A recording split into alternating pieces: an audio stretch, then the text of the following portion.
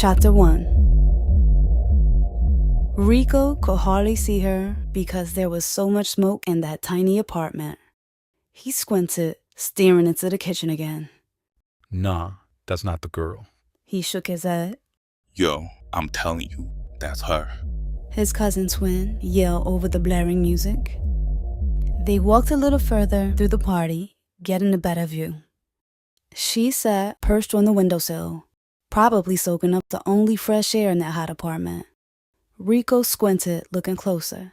She had braids now, not the big afro puff she had a few months ago, but Twin was right. It was her. A sinister grin spread across Rico's face. They'd been hunting her down all summer, ever since they shot her and her father. Her old man was dead, but she somehow survived.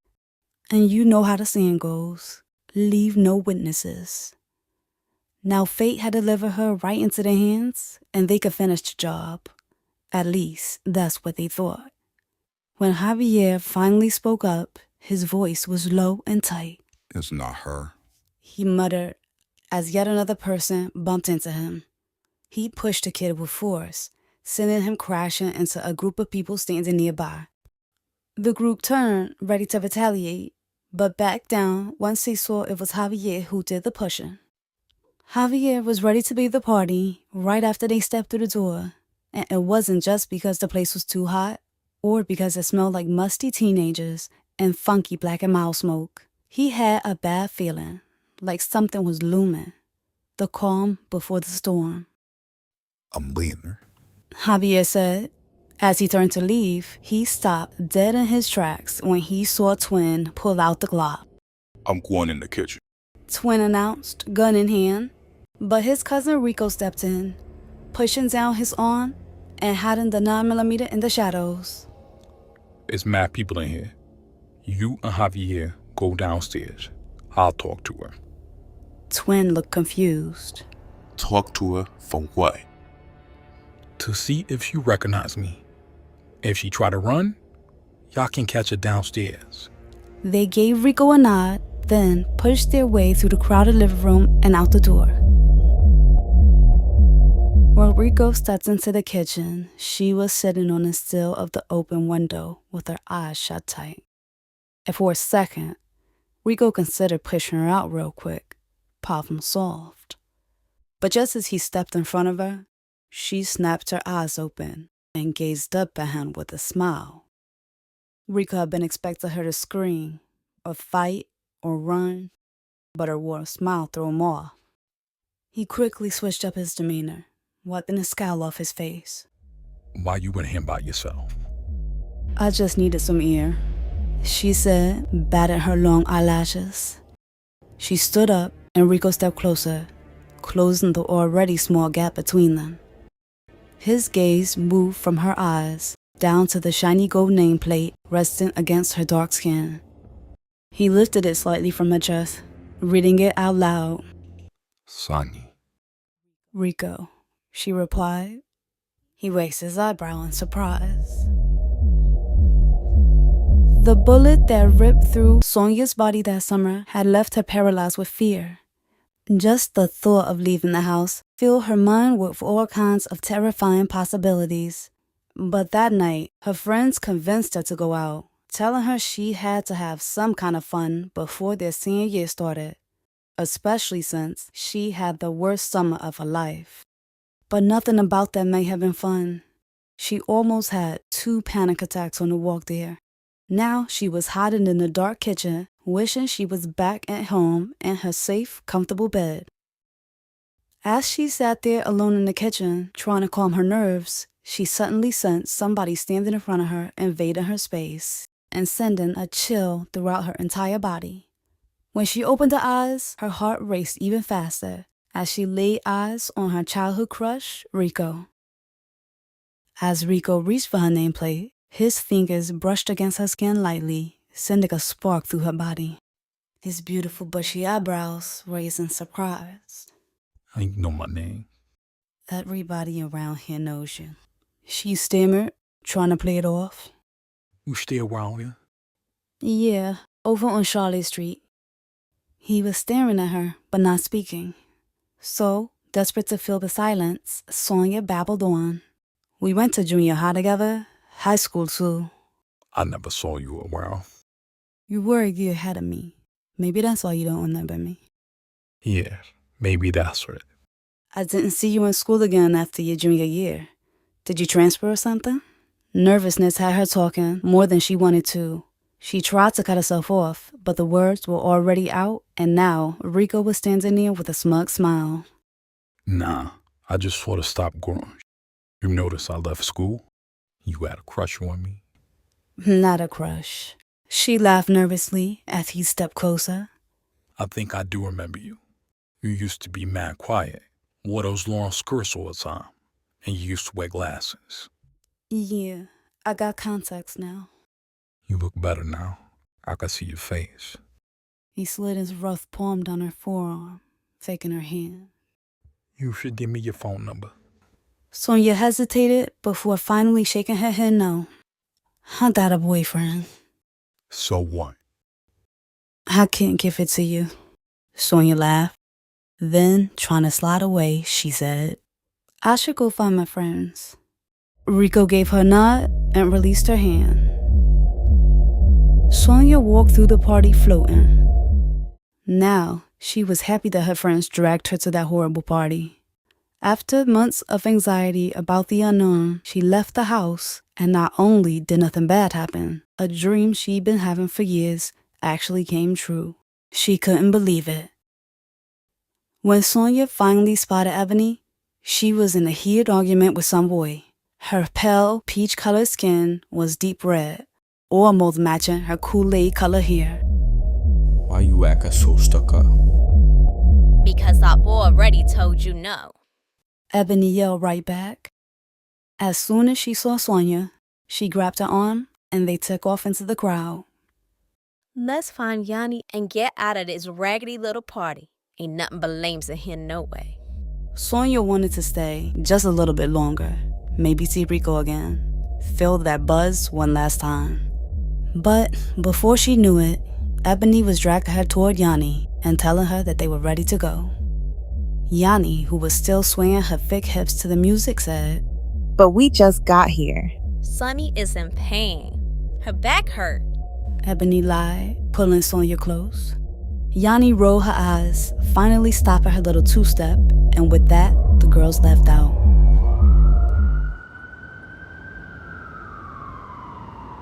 Outside, as Sonia and her friends weaved through the crowded sidewalk, someone yelled her name.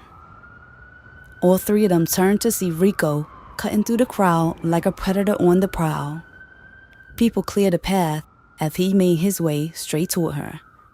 A small smile lit up Sonia's face as her friends looked on in confusion. Hey, Rico.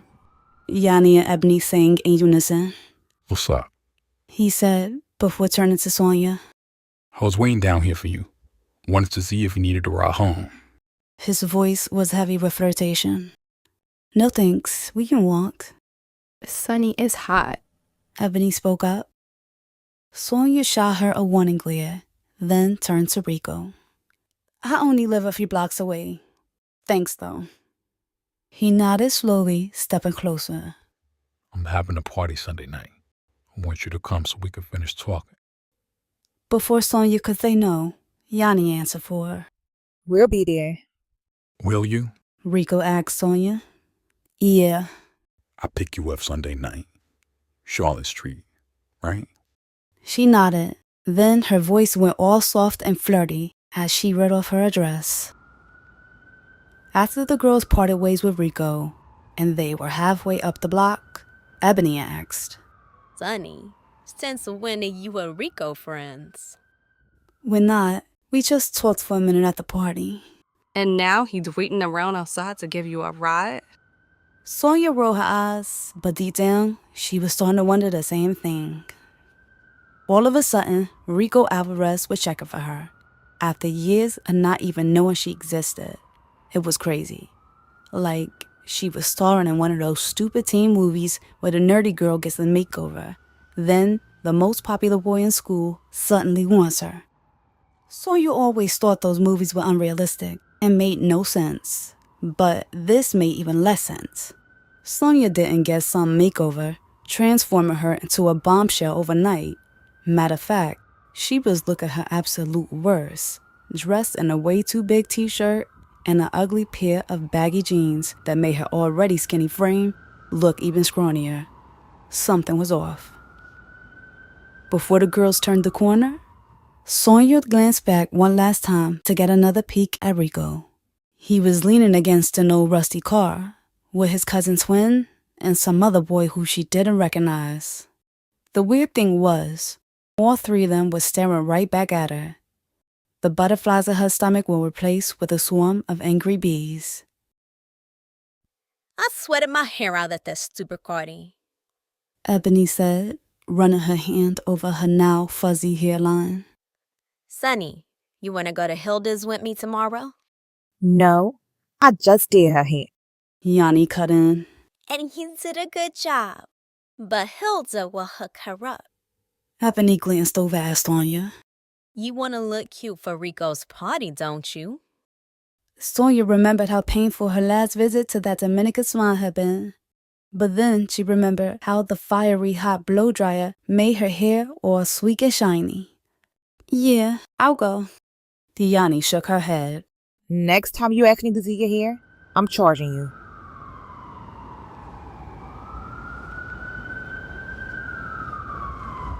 Inside Sonya's house was freezing. Her mother had the AC on full blast, and even with the TV blaring, you could still hear the air conditioner unit roaring in the living room window. Sonya shivered as she sat down on the couch. Her mother, who was all cozy and wrapped in a blanket, swiveled around in the recliner, looking over at her. That was fast. Yeah, that party was too crowded. How you feeling? Any panic attacks? No, Ma, I was fine. Sonya sighed. Gloria turned back around, her dark skin glowing in the blue light of the TV screen. After removing all hints of aggravation from her voice, Sonya asked, "Can I go to another party Sunday night?" Of course you can. I'm just happy you're not too scared to leave the house anymore. I wasn't scared, Sonya said, a little defensive. Gloria let out a soft sigh and corrected herself. Well, uncomfortable. But yeah, go out if you want. Just be safe. She stressed her words. Then, as Sonya was heading up the hall to her room, her mother said, Oh yeah, Donovan called you.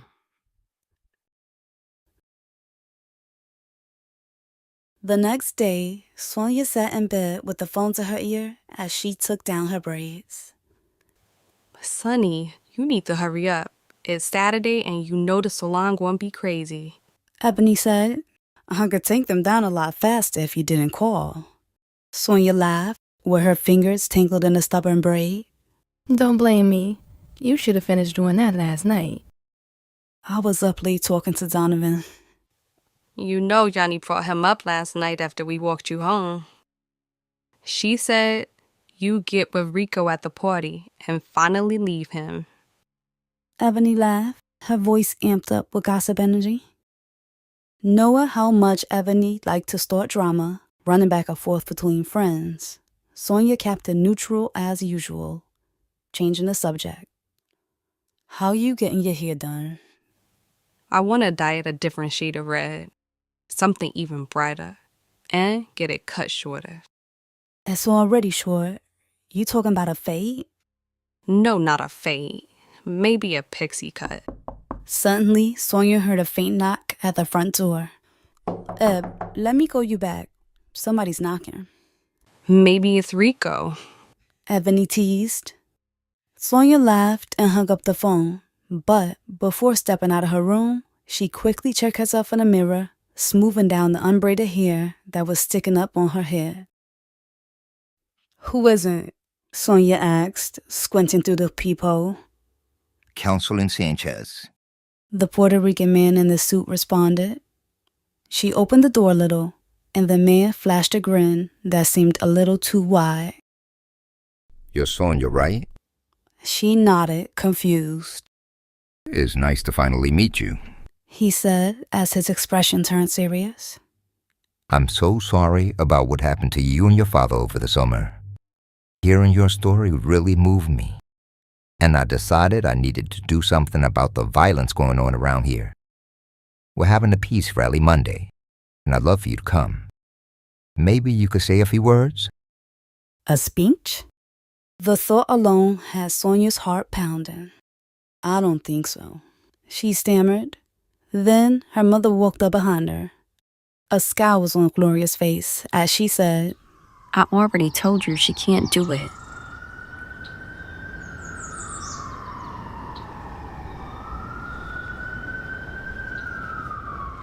As Sonia and Ebony walked from the salon, Sonia had a new pep in her step.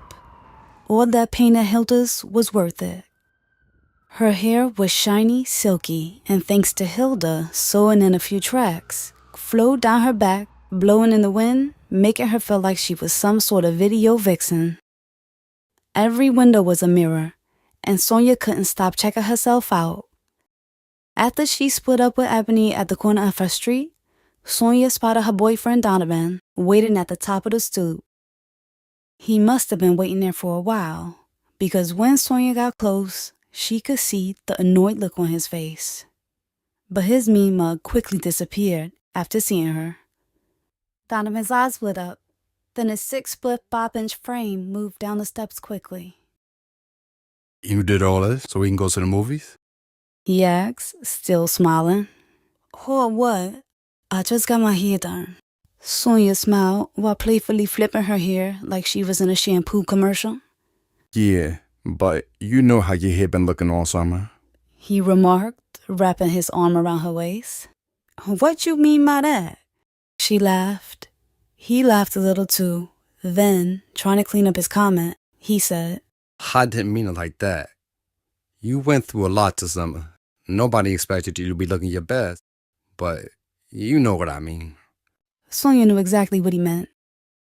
Even after she recovered and he'd come over to visit, Sonia was still wearing old, raggedy clothes, and her hair stayed in a rough-looking ponytail that matted up after a few weeks. She hated when he'd come over and see her like that, but at the same time, she didn't have the energy to care enough about looking good for him or anybody else. I'm just saying, you look real good. He kissed her softly. You back feeling better? I told you I'm good. Good enough to come over to my house? He asked with seduction in his voice. I thought you was taking me to the movies. Sonny, I've been waiting 3 whole months. Okay, but we going to the movies afterwards. She laughed as he pressed his lips against her neck.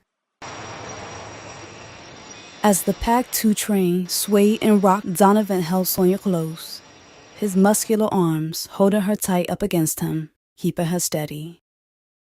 Sonia glanced up at his face, and instantly a wave of guilt washed over her. Even in Donovan's arms, her thoughts were stuck on Rico.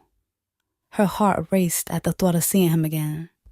She let out a soft sigh, remembering how Donovan had been there for her all summer, making her lunch, helping her to the bathroom, and running to the corner store whenever she had a craving for a snack. Thanks for coming to see me so much this summer, she said sincerely. Why are you thanking me? You know I wanted to spend time with you. Yeah, but still. He looked down at her sad expression, confused. You good? Yeah, I just wanted to thank you for helping me out so much. I wish I could have done more. More like what? More like find a person who's Josh. He said, lowering his voice. You did enough, Sonia replied, staring out the window.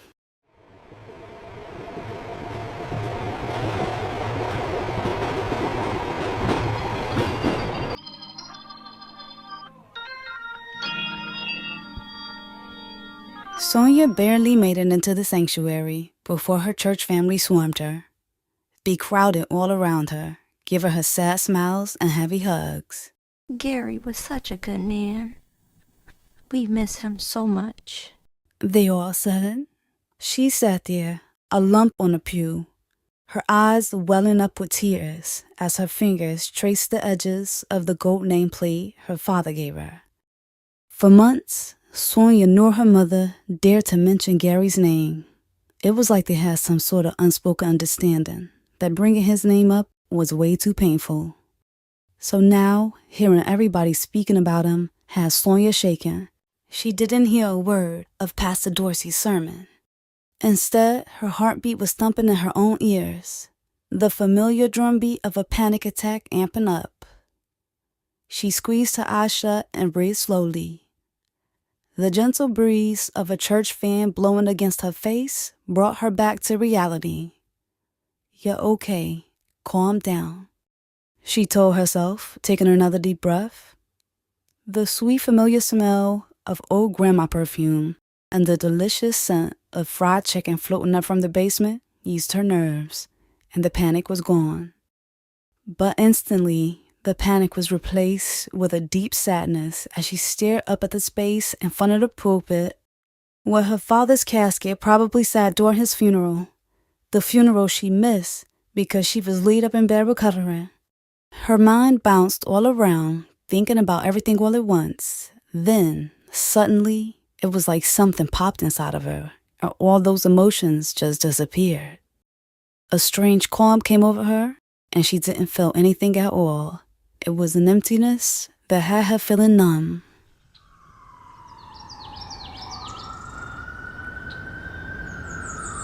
Later that night, Yanni showed up at Sonia's house, rocking a skin-tight, powder blue bodycon dress that showed off all her curves. Ebony was wearing an equally tight outfit, some shiny silver metallic short set, her shirt looking more like a bikini top than clothing. Where y'all think we going? The BET Awards? Sonia laughed, closing the door behind them. Girl, I'm going to get my man. Yanni twirled in the narrow hallway like a thick ballerina. You a man? Sonia asked as they walked into her bedroom. This girl been talking about Rico's cousin all day. Ebony laughed. You know, twin, the one with the missing front tooth. Twin look good, missing tooth and all. Yanni said defiantly with a smile. Sonia knelt onto the floor, digging through a pile of shoes frantically. Flats, boring, sneakers, not tonight. Nothing was cute enough. She had been all hyped for this party ever since Rico invited her, but now she was ready to tell them to go without her. Sonny, stop worrying. I'm sure Rico would think you look cute no matter what you wear. I'm saying, he liked you in that mess you were wearing the other night. He won't care about your shoes. Sonia rolled her eyes, continuing to dig. Ebony grabbed a pair of strappy white sandals from the shoe pile. These are cute. Sonia threw on the shoes and examined her clothes. They didn't add or take away from her plain little outfit, which consisted of a white baby tee and a simple pair of white capris. Standing next to Yanni and Ebony, she looked underdressed, but before she had a chance to even think of changing her clothes, a car horn started blowing outside. Sonia went to her window and pushed the curtain aside. Rico was climbing out of the passenger seat of the same broke-down car from the other night. The girls spilled into the hallway, their laughter echoing off the walls as Gloria trailed behind them. Who's outside honking that horn? Gloria asked, annoyed. My friend Rico, Sonia replied quickly. Rico who? You remember Rico. Ebony chimed in. He used to ride up and down the block on his four-wheeler, doing all those crazy tricks. Gloria stood in the doorway as the girls rushed down the stoop. She did remember Rico. That boy would be out all hours of the night, popping wheelies and standing on the handlebars like a little maniac. Her frown deepened as she stared at the rough-looking boy, dressed in an oversized t-shirt that hung off his thin frame. His tattooed arm was draped over the car door like a predator ready to snatch his prey. As his eyes moved over Sonia's body, the knot in Gloria's stomach grew.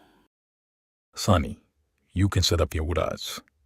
Rico announced, opening the passenger door wider. After the girls piled into the car with the pack of wolves, the bass started thumping again, and they screeched off. Sonia sat front and center, sandwiched between Rico and the unfamiliar driver. Every reckless turn threw Sonia up against Rico, and she loved it. The feeling of his thigh pressed against hers and his skin brushing against her made her heart race. Meanwhile, Ebony was in the backseat steaming. Not only was she squished between Yanni and Twin's bulky selves, Twin was all in her face flirting and driving her crazy. Did you change your hair color? He asked, oblivious to Ebony's annoyance. No, Twin. My hair's been red for like 3 years. Nah, I meant the shade of red. Yeah, it's brighter. She sighed. Then she leaned forward, escaping Twin's closeness. She placed her face between Sonia and the silent driver. Pay. Ebony grinned at the mystery boy. He turned down the music slightly, then glared over at her. She introduced herself, then pressed for his name. Javier. His voice was short and dismissive, but Ebony continued to flirt. Where is this party? My place. He said simply, before turning the music back up. Yanni couldn't figure out why Ebony had a problem with Twin. He was by no means ugly. He didn't get as much attention as his cousin Rico, who all the girls around the way went crazy for, but Twin and Rico looked so much alike that people nicknamed him Twin. Twin and Rico had the same beautiful coppery brown skin, same wild curly lashes, and the same thick shiny hair. Twin was taller and heavier after a growth spurt, but to Yanni, that just made him look even better. Yanni turned at the waist, smiling at Twin and showing off her deep dimples. Twin, where you been at? I ain't seen you in a minute. He grinned, revealing his missing front tooth. I've been around, you know, making money. He ran his tongue over the empty space where his front tooth used to be. Yanni wished he wouldn't do that. Javier's place was empty except for 2 girls. Sonia recognized the short, dark-skinned one immediately. Twin sister, Lucky. She was speaking to a girl that Sonia didn't know. Lucky and her friend glared at the girls with attitudes, then went back to whatever they were talking about. This is the party? Ebony rolled her eyes. Twin said people on their way over. Yanni announced, sitting on the love seat with Sonia and Ebony. Sonia looked across the room. Javier and Twin were messing around with the stereo, and Rico was slipping out the front door without saying a word. Javier's place was the biggest apartment Sonia had been in her life. Her eyes moved all around the place. Not only was it large and spacious, everything in it looked expensive.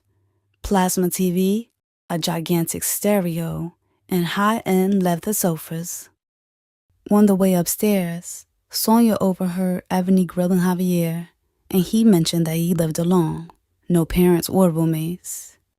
Now, Javier only but a few years older than Sonia, barely in his 20s, so she knew there was only a few ways a boy his age could afford all that. Yanni, you and Twin were getting real close in the car. Ebony snickered. Yup, and you better go get a Javier before that girl takes your man. Yanni nodded toward Lucky's friend, who had made her way over to the stereo and was now smiling all up in Javier's face. As the beat dropped, Yanni was officially in her element. She hopped up from the love seat and was moving her body to the rhythm. Sonia watched in awe. Yanni, as usual, was all bold and confident, not just dancing, but moving in a way that demanded the attention of everybody around her. Yanni floated over to Twin, draping her arm over his broad shoulders.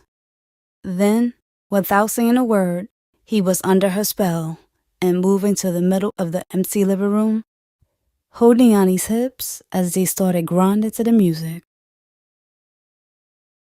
Javier was cute, right? I mean, yeah, he got that bit ugly scar, but he could still be a model.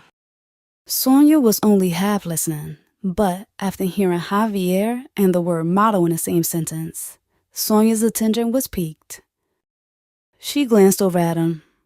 Javier had high cheekbones, wide-set eyes, and a wide mouth that made him look more like a frog than a model.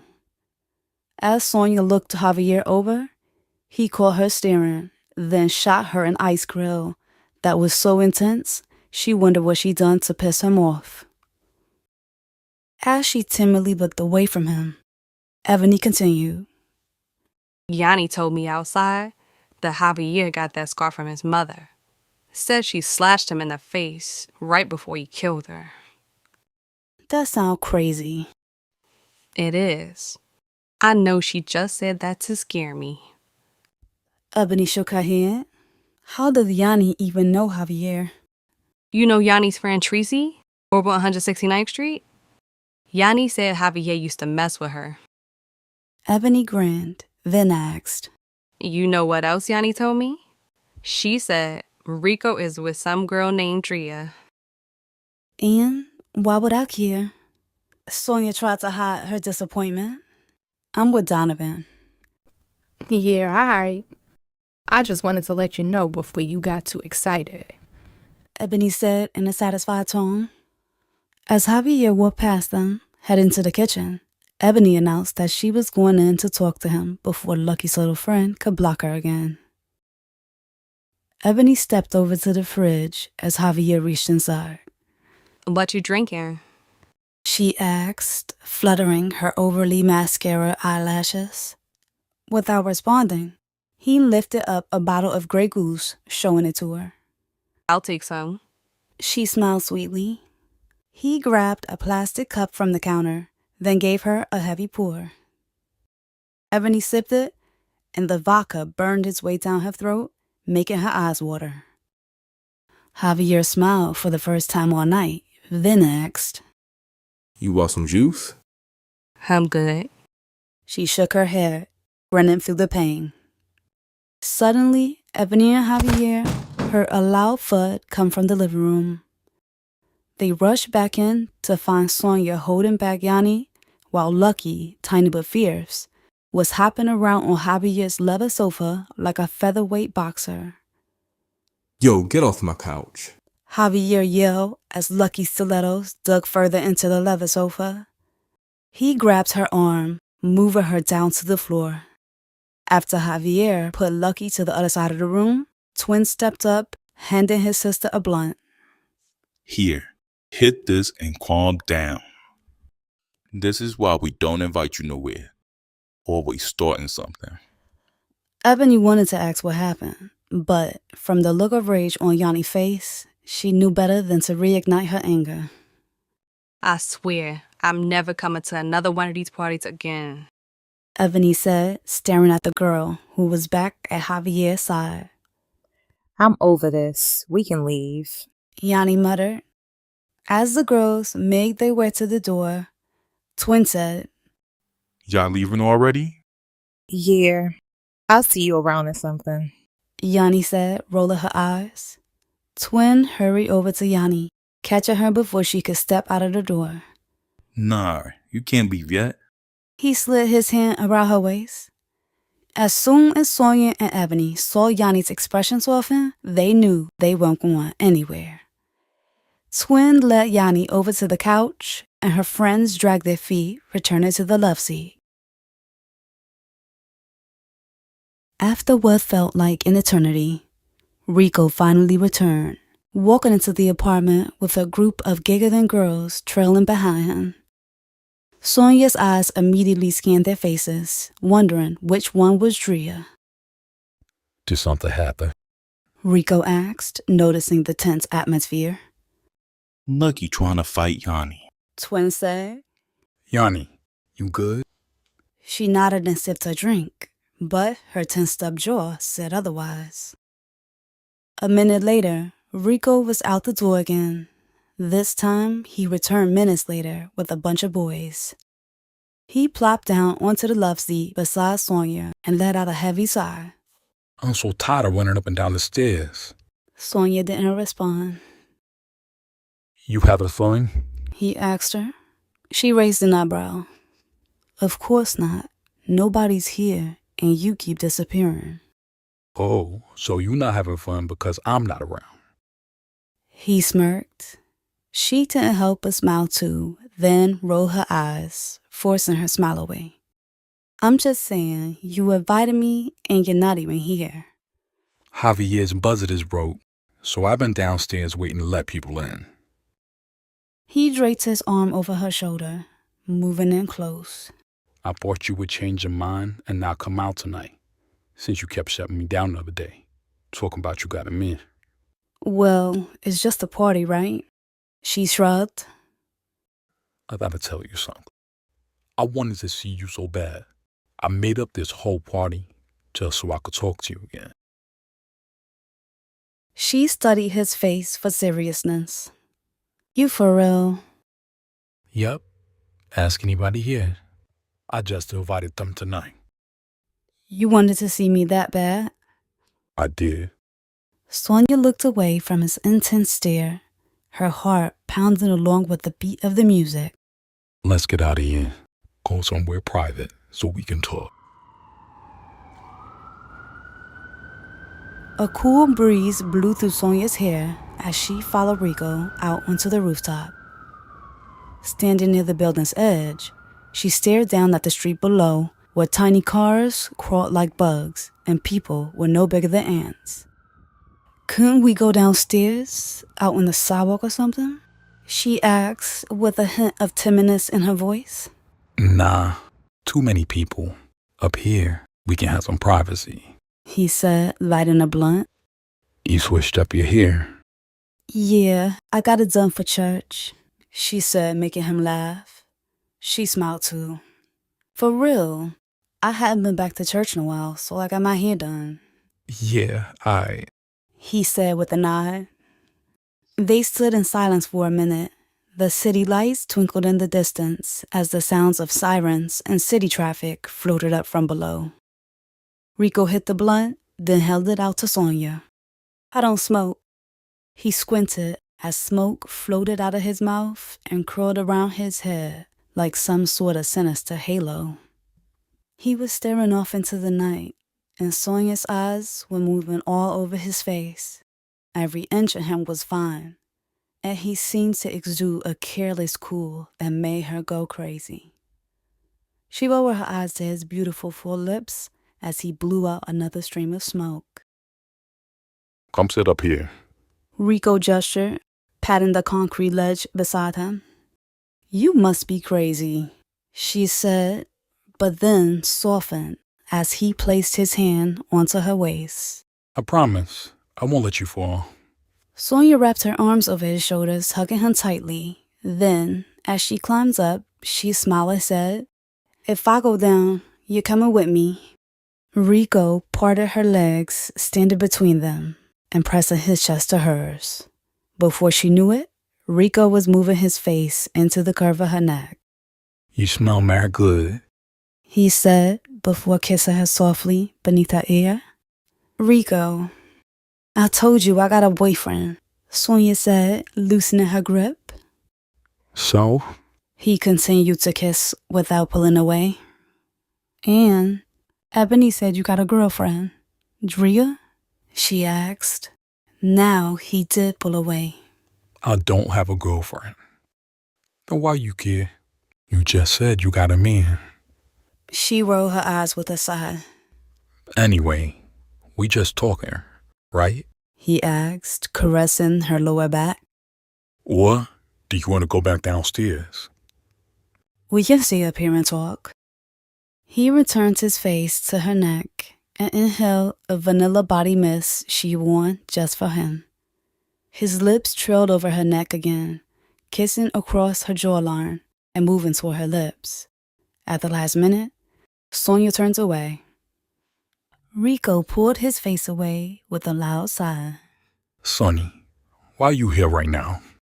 You wouldn't be sitting up here hugging me if all you wanted to do was talk.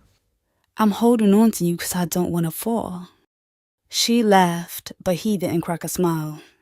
I'm serious, and don't blame it on having a boyfriend either, 'cause I see the way you look at me. I know you wouldn't have came out tonight if you didn't want this.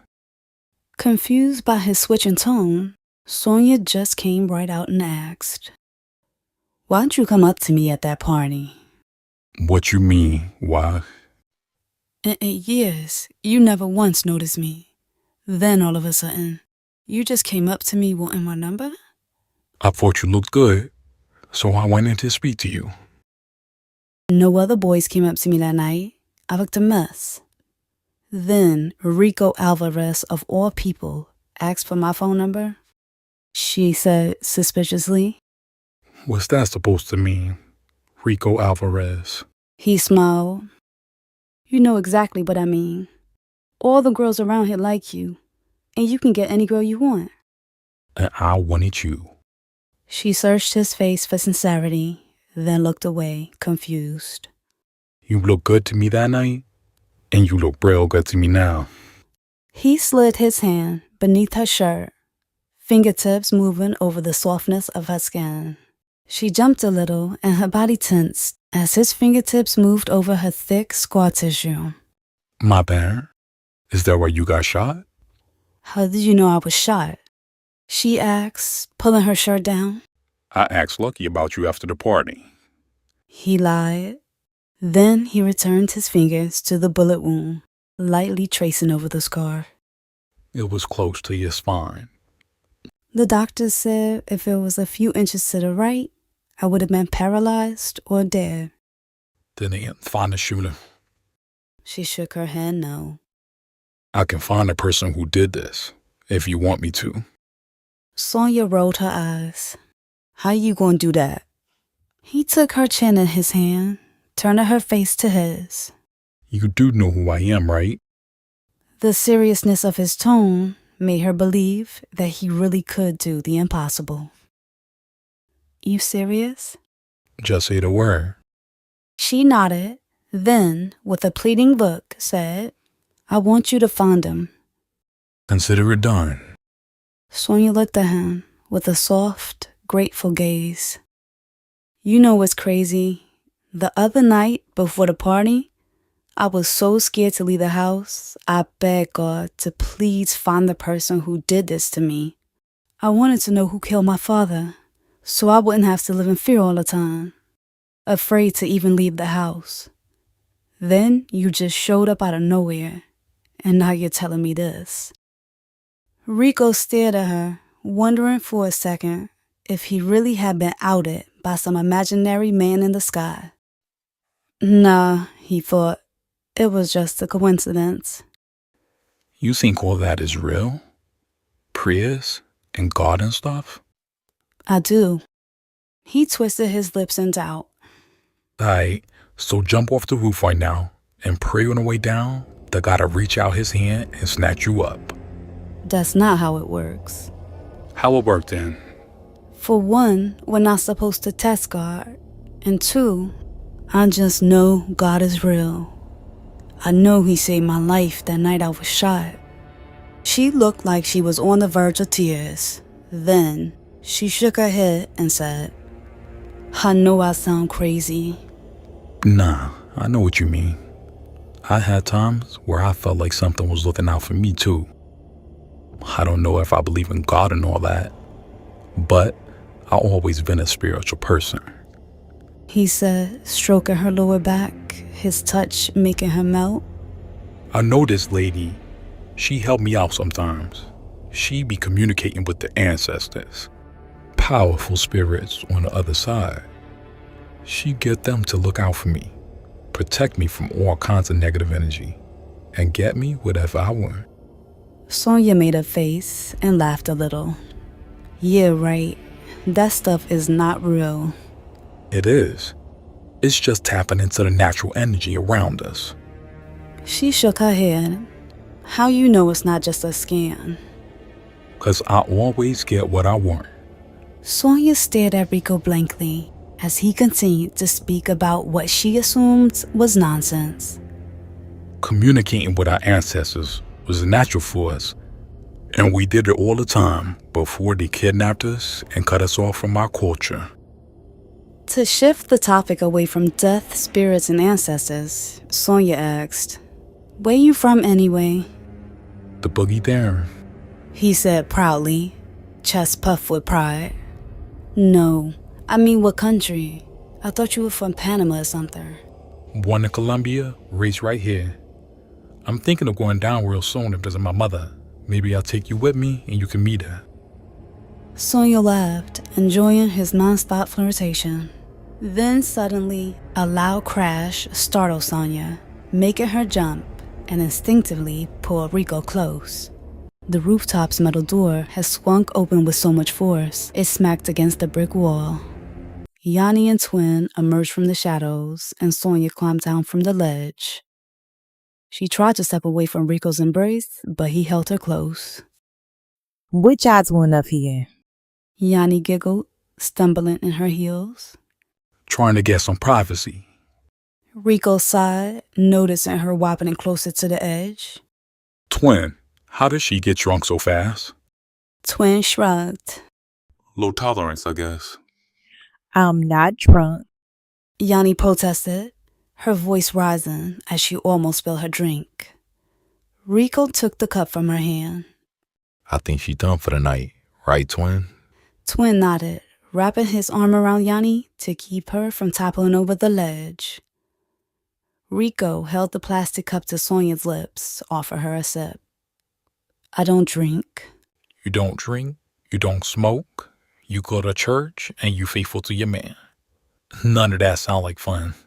He laughed, taking a swig. Sonia rolled her eyes just as Yanni leaned over and said way too loudly, Aw, Sonny, you've been liking Rico since junior high. Now look at y'all, all hugged up. Sonia's stomach tightened with embarrassment as she ignored Rico's smug grin. Next, Ebony stumped out onto the rooftop. I like how y'all just moved the party up here and left me downstairs. Party ain't up here. All of y'all can go back downstairs so me and Sonny could talk. After the three went back inside and their laughter faded down the stairwell, Rico hugged Sonia tight against him and said, I knew you had a crush on me. He flashed a cocky grin. Yanni is drunk. You ain't got to admit it. I already know. You should have told me you liked me back then. Maybe we'd be together right now. Sonia laughed and rolled her eyes. Yeah, right. Obviously, you don't remember me from junior high.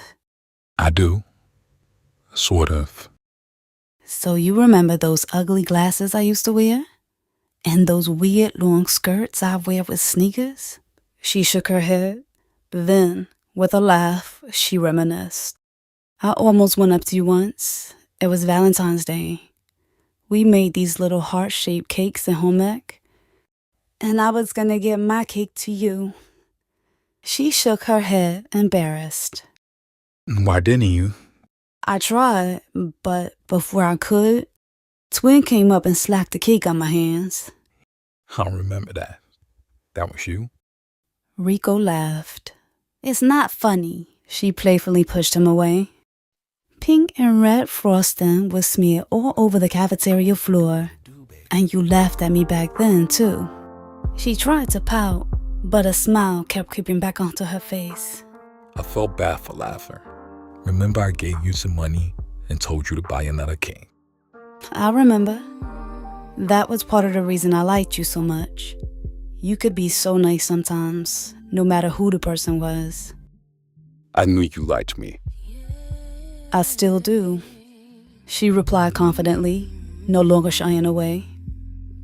There was something about the way Sonia was staring at him now, with a new look filled with confidence and flirtation that was turning Rico on. He pressed his lips to hers, then slid his tongue into her mouth. A spark shot through her body as his hands moved down her back, over her hips, and onto her soft cheeks. squeezing them firmly. He plunged his tongue deeper, making her feel lightheaded and lighting a blazing passion between them, a fire that would eventually burn them both.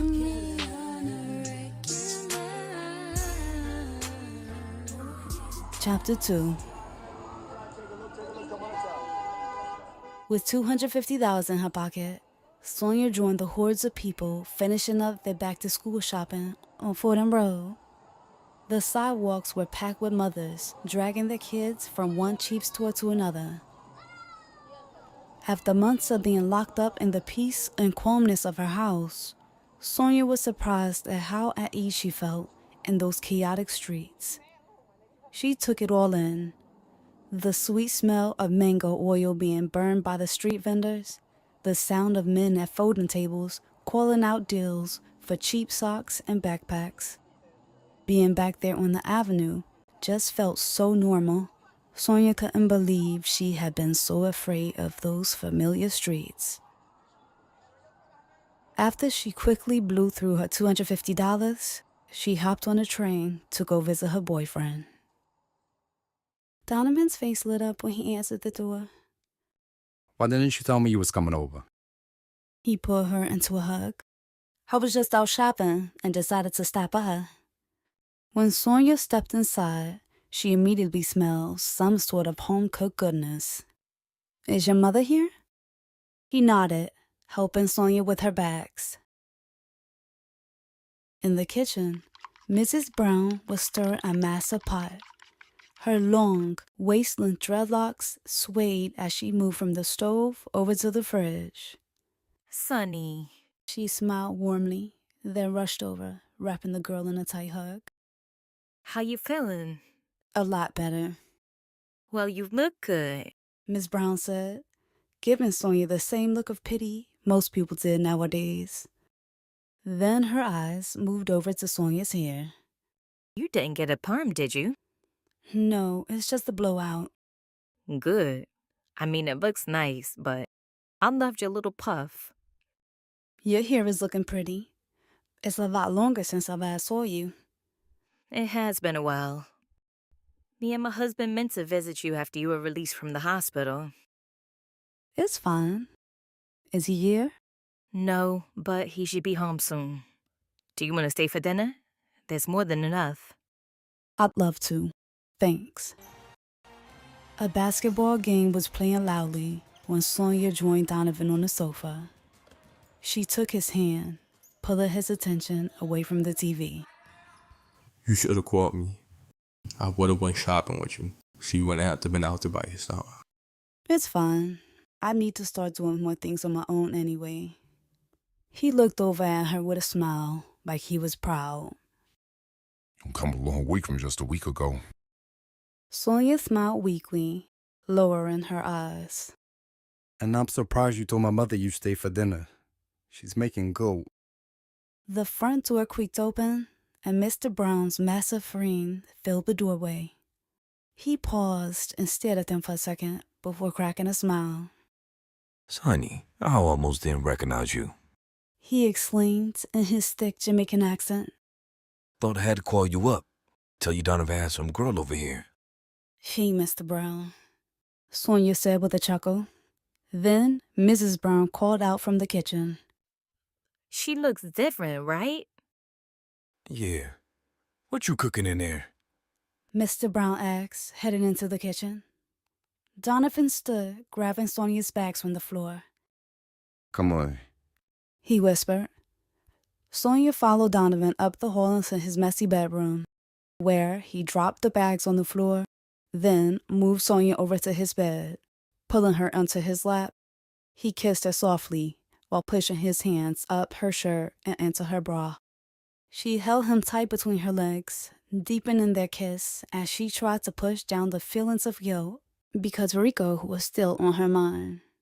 With every move Donovan made, Sonia found herself comparing him to Rico. Nothing Donovan did created that same intense passion she felt the night before. The mere thought of Rico had her throbbing with desire. Her kiss intensified as she ran her fingers through Donovan's soft curls with a new burst of passion that surprised them both. He lifted her slightly, moving her onto the bed and climbing on top of her.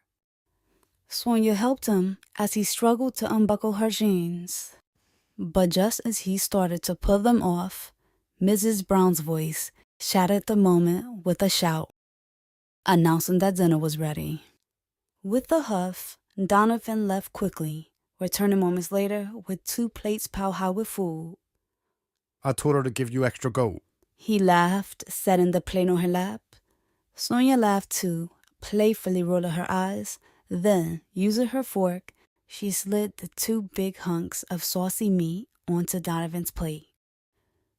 The meat landed with a splat, and the brown sauce splattered onto his white tee. Thanks. He laughed, wiping the sauce into a smear.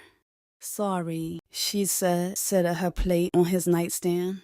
I got something to make up for that, though. Donovan watched as Sonia pulled a black Yankees cap from one shopping bag and a black Echo t-shirt from another. Yo, this is nice. Why'd you buy me this? He smiled as she set the cap on his head. I just saw it and thought about you. She shrugged. You didn't have to spend your money on me. Now I gotta get you something. Please don't, she said, kneading the scales to stay tipped in her favor. The small gifts seemed to make Donovan happy, but it did nothing to take away the guilt she felt for kissing Rico not even 24 hours ago. Sonia stared down at Donovan's handsome face with heavy regret. He had been her first kiss, first love, first everything. Like most couples at that age, Sonia hoped they'd be together forever. High school sweethearts who go off to college, then get married and start a family. But Rico had come along and shook everything up. Now, Sonia was looking at Donovan, wondering if he could ever make her feel as good as Rico could with just a simple kiss. She hated it. After a sharp knock at the door, Sonia quickly moved from Donovan's embrace and sat beside him. Sonny, did you like the goat? Yes, it was so good. There's more in the kitchen. I'd love more, but I'm getting ready to leave. I'll make you a plate to go, and I'll call you a cab. Her voice had gone all kind and soft. You don't have to do that. I can catch the train. You sure? We can pay. She asked with a look of concern. Yeah, it's fine, but thank you. Sonia smiled. Mrs. Brown smiled too, looking at Sonia like she was so proud of her bravery. I'll catch the train with her. Well, I know you'll be taking the cab back, she said sternly before walking up the hall. Donovan shook his head. She hasn't wanted me going to your neighborhood ever since the shooting. That's the only reason she let me spend a night at your house this summer. She didn't want me to be out there too late, like I'm a kid or something. His glare softened into a smile. I can't wait until we go off to Howard. We can stay in each other's bedrooms every night. He kissed her lips. Sonia's block was swarming with people when he stepped out of the subway station. What's going on? Y'all having the block party or something? I don't think so, she said as Donovan took her hand, leading her through the crowded sidewalk. As they made their way up the street, Sonia saw an enormous banner hanging above a stage in the distance that read, "Take Back the Night." Oh yeah, that's the rally I was telling you about, the one that politician wanted me to speak at. It was when they finally reached her stoop that Sonia spotted Rico. He was walking shoulders back, chest out, and dripping with his usual cockiness as his eyes locked onto hers. A knot tightened to her stomach as she braced herself. When he stepped over, he finally cooled his eyes from Sonia's and shifted his gaze to Donovan. Rico gave him a nod, then coolly said, "What's up?" Donovan replied with a confused nod, then watched as Rico turned to his girlfriend, staring at her with an intimate, lingering look, like Donovan wasn't even there. I've been looking for you all day. Came by a couple times. Getting on your mother's nerves, I think. Rico said with heavy flirtation. Donovan's eyes moved over to Sonia as Rico continued. I tried to catch you and your friends before y'all left last night. Yanni left these. He pulled a set of keys from his pocket. Thanks, I'll give them to her. Rico's gaze dipped down to Sonia's hand, intertwined with Donovan's. He laughed a little, then said, Hi, Sonny. I guess I'll get at you later or something. Donovan glared at Rico as he turned and headed back up the street. What was all that? Or what? Sonia tried to act clueless. Rico coming by looking for you and flirting with you right in front of me. He was just returning Yanni's keys. She pulled his hand, leading the way up the stoop. Donovan glanced up the street at Rico, who at that very moment was staring right back at him. Twin and Lucky was still sitting on the stoop when Rico returned home. That was quick. Twin remarked as Rico stepped past him. Where'd you go? Lucky asked. Stay out of grown folks' business. Twin remarked with a chuckle. Lucky rolled her eyes, then followed Rico inside. Rico, I need some money. Money for what? He asked, pulling a bottle of Sprite from the refrigerator. Since when do you care what I need money for? Lucky sighed. How much? $300. Rico didn't respond, just walked over to the basement door and unlocked it. Lucky followed him down, staring at Rico as he reached into one of the garbage bags overflowing with cash. Lucky snatched the money from Rico, then returned upstairs, slamming the door shut and plunging the basement back into darkness. Rico flopped into bed, flipping on the TV. The screen flickered to life, casting a weak glow throughout the small basement. Later that night, as Sonia and Donovan sat on her stoop, they watched the politician on stage in the distance. That's the man who stopped by the other day, Sonia said, pointing to the raven-haired man. Yeah, he just wanted to use you for some votes. Donovan snorted. Sonia watched the politician step off the stage and walk over to an awaiting town car. She noticed Javier standing beside the town car. He was wearing an oversized Yankees fitted cap with the brim hanging so low it hid half his face. The politician gave Javier a quick half hug. Then the two got into the back of a town car. I wonder how Javier knows the councilman. Who is Javier? Donovan asked. Sonia caught herself, and before saying that Javier was a friend of Rico's, she said, "Just this boy Ebony likes."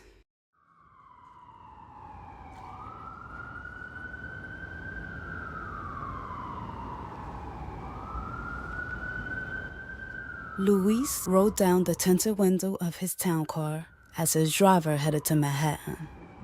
I didn't think you would come. I said I would, so... Javier said flatly. And where's Rico and Twin? They had something else to do. I spoke to the detectives again. There's still no witnesses. They're treating his death just like the other murders around here. Nothing to worry about. And I spoke to the girl. Her and her mother are so shook. If she did see something, she's not gonna talk. She didn't see us. How do you know that? Rico went up to her at a party the other night, and she didn't recognize him. Luis looked at Javier in disbelief. Why would he go up to her? To see how she would react. And if she did recognize him, what was he gonna do? Finish the job. Javier said like it was obvious. Luis shook his head. It's that kind of thinking that got us in this situation in the first place. We was just following your orders. Luis's voice lowered, speaking through clenched teeth. I never told y'all to do any of that. This is exactly why I didn't want to work with those little maniacs. They overreacted, and now... Just because she didn't see us, don't mean her father didn't. Even if he did see you guys, you could have handled it differently. I can work with you because you're smart. But your friends, they're too reckless. Once I'm senator, I'll be under a microscope. I gotta be perfect. And the people around me gotta be perfect too, which means no more mistakes. He said sternly. I can't have my employees showing up to rallies looking like street thugs. No more jeans and sneakers to work. Start investing in some grown man clothes. Like a suit? Javier shook his head, not feeling that at all. Button-up shirt, slacks, and get rid of that bucket you've been driving. You just told us no flashy purchases. Still no flashy purchases. Just upgrade to something made in the last decade. And Javier, I met what I said about your friends. Another mistake from those two, and they're out. If they go, so do I. Javier, you know there's not a lot of people I can trust with this job. Family needs to help out family. Twin and Rico are like family. Like family ain't family. Louise cut him off. Then calmness returned to his voice. Twin and Rico aren't blood. When you get older, you'll realize these childhood friendships don't last forever. Javier shifted his focus, staring out the window at nothing in particular. His mind recalling when his mother kicked him out at 14 years old and family was nowhere to be found. Back when he was forced to sleep in the park like some kind of stray animal. His entire family washed their hands of him, including his Uncle Luis. They just left Javier to navigate the unforgiving streets of Brooklyn alone. That summer had been a blur of park benches and empty stomachs. That was until he met Rico and Twin. Javier had been watching as the two snatched a bunch of candy bars and bags of chips from a newsstand on a subway platform. Javier, who was sitting on a nearby bench, kicked his leg out, tripping the officer. Then he hopped on a train with Twin and Rico, and from that day on, the three were inseparable. While all of Javier's family left him on the cold, Rico and Twin put a roof over his head, even offered him a job, joining their crew, sticking up tourists and drunk club-goers. Now, his uncle, who had popped up out of nowhere a year ago, was trying to make him ditch the only family who he had for the last 6 years, the family who chose him. As Twin and Rico sat in the backseat of the cab, Twin held the cell phone to his ear, wrapping up his conversation with Yanni. I would have brought you the keys myself, but Rico took them to Sonny. You can still come over if you want to see me. Me and Rico got some business to take care of tonight, but I'll get up with you tomorrow. He assured her before ending the call. As they rode down the street, Twin noticed a shining black Benz racing past them. Look at those fools. Twin's words were dripping with envy. That's how we should be rolling, not in this dirty dollar cab. You know what Javier's uncle said. No flashy purchases. Since when do you take orders? I ain't taking orders. I'm being smart. Rico said simply. We don't need the attention. Twin pushed out a loud laugh, staring as the Benz disappeared in the distance. Drea opened the door, dressed in a tight pajama short set. Where's Isabella? Rico asked, stepping past her. Well, hello to you, too. She rolled her eyes. What's up, Alexandria? Twin greeted politely. Hey, Twin. Thanks for not being a rude jerk like your cousin. Where is she? Rico repeated. She's on her way. Rico followed her over to the stove, sliding his hand onto her butt. What you cooking? Arroz con pollo. You want some? Nah. I'll take some. Twin spoke up. You sure? She can't cook. Rico laughed. Drea laughed too. Shut up. After making Twin a plate, Drea slid into bed next to Rico. Where you been? I missed you. Been busy. Rico said, without looking away from the TV. Rico's dismissive tone was starting to piss her off. Well, Marisol called last night. Said y'all was having a party at Javier's. Why wasn't I invited? It was a last-minute thing. he said, pulling her close and smothering her with a kiss to shut her up. Chapter 3. Sonia and her cousin Anna zigzagged through the crowded school hallways. Everybody was hyped, showing off their new clothes and fresh out-the-box sneakers. They all laughed and chatted, catching up with people they hadn't seen since the last school year. But that buzz faded fast as soon as the warning bell rang. It was back to reality. They had 9 long months of hard time ahead of them, and the countdown to graduation began. Sonia's homeroom teacher, Miss Perez, passed out thick stacks of staple paper. Then she said, with her voice all filled with excitement, Welcome back to school, class of 2004. We're doing things a little differently this year. I want you guys accustomed to the way things will be when you go off to college next fall. These are your syllabi. This is what college professors give their students. It lists the coursework for the upcoming semester, so you can be prepared and even read ahead if you like. She smiled at the students who were half listening or half asleep, wishing they were anywhere but there. Evangelina, Miss Perez called out to a sleeping girl at the back. After the girl didn't budge, Miss Perez walked over and tapped the girl's shoulder lightly. Evangelina. Please don't call me that. The girl finally spoke. You can't start the school year sleeping in class. Rico's cousin Lucky lifted her head, brushing curls from her face. Once Lucky noticed Sonia staring at her, she shot Sonia a look. You got an eye problem or something? Lucky yelled, making half the class laugh. Sonia rolled her eyes and turned around just as the bell rang.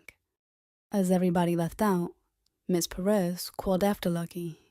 You can't start the school year with a bad attitude. Please don't forget what you promised me last year. Lucky mumbled something back to Miss Perez, then shuffled out the classroom, leaving Sonia to wonder what kind of weird pact those two had.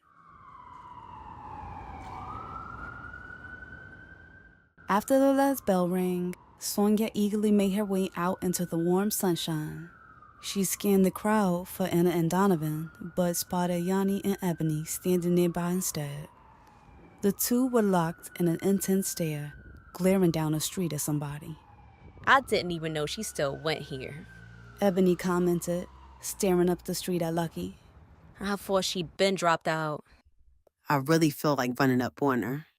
Yanni, leave that little girl alone. She only weighed like 80 pounds. Ebony laughed before heading across the street. Where you going? Yanni called after her. Work. By the time Anna joined Sonia, a sleek black SUV was pulling in front of the school. The truck was blasting music and catching everybody's attention. After Twin hopped out of the passenger seat, Yanni sashayed over to him with a flirty smile. I didn't think you would come. I told you I would.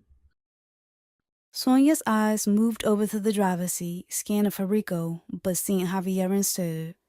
She tried to hide her excitement when Rico finally emerged from the back seat.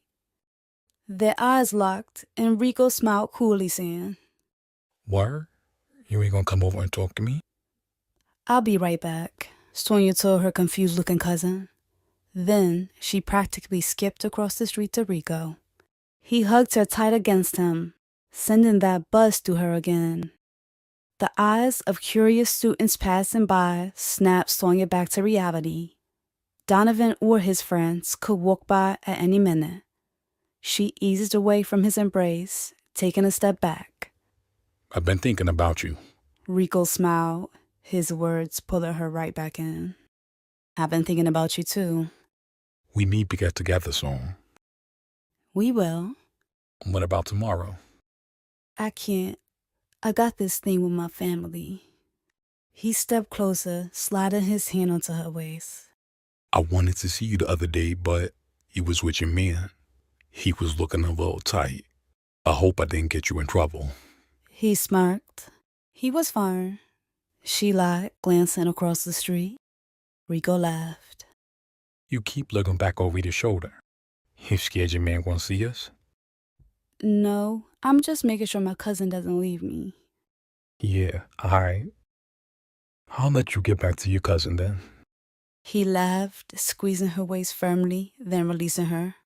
When Sonia returned to her cousin's side, Anna was shooting her a look of disapproval. Sonny, what was all that? What you mean?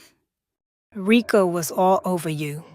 He was just saying hello, Sonia said, jumping a little as Donovan stepped up behind them. Y'all ready?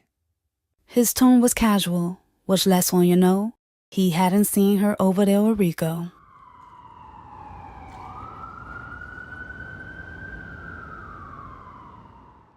Are you coming to my house? Sonia asked Anna as they walked. Nah, that'll work. Did you ever ask your father about giving me a job? You know he isn't even paying me. He's not about to hire another person. As they chatted, Donovan cut in, saying bluntly, I saw your little friend Rico across the street. His tone was full of suspicion. He came up here to see you? No, Twin came to pick up Yanni. He was staring at me again like he had a problem. With that, Anna dipped into her father's bodega, happy to escape the drama. D, I'm sure you're just looking too much into it.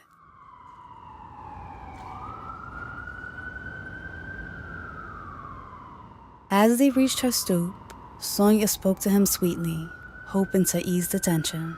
My mother stayed home for work today, so you can come in. Nah, I'm going to the basketball court. Just wanted to walk you home, he said flatly. Sonia wraps her arms over his shoulders, gazing lovingly into his eyes. Everything is okay, right? He gave her a weak nod. You're still coming to the party tomorrow, right? Oh yeah, that thing for your father, he said, the coldness finally leaving his tone. You forgot? Nah, I'll be there, he said, kissing her lips.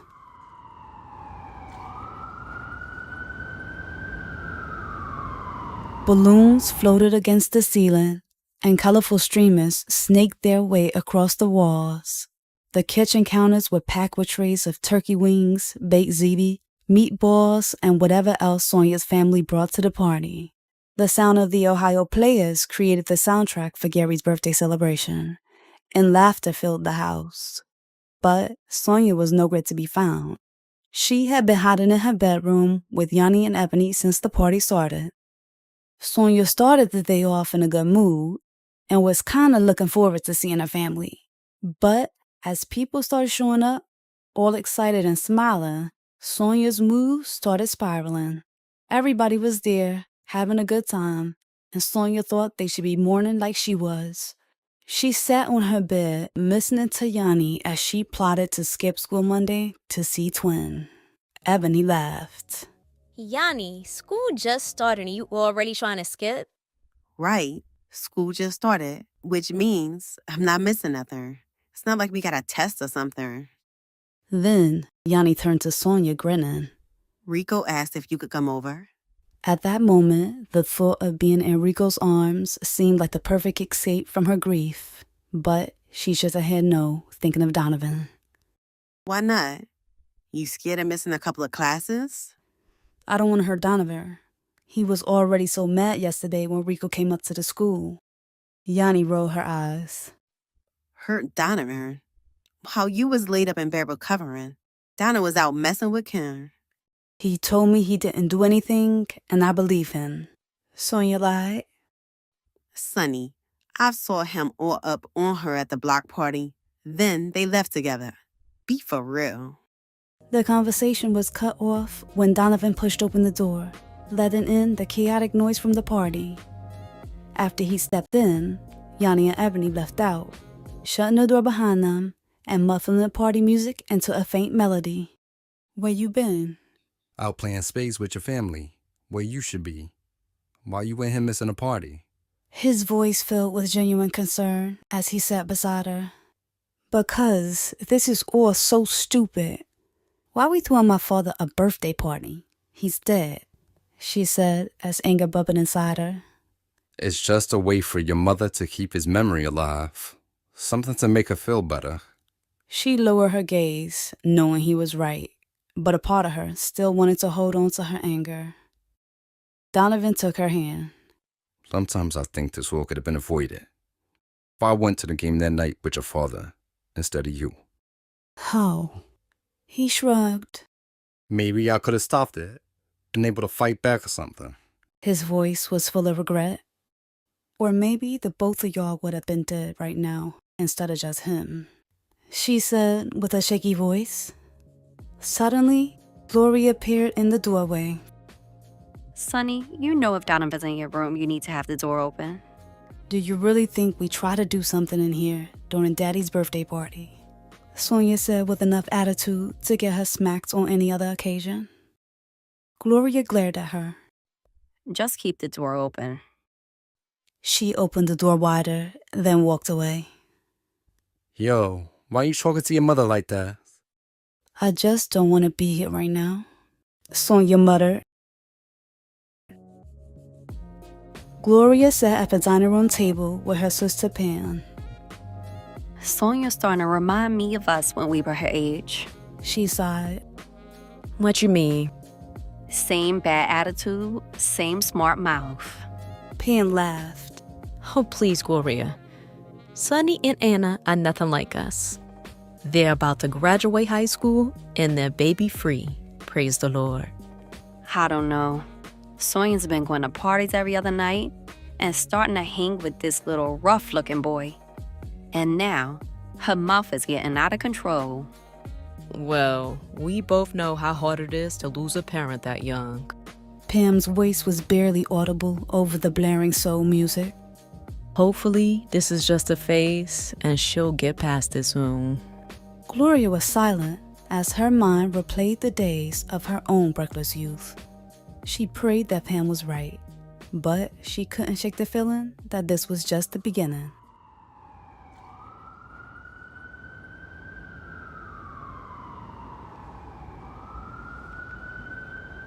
Sonia loved going to Yanni's house. They kept their fridge packed with snacks. They had a large, big-screen TV with all the premium cable channels. But most importantly, Yanni and her mother always welcomed Sonia and Ebony, making them feel completely at home. Yanni was spoiled for sure, but she was the most generous and selfless person Sonia knew, always sharing everything she had with her friends without a second thought. Yanni was always there for them, even making sure her friends were good before she looked out for herself. If they went out to eat and one of her girls was low on cash, she'd give them her last dollar and tell them she'd eat when she got home. Opening the fridge, Sonia realized how much things had changed.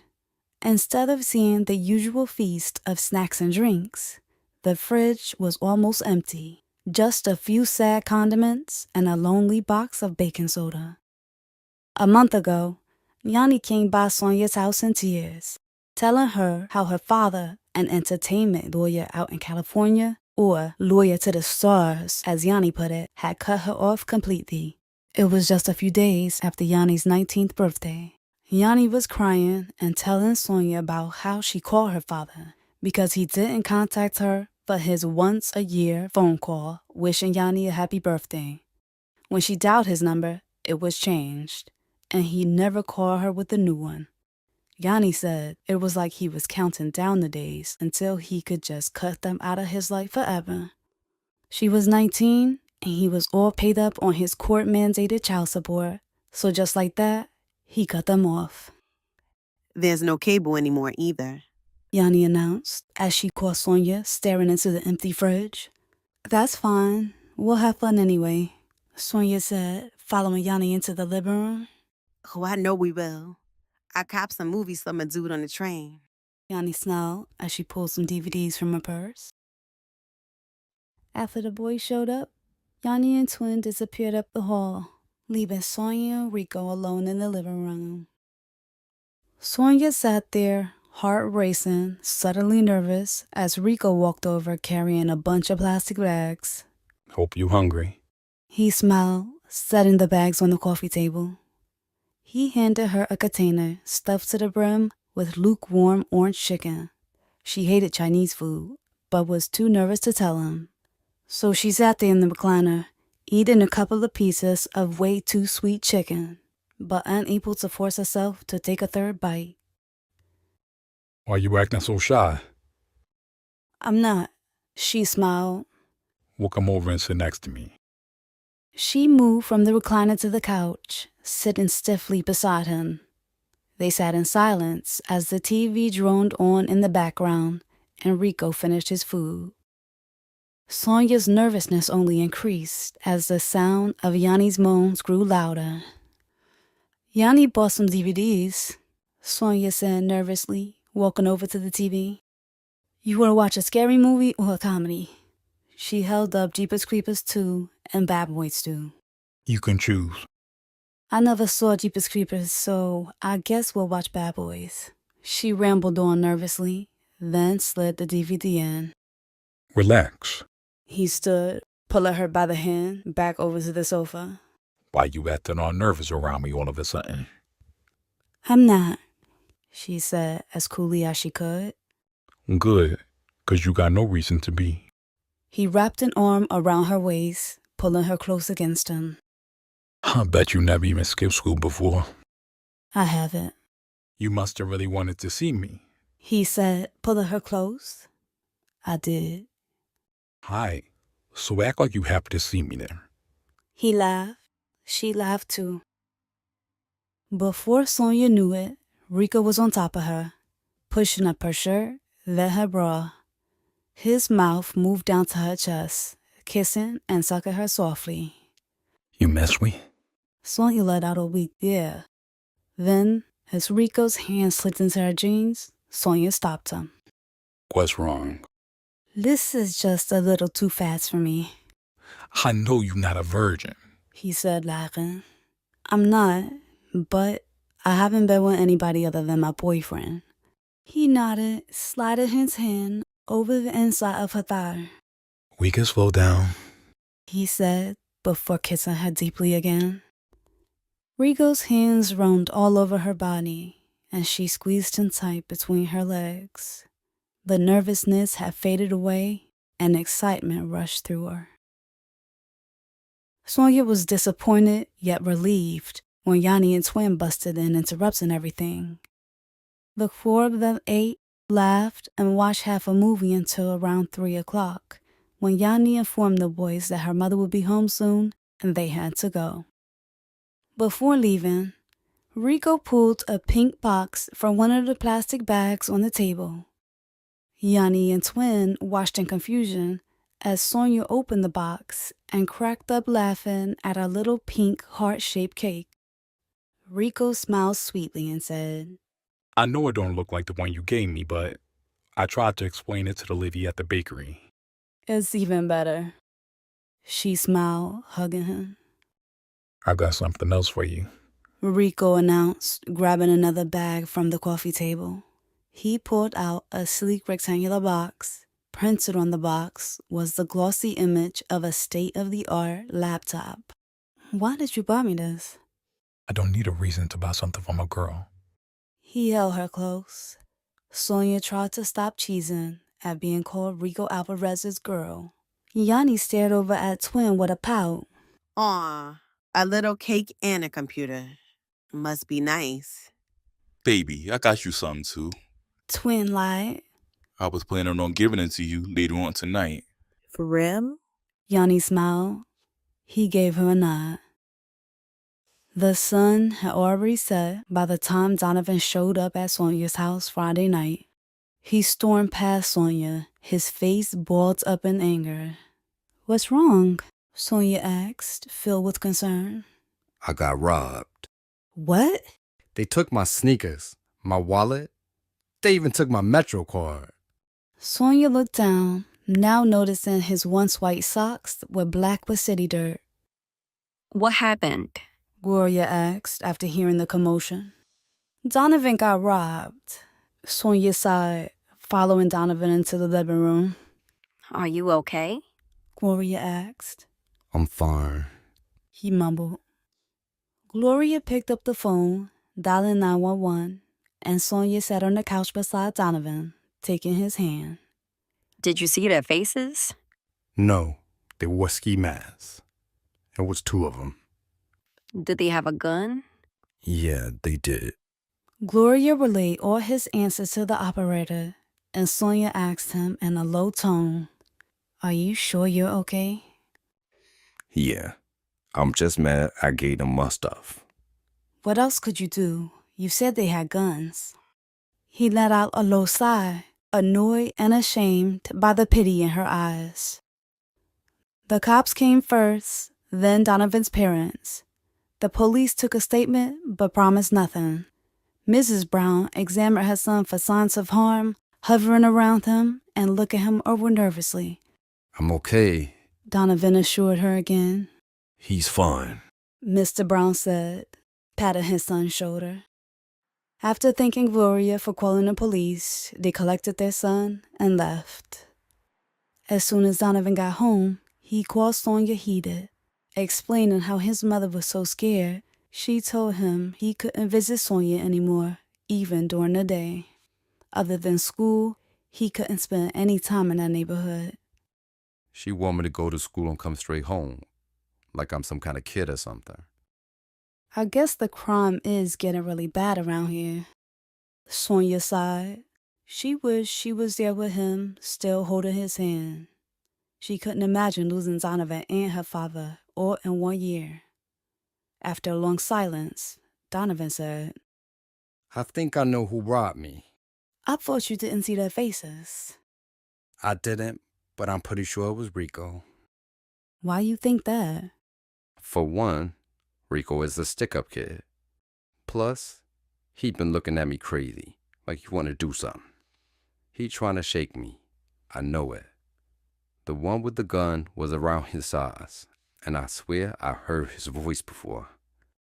"I don't think he'd do something like that, and I don't think he's a stick-up kid." Yo, why you think you know him so well all of a sudden? He asked, raising his voice. "I don't," Sonia admitted. Chapter 4. Sonny? Rico asked, confused. "Yeah, I asked Yanni to get your number from Twin. I hope you don't mind." You know I've been trying to get you to call me for weeks. She paused, choosing her words carefully, then got straight to the point. "Donovan got robbed earlier." For real? He sounded genuinely shocked.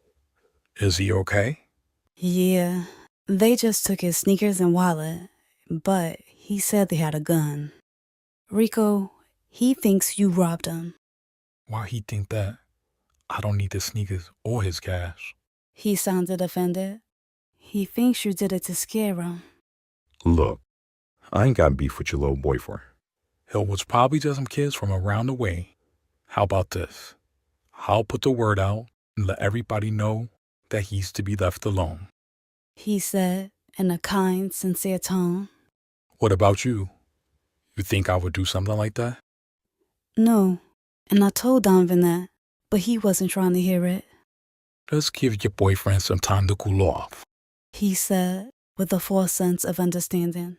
Then his voice shifted gears, going all flirtatious and low. I can't wait to see you tomorrow. I've been thinking about you all day. "I can't go out tomorrow. My mother's all scared because of the robbery, so I should probably stay home." I want to see you. He said sternly. "I want to see you too, but I can't. Call me afterwards. You got my number now." Instead of going out with Rico, Yanni, and Twin, Sonia spent her Saturday night with Anna, watching reruns of Living Single and eating way too much pizza. After Anna had fallen asleep on the couch, Sonia stayed up waiting for Rico's phone call. She was sitting in the recliner, phone in hand, when the phone finally rang around 2 a.m. Did I wake you up? Rico asked, noticing her whisper. "No, I stayed up for you." He smiled. I'm outside your house. Come to the door. Sonia laughed. "You're funny." I'm for real. Come to the door. "Rico, I'm in my pajamas." So, come out. He hung up. Sonia breathed deeply, stepping lightly up the hall. Rico was all over her as soon as she stepped outside, pulling her up against him and kissing her passionately. The nasty taste of whatever liquor he drank was still fresh on his tongue. You look so good. He said in his usual seductive way. Even with my hair wrapped in a scarf? She laughed, rolling her eyes. Yup, especially with the scarf. He replied as they sat on the cool concrete steps. Rico took her hand, intertwining their fingers. How long you think your mom's is gonna have you locked down? She never said I couldn't go out. She was just so worried after the robbery, I figured I shouldn't go. And to be honest, I'm worried too. Her voice trails off. Just when I was starting to feel comfortable again, this happened. Now I feel like I did all summer, wanting to hide in the house, she admitted. He held her hand in his secure grip. I told you not to worry. I'ma take care of everything. You can't control what other people do. Sonny, I promise. As long as you're with me, you're safe, period. How can you promise that? You know I'm the man around here, right? He laughed a little, then added. Plus, I told you about that lady I go see. She got some tricks up her sleeve for extra protection. I can shoot those spirits your way and make sure they look out for you too. She laughed, figuring he had way too much to drink. What did you end up doing tonight? My cousin came over. We ordered some pizza and watched TV. A slumber body? He laughed. Sonia couldn't help but laugh too. It sounds lame, I know. Nah, not lame. Sweet. You know, you the kind of girl that always needed, but never even knew it. He would slide his hand up the inside of her thigh, giving her goosebumps. I liked you for so many years. It's crazy that you're here right now. She gazed into his bloodshot eyes. How many years? He asked, pushing his fingers into the hem of her shorts. I lost count. He kissed her, this time very slowly and sensually, pushing his fingers further into her shorts. She opened her legs a little, letting out a low whimper. Then Rico pulled his mouth away. Let's go inside. Sonia shook her head, but Rico was already up and opening the front door. My mother's home, she whispered with fright. We'll be quiet. He took her hand, pulling her up the stoop.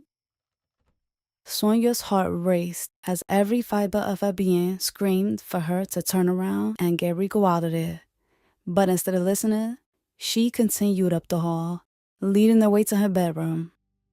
They slipped into her room, closing the door softly behind them. Everything was moving way too fast. It was like before she had a chance to think about what she was doing, she was already doing it. Every move Rico made was even faster than the last. And before she knew it, he had her in bed and naked from the waist down. On the tip of her tongue were the words, "We should stop." A small voice inside was telling her to pump the brakes, but she forced that little voice to shut up. Rico wanted it, and she wanted to make him happy. So, instead of speaking up, she took a deep breath and opened her legs, allowing his face to move down between them. The pleasure she felt quickly faded as fear of being caught crept into her mind. She lay there all tensed up, mind racing and nerves on edge. All those years of dreaming of Rico Alvarez hadn't prepared her for this. This wasn't some fairy tale lovemaking she had envisioned at all. Sneaky sex with her mother in the next room was more like a nightmare. Sonia squeezed her eyes shut, trying to force herself to focus on the pleasure. And as soon as she did, her eyes watered, her body filled with warmth, and her legs shook. She moaned, and her legs fell down onto the mattress, and Rico climbed on top of her with a smug smile. He mad loud, He said, pushing her pajama shirt up.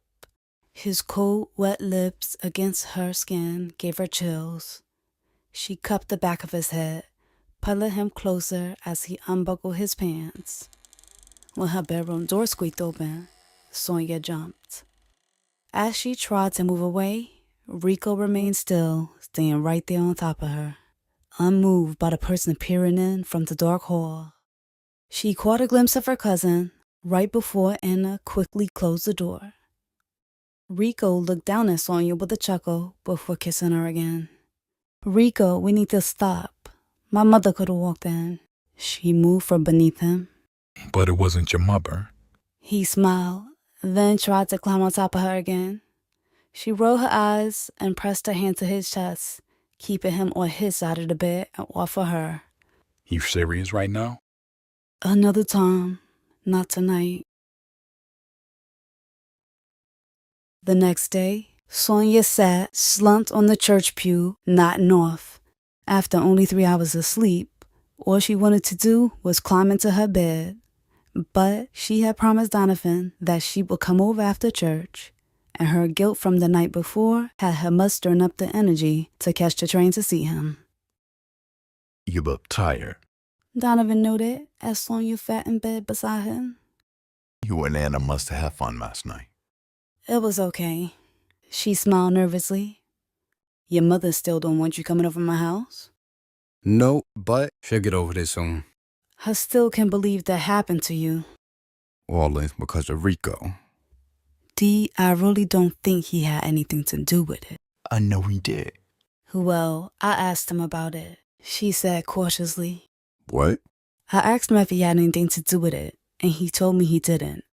Of course he would say that. Why would he tell you the truth? She lowered her eyes. Sonny, he did it because he likes you. I'm not stupid. I saw the way he was looking at you, and the way he was looking at me when I was with you. And I don't want you talking to him about me no more. Matter of fact, stop speaking to him altogether. He said in a stern tone. You can't control who I speak to. Sonny, he put a gun to my head.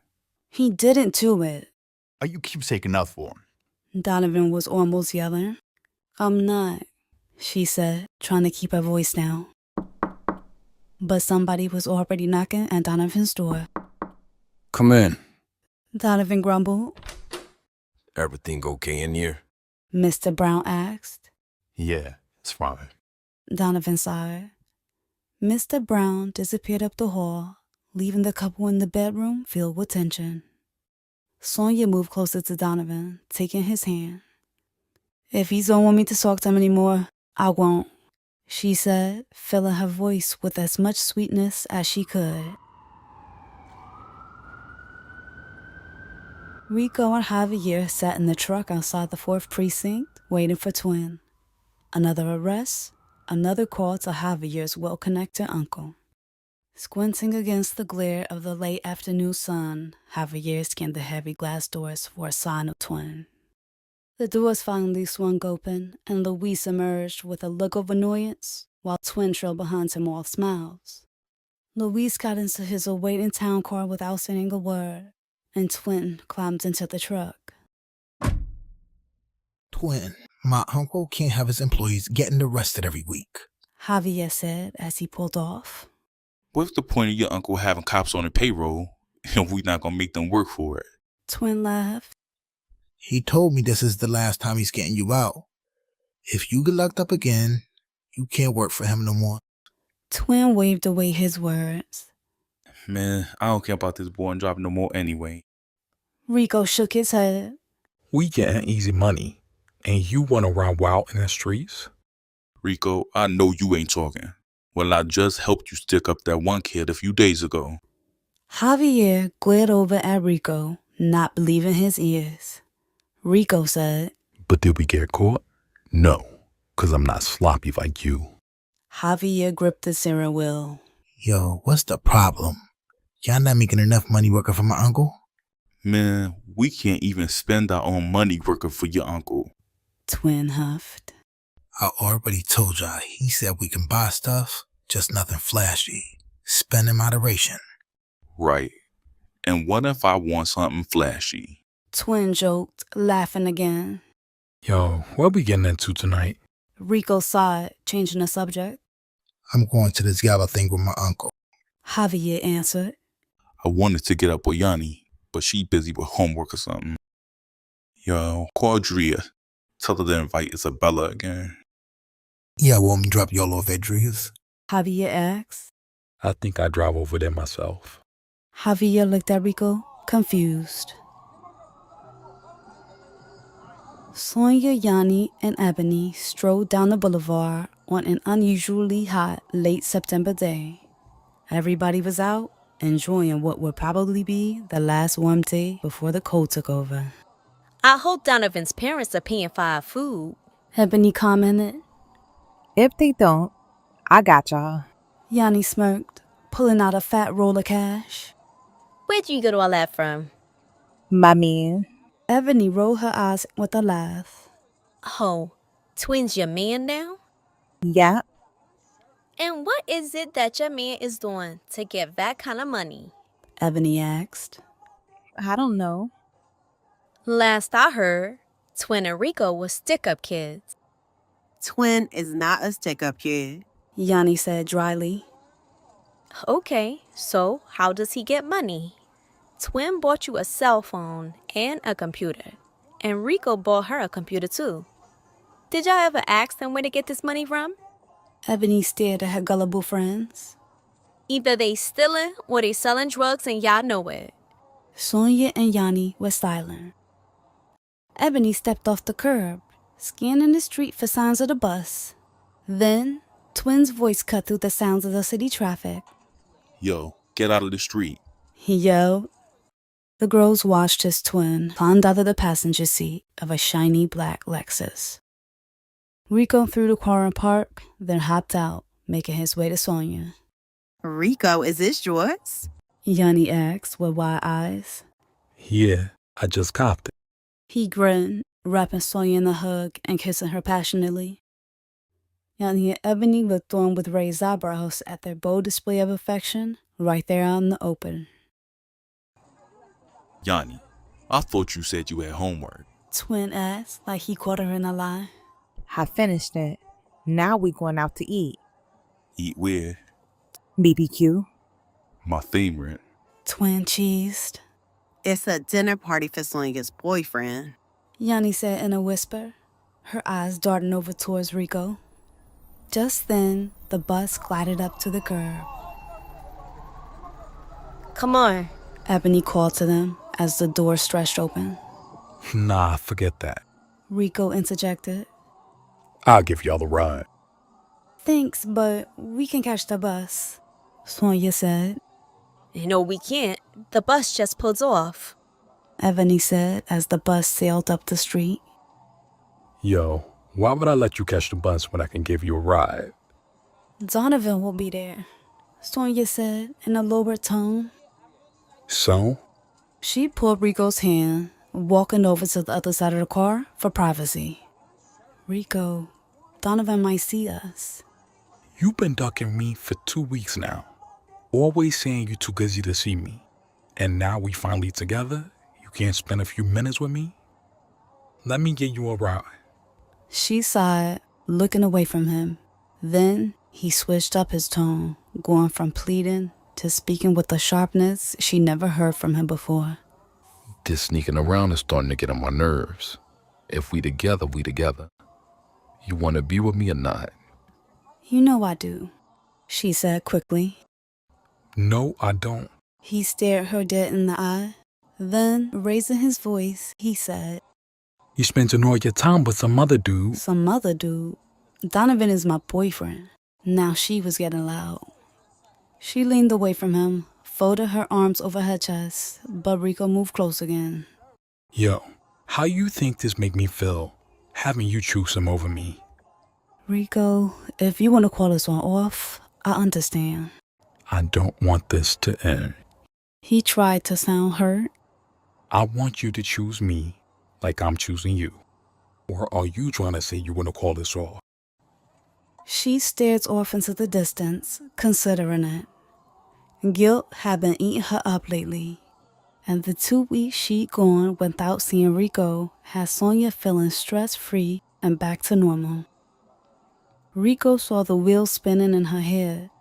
Then, before she could answer, he said, I know you don't want to end this. You want to be with me just like I want to be with you. He hugged her tight, placing his lips close to her ear. I just want to spend more time with you. I miss you. He kissed her neck softly. Then Sonia smiled a little, admitting, I missed you too. You want this to end? No. He moved his mouth to hers, kissing her slowly, deeply, and with so much passion, it snatched the breath from her chest. Rico's kiss left Sonia feeling lightheaded and clinging to him for balance. He pulled his lips away, still holding her close. I bought this quad today, and the only thing I could think about was driving you around in it. Now you starting arguments. Rico pressed his lap against hers, pinning Sonia against the car. You done arguing with me? You'll let me give you a ride? She nodded.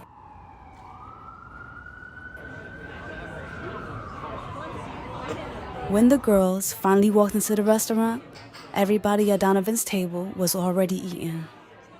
The table was so packed with people, Yanni and Ebony had to drag chairs from nearby tables. Sonia slid into the seat next to Donovan that he had been saving just for her. Hey, Sonny. Mrs. Brown flashed a wide grin. Glad you could make it.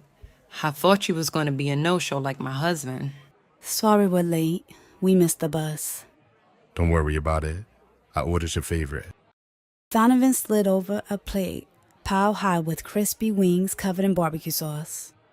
There he was, being all thoughtful, making sure she had a plate of food waiting for her, while she was out in the car kissing Rico goodbye. Sonia thanked him with a weak smile, as Yanni and Ebony were giving their orders to a flustered-looking waitress. Sonia hadn't noticed Twin and Rico walking over until they were a couple of steps from the table. She sighed, slowly shaking her head as Donovan glared over at Rico, who was now standing close behind her. All the party guests' eyes were drawn to Rico as he leaned over, speaking into Sonia's ear. I came back to see if you needed a ride home. Sonia looked up at him, begging with her eyes for him not to do anything crazy. No thanks, we're catching the bus. Sonia smiled nervously. Then, without skipping a beat, she introduced Rico and Twin to Mrs. Brown like they were old friends. Rico, you remember my boyfriend Donovan? This is his mother, Mrs. Brown. Mrs. Brown, this is Rico and his cousin Twin. They used to go to school with us. Mrs. Brown smiled politely. Nice to meet you. Yeah, you too. He said in a rude, dismissive tone that confused Mrs. Brown and enraged Donovan. Sonia felt the blood rush from her face as Donovan hopped up and stood chest to chest with Rico. You better watch how you talk to her. Donovan spat. Oh, you tough now, huh? Rico cackled.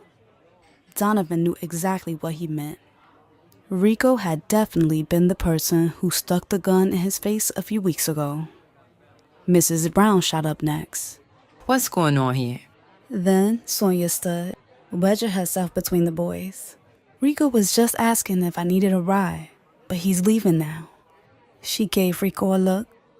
Can you please leave? Yeah, you need to go. Donovan added. And what you gonna do if I don't? Rico was still laughing. Donovan moved Sonia aside, and before she knew it, the boys were scuffling right there in the middle of the restaurant. Toppling over chairs and knocking dishes off of nearby tables. Donovan's friends hopped up, ready to jump in, but as soon as they stepped over, Twin raised his gun, pointing it at the boys and stopping them in their tracks.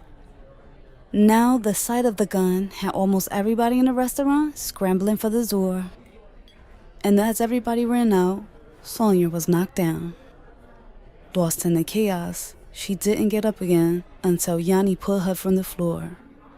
Ebony was the only one left at the table, frozen still with bug-bout eyes. Then the girls noticed a group of employees standing near the doors to the kitchen. A few of the workers were pointing over toward the table. One had a phone in hand, no doubt calling 911. With that, the girls quickly left, joining everybody else on the packed sidewalk. Twin's phone keeps going to voicemail. Yanni sighed. Why are you calling Twin after what he just did? All of Donovan's friends were trying to jump Rico. Twin was just trying to help him. Ebony rolled her eyes with a mix of irritation and disbelief. Then she stormed off into the crowd. Ebony, Sonia called after her, but she kept walking, disappearing into the sea of people.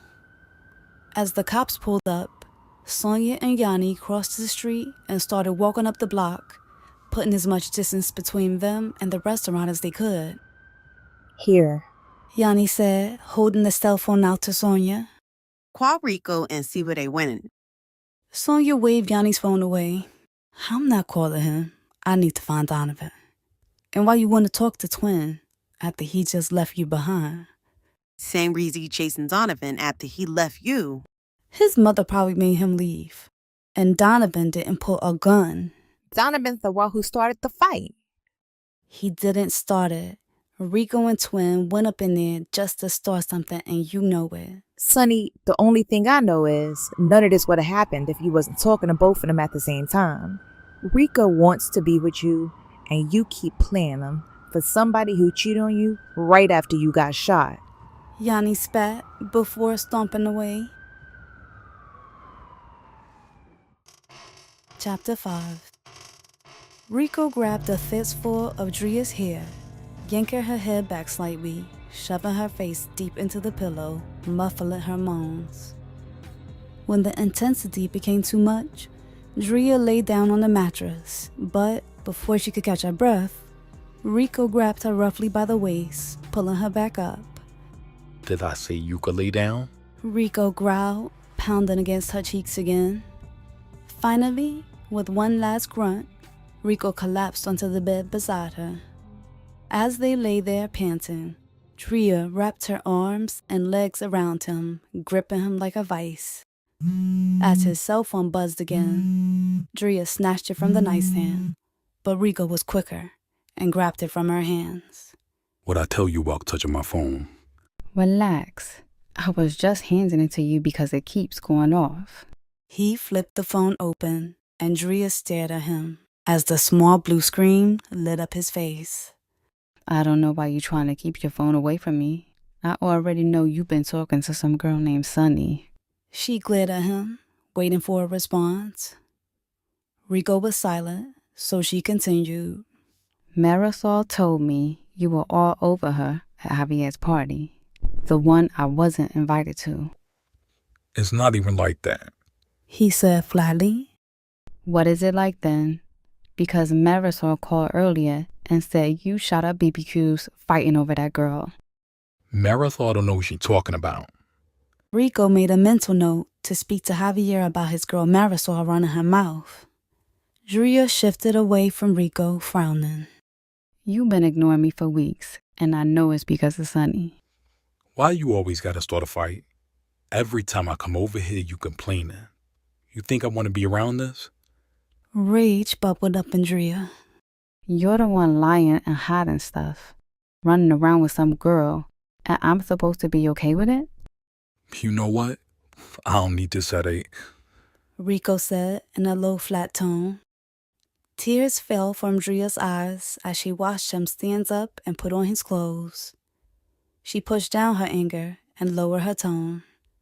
I just want to know who this girl is. Rico zipped up his jacket. There's nothing to worry about. It's just business.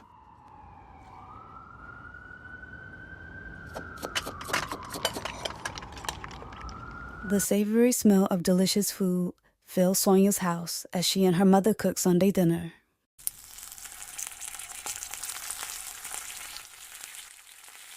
Sonia stood in front of the stove, staring down at the bubbling grease.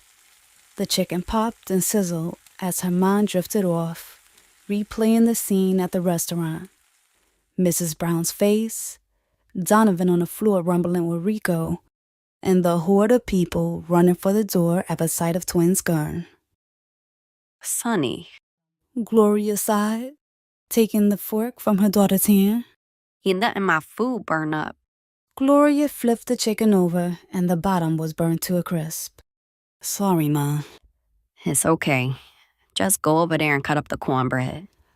As Sonia cut the golden cornbread into big fat cubes, there was a knock at the front door.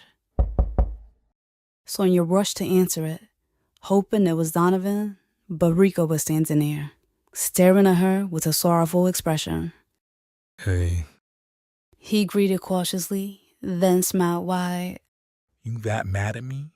You came out here looking for blood? Sonia looked down at the butcher's knife still in her hand. I'm cooking with my mother right now.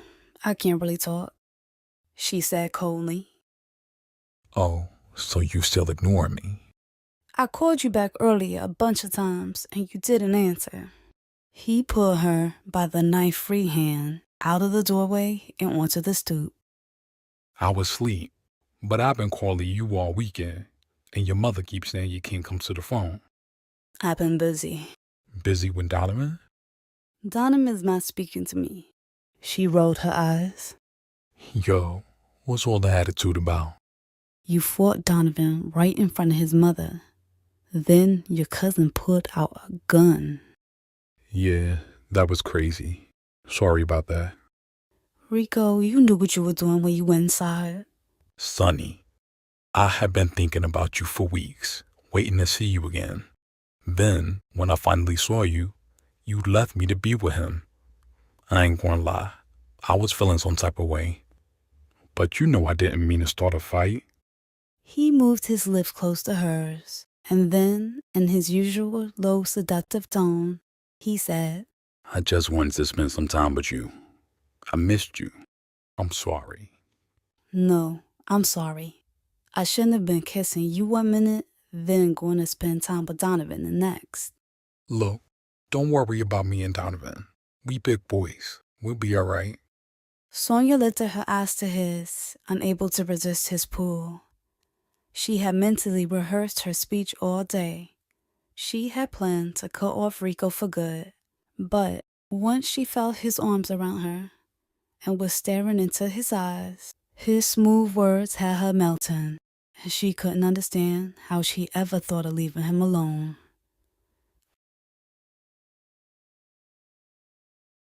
Donovan never called Sonia back, and they didn't speak again until Monday, when 2 police officers escorted Sonia from a chemistry class to the principal's office. As she stepped into the office, Donovan was sitting there, looking heated but not bothering to look over at her. Sonia, do you know why you're here? Principal Ciafalo started. No, one of the cops said. Your friends were involved in an altercation at a restaurant on Friday.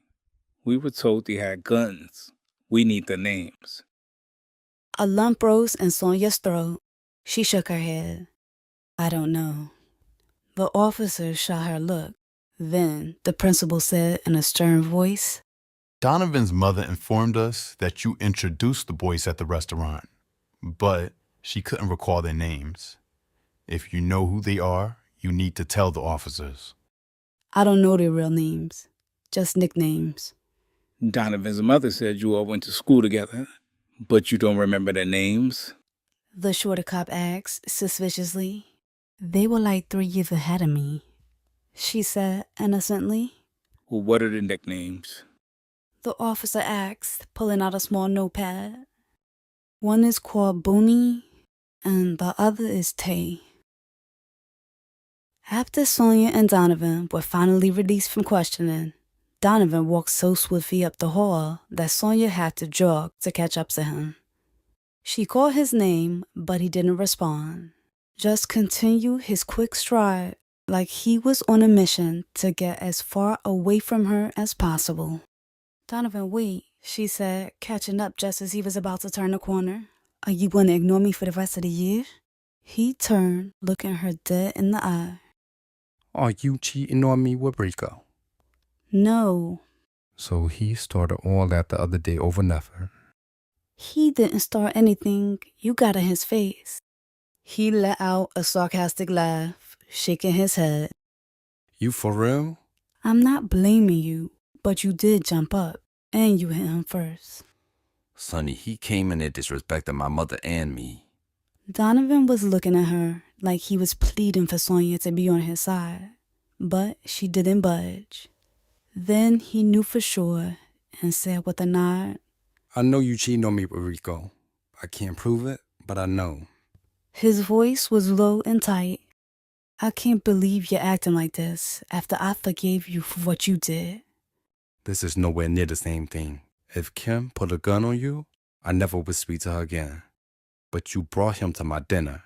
You introduced him to my mother. I didn't bring him there. He came in on his own.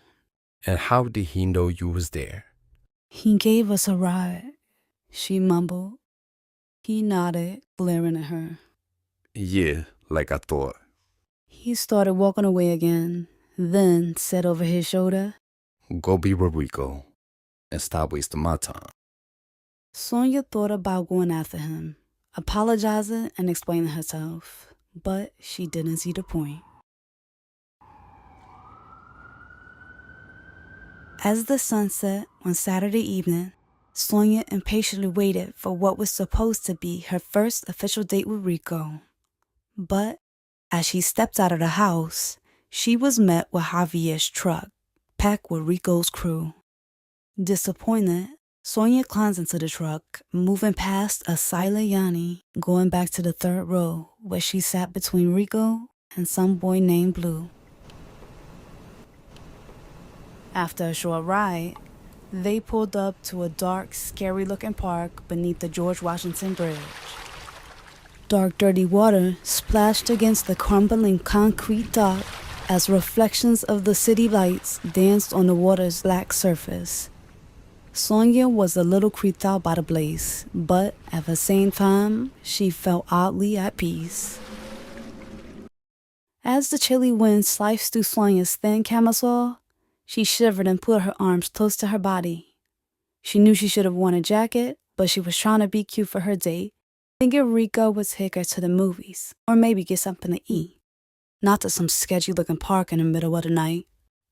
As she stood alone at the water's edge, she glanced over her shoulder. Rico was busy digging into a cooler and speaking to Twin, while Javier, Lucky, and Blue were huddled together, talking in front of the truck. Sonia couldn't hear them, but they looked like they were having some kind of serious conversation. She looked away quickly, not wanting any repeats of the dramatic outburst from Lucky or any more death stares from Javier. Sonia shook her head. Rico had brought her out on a date with a bunch of people who seemed to hate her. Speaking of people who hated her, Yanni was in the driver's seat of the truck, messing around with the stereo. After finally selecting the CD of her choice, Yanni cranked up the volume, sending the sound of Maya's song Best of Me throughout the empty park. It had been an entire week since Sonia had spoken to Yanni and Ebony. She ate lunch alone or with Anna. It had been the longest time she'd gone without speaking to her friends. Even after being shot, the girls were there at the hospital before the doctors cleared Sonia for visitors. Being away from Yanni and Ebony transported Sonia right back to her sad little life before Lorna. Like a cruel reminder of the days when she had no friends at all. Growing up, the only friends Sonia had consisted of her parents, her granny, and her cousin Anna. Not only had Sonia grown up friendless, but the kids just flat out didn't like her. She never understood why though. She tried her best to be kind, generous, and offer a helping hand, just like her parents taught her. But little did she know, out in the real world, kindness was a weakness. And it quickly made her into a target. So every day was a battle for her. Sweet Sonia, the easy mark. Especially when the kids realized she wouldn't speak up for herself or fight back. By junior high, she learned her lesson and became a shadow, disappearing into herself to escape their cruelty. Just keeping her head down, doing her homework, and staying out of the way. By high school, every day was just a countdown to graduation and end to the 4-year prison sentence. That was until she was forced into a group project with Yanni and Ebony. Sonia had expected the usual routine, her doing all the work while the other group members sat by giggling and gossiping. But Yanni and Ebony were different. There were no snide remarks or arrows. They just adopted her into their little crew, no questions asked. Yanni cranked the truck's stereo up even higher, snapping Sonia back to reality. As Yanni climbed from the truck, she began moving her hips to the music. When Sonia realized that Yanni caught her looking, she quickly turned around and stared out at the pitch-black water. If I knew you was coming, I would have stayed home. Yanni smiled, stepping over to her. Sonia smiled too. Nobody forcing you to come over here. Go talk to your new sister-in-law. She nodded toward Lucky. Yanni laughed. Whatever. Then an awkward silence fell between them. Yanni's tone turned serious when she said, Eb told me some cops snatched you out of your class the other day. Yeah, they asked me about Twin and Rico. I gave them some fake names, though. Yanni looked relieved. So you and Ab speaking again? Me and Eb was speaking again that same night. You the only one holding grudges. Donovan and his mother hate me now. They'll get over it. Yanni rolled her eyes dismissively. And why is Donovan acting all high and mighty? I'm telling you, Sonny. He was all over Kim. I know they did something that night. Sonia hesitated before finally admitting. He did get with her. He told me everything when I asked him about it a few months ago. Yanni stared at her, eyes bulging out her head. Sonny, why didn't you tell me? You know why. Because you hated Donovan after that, and I knew you would just keep telling me to leave him. Yeah, because you should have. Sonia glanced back at Rico, making sure he was still out of earshot. After I lost my father, I couldn't think of losing Donovan too. Being alone just seemed way too scary. So even after finding out about Kim, I just forgave him. Yanni was fuming all over again, just like the night she came stomping into Sonia's bedroom with the news, like she was ready to fight Donovan herself. I still can't believe him. And right after you got shot and lost your father.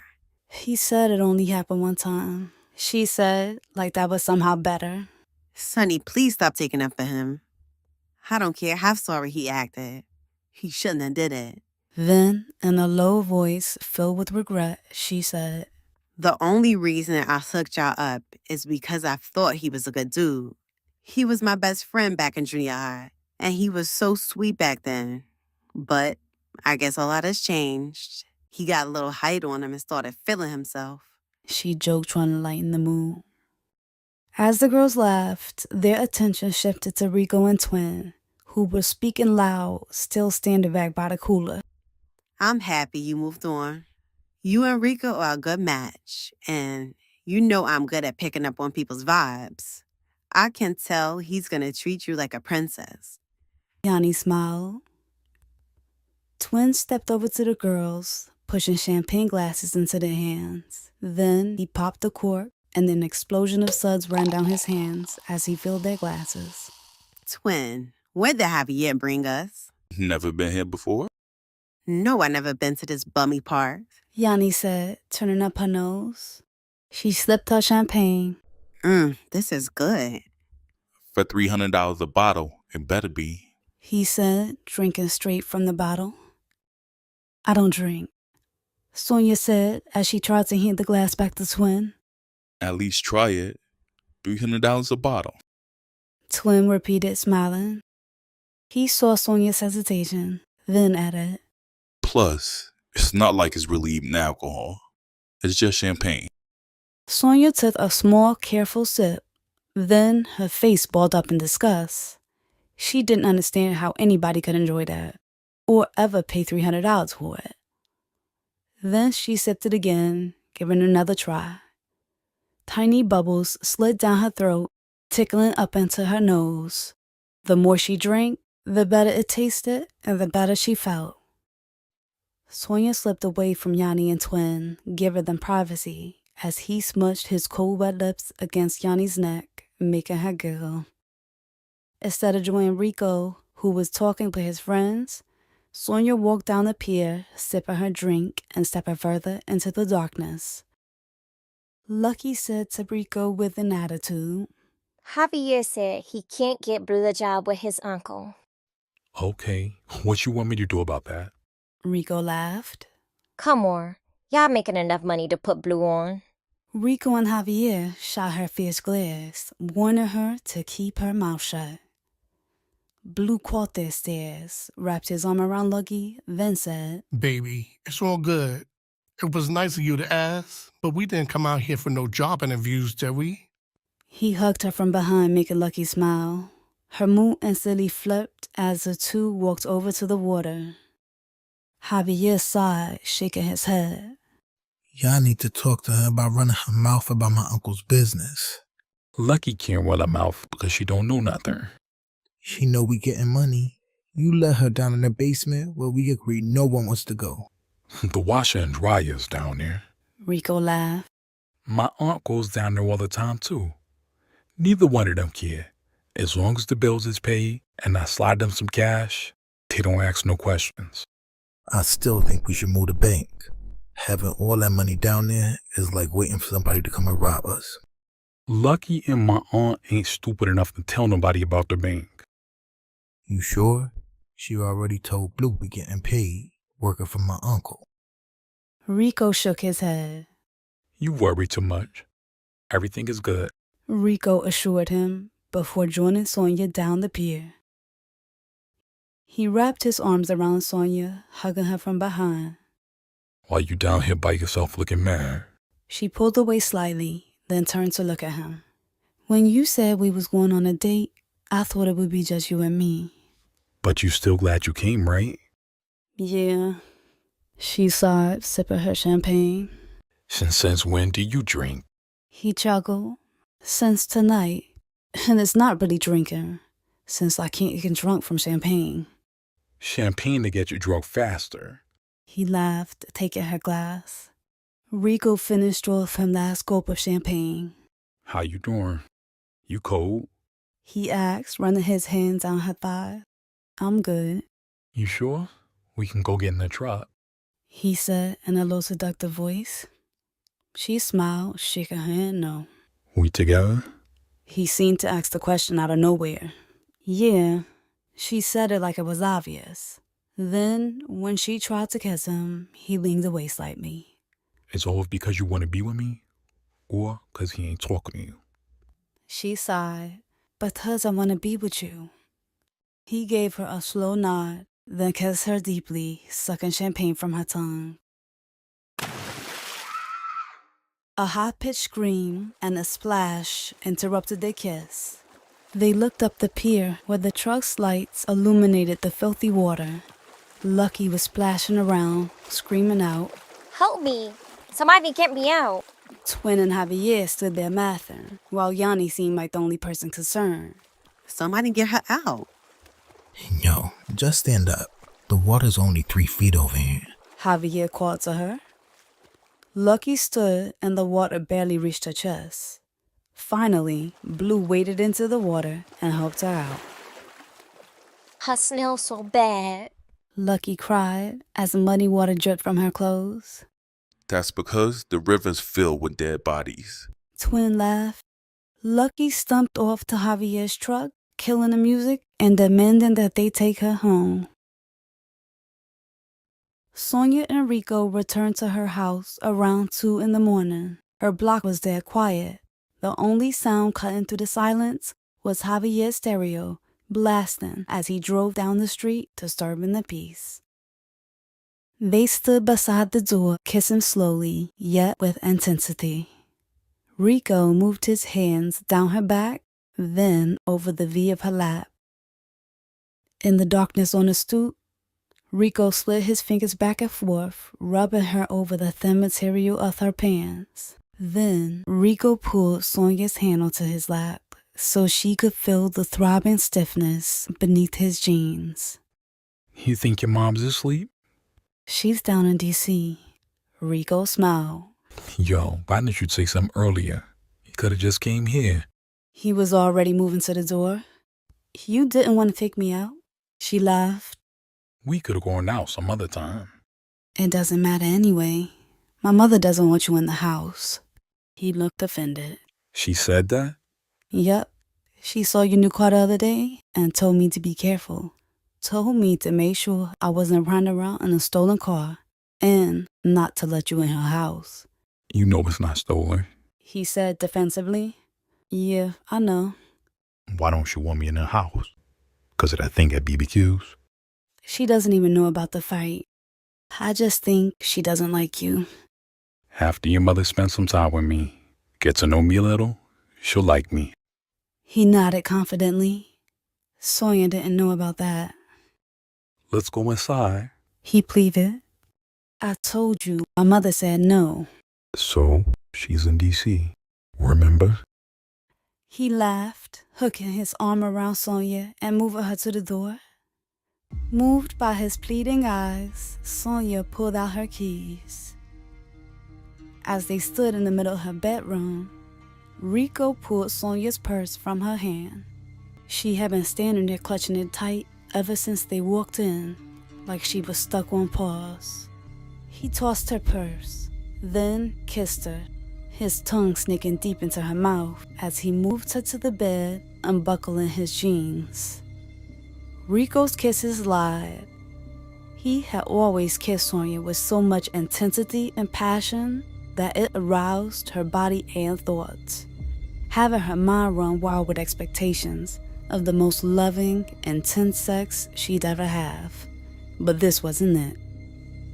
Unlike his kisses, which always left her weak in the knees, there was no passion now, and no seduction either.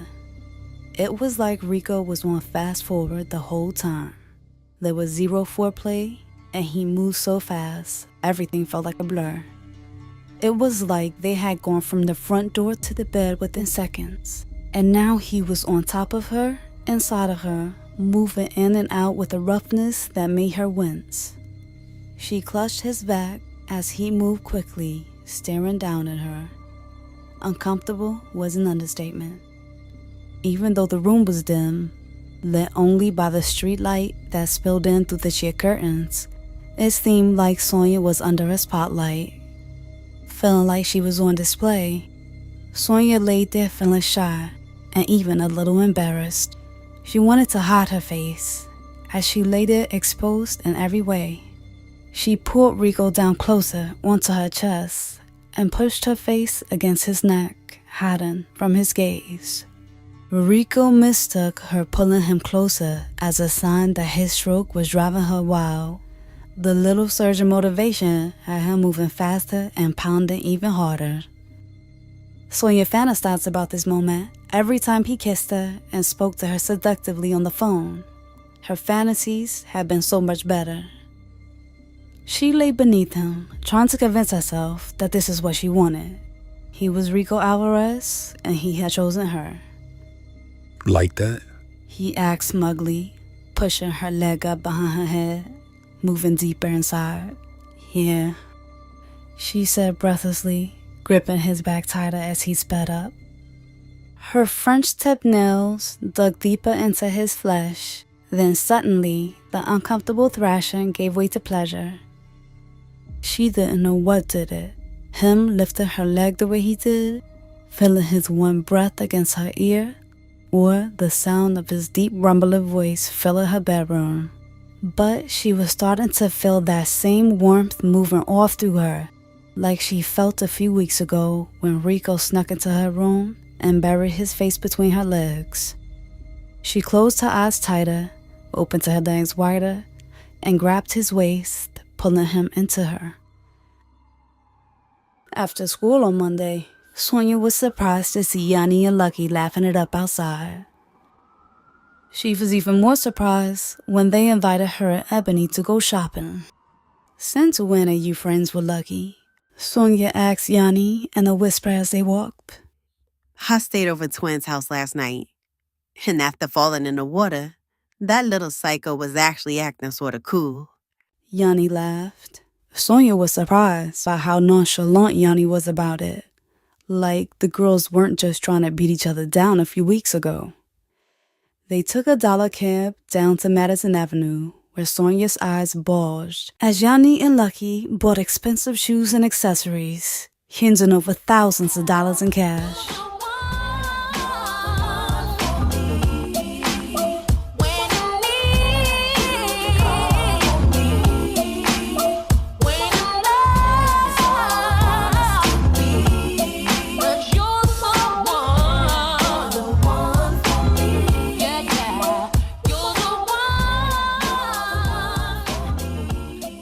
Yanni's eyes glazed with pleasure as she shopped, spending cash like it was nothing. But Sonia remembered just a few months ago when Yanni had sworn up and down that she would never waste money again. Not after she'd blown through all the money her father gave her. Y'all want something? Lucky asked. Without a second thought, Ebony snatched up a purple snakeskin mini bag. I'm good. This stuff is too expensive. But it's so cute. Lucky smiled, holding up a small leather purse. Sonia ran her fingers over the bag's shiny gold hardware. It looked beautiful, sophisticated, expensive. She shook her head. It's $650. That's nothing. Rico gave me more than enough. Told me to take you shopping. Lucky said with a grin. Oh, I forgot to tell you that part. He gave me some money for us to share. Sonia narrowed her eyes on Lucky and asked, how much? 6 G's to split, but now I think we're down to just 2. Lucky pulled a water catch from her purse, handing it to Sonia.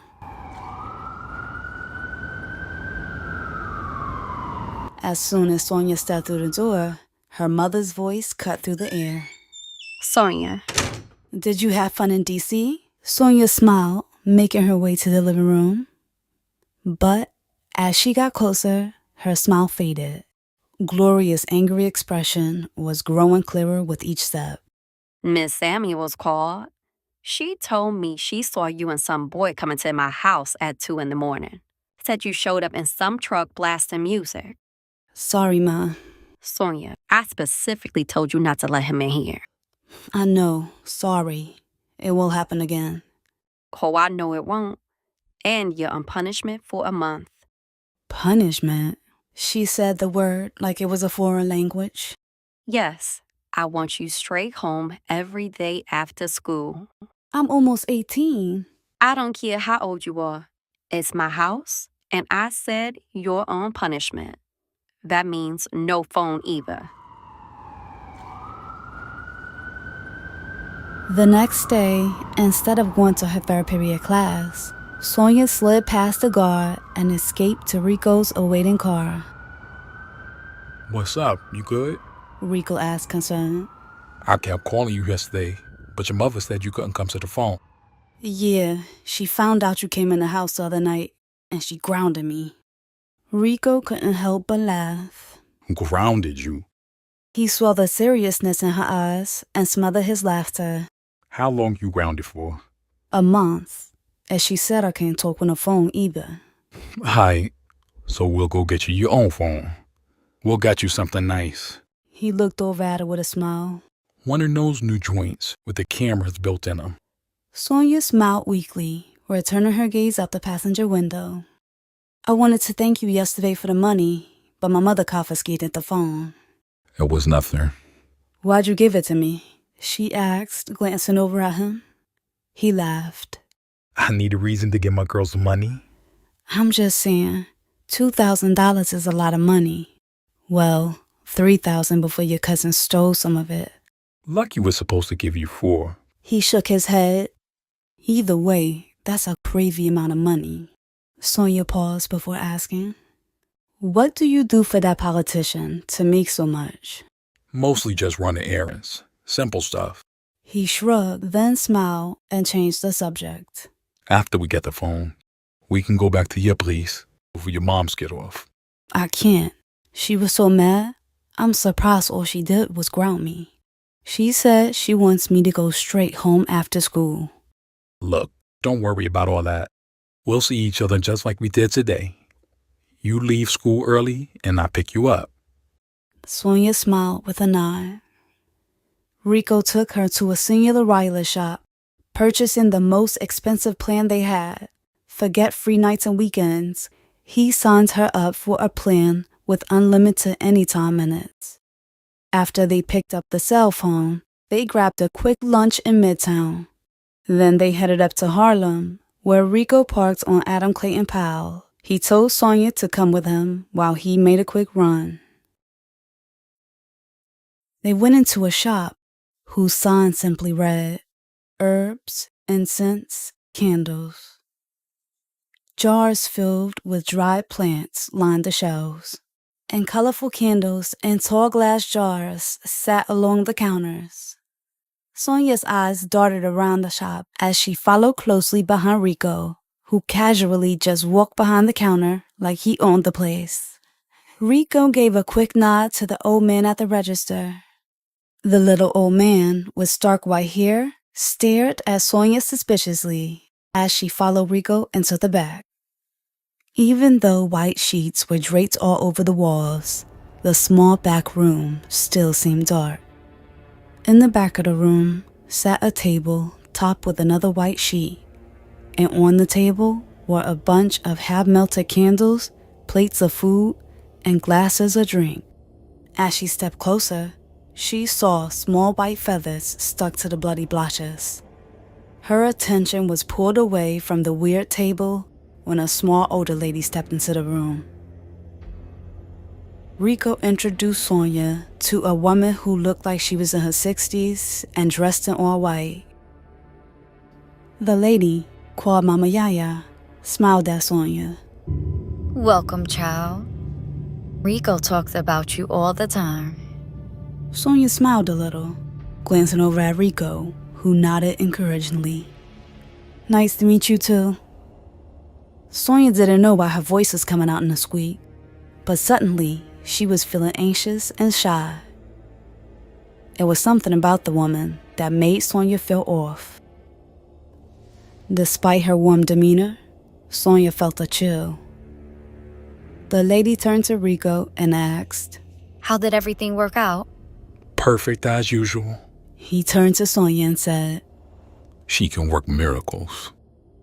Not me, the ancestors. She smiled, taking him by the arm and walking across the room where the two talked privately. Back in the car, Sonia reclined in her seat a little, staring out the window. I didn't think you were serious when you told me about her. What made you go see her? Me and Twin broke into her shop. We went in the register, but it was empty, so we smashed up the place. Then, the next day, when we got home, she was sitting in the house talking to my aunt. Me and Twin had to go back and clean up. We asked how she knew where we stayed, and she told us some spirits told her. We started cracking up, thinking she was crazy. Then she started telling us a bunch of stuff about us that only we knew. Rico smiled. And now, she helps me get whatever I ask for. What kind of stuff do you ask for? Money for one.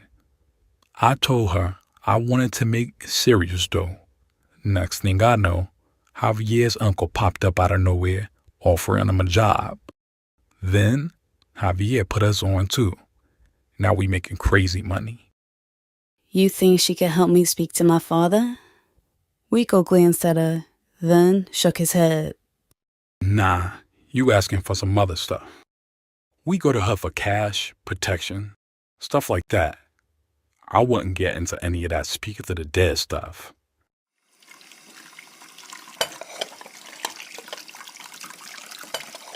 Gloria was standing in the kitchen, washing dishes, when she looked out the window just in time to see Sonia climbing out of Rico's car. Her hands froze mid-scrub, watching the Lexus peel down the street. When Sonia stepped into the house, Gloria was standing in the kitchen doorway, her face scrunched in anger. Hey, Ma, Sonia greeted cautiously. I saw you get out of that boy's car. He gave me a ride home. I told you that you were on punishment.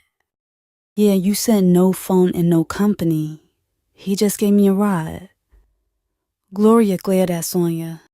Then, silently, she made her way up the hall to the living room, with Sonia following slowly behind. Gloria sat in the recliner, as Sonia stood awkwardly, avoiding her mother's eyes. Anger radiated off of Gloria, and Sonia knew that her mother's silence was more dangerous than her shouting. When Gloria finally spoke, her voice contained no anger. Instead, it was gentle, sounding more like she was concerned. Sonia, like you said yesterday, you are almost 18. which means I can't keep you locked up in the house. But you need to start making better decisions. I won't ground you, but you better not let that boy back in my house. Her voice was stern again. I promise I won't. I trust you. She stared into her daughter's eyes. Your father and I raised you to be smarter than this. Please don't let us down. Don't let yourself down.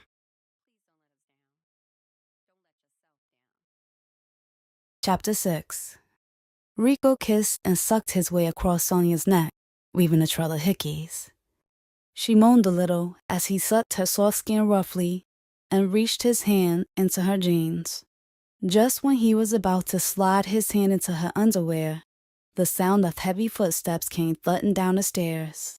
Sonia tugged his hand away and tried to climb from his lap, but Rico held her still with his firm grip, still gazing into her eyes with desire, as Twin and Yanni barged into the living room. Why didn't you tell me you ordered food? Twin asked, lunging at the box of pizza and greedily snatching up a slice. Yo, take it to go. Rico sighed as Sonia broke free and moved beside him. Twin grabbed 2 boxes of pizza, then he and Yanni returned upstairs. The momentary interruption had broken the spell between Sonia and Rico. Sonia was sitting beside him now, arms folded over her chest. Rico ignored her attitude and picked up right where he had left off, kissing her neck as he unbuckled his jeans. Rico, why can't we just go down to your room? She pleaded. I told you, I can't let you down there. I want some privacy. He ignored her and planted a passionate kiss on her lips while running his hand up her shirt and into her bra. Then, Lucky came barging into the house. Sonia adjusted again swiftly as Lucky plopped down in the love seat. Hey, funny. She smiled. Don't you want to go upstairs to your room? Rico asked with a clenched jaw. Nah, I'd rather stay down here. She laughed, unzipping her jacket. Yo, go upstairs. Bucky snickered, then ran off to her room. Again, Rico moved closer, but Sonia backed away. Sonny, come on. No. He pushed out an annoyed sigh.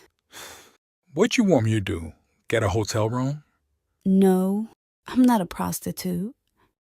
I ain't talking no dirty motel. I'm talking the Four Seasons, the Plaza, something like that. He trailed his fingertips across her inner thigh. I don't want to do it in the living room, and I don't want to go to a hotel for a couple of hours. She turned her nose up. He grinned, then said seductively, We could always go back to your house. Yeah, and if my mother hears about it, she'll probably kick me out. Then you can just move in with me. How? Well, you won't even let me in your room. She stood and slipped on her jacket. I know you're not leaving. Sonia didn't respond, just picked her backpack up from the floor. After seeing that she was serious, Rico stood and grabbed her hand, leading her into the kitchen, then over to the basement door. Sonia stared around the unfinished basement, its walls lined with big black garbage bags overflowing with cash. Stray $50 and $20 bills were scattered across the floor like fallen leaves. Where did all this money come from? Work. Rico said simply, moving her over to his messy bed. Then, in a deathly serious tone, he said, You can't tell nobody what you saw down here. Not Ebony or Yanni either. I won't tell anybody. I'm serious, Sonny. I won't. You act like I'm the type to go running my mouth. I know you're not. That's why you down here right now. He hugged her at the waist. Don't make me regret it. Twin and Javier sat at the kitchen table the next day, waiting for Rico, who was late as usual. Javier's jaw clenched as he tried to make sense of Rico's reckless behavior. At first, he thought it was a good idea for Rico to keep Sonny close. Keeping an eye on her seemed like a good idea, but soon Javier realized this was something else. Rico was spending all his time with this girl and doing things for her he had never done for any of the others. What could Sonia possibly have that Rico was willing to risk everything for? Yeah, she had a pretty face, but no prettier than any of the other girls Rico had been with. No prettier than Jacinda, with the baby doll features and long curly hair. Or Monica, with the wide hips and small waist. Javier figured it had to be Rico's guilty conscience. Rico walked into the kitchen with an annoyed scowl, like he'd rather be anywhere but there. He leaned against the refrigerator, staring at Twin and Javier, waiting for them to talk. Twin said Sonny was down in the basement last night. Javier said, getting straight to the point. I thought we said nobody could go down there. It's only funny, Rico said with a fierce stare. Javier glared back, jaw clenching again. That's not just your money. Twin pointed out. We can trust her. You don't even know her. Javier said. Look, the basement is my room, and if I want her down there, she can come down. Javier shook his head, then asked, What if y'all get in a fight and stop talking? Then she go running her mouth. She ain't gonna say nothing, and she ain't going nowhere. Rico said confidently, leaving the kitchen. Twin blew out a frustrated sigh, then mumbled under his breath. He bugging. Javier glared at Twin. You want to talk? What you mean? You got with Yanni. It's not the same thing. We didn't shoot Yanni. Nah, we just shot her best friend. And you've been giving her cash. You think she ain't gonna start running her mouth after y'all break up? What can she say? All she know about the cash is we get it from working for your uncle. Why does she even know that? Ha, man. You being way too paranoid. Twin laughed before walking out. Javier sat at the kitchen table, feeling tight. He knew it was just a matter of time before everything would come crashing down. Sonia and Rico's relationship went from intense to borderline obsessive. Skipping school became the norm, as Sonia's addiction to Rico grew stronger than ever. Being in his presence was the only time she felt completely safe, taken care of, and at ease. It was the first real peace she had in a long time.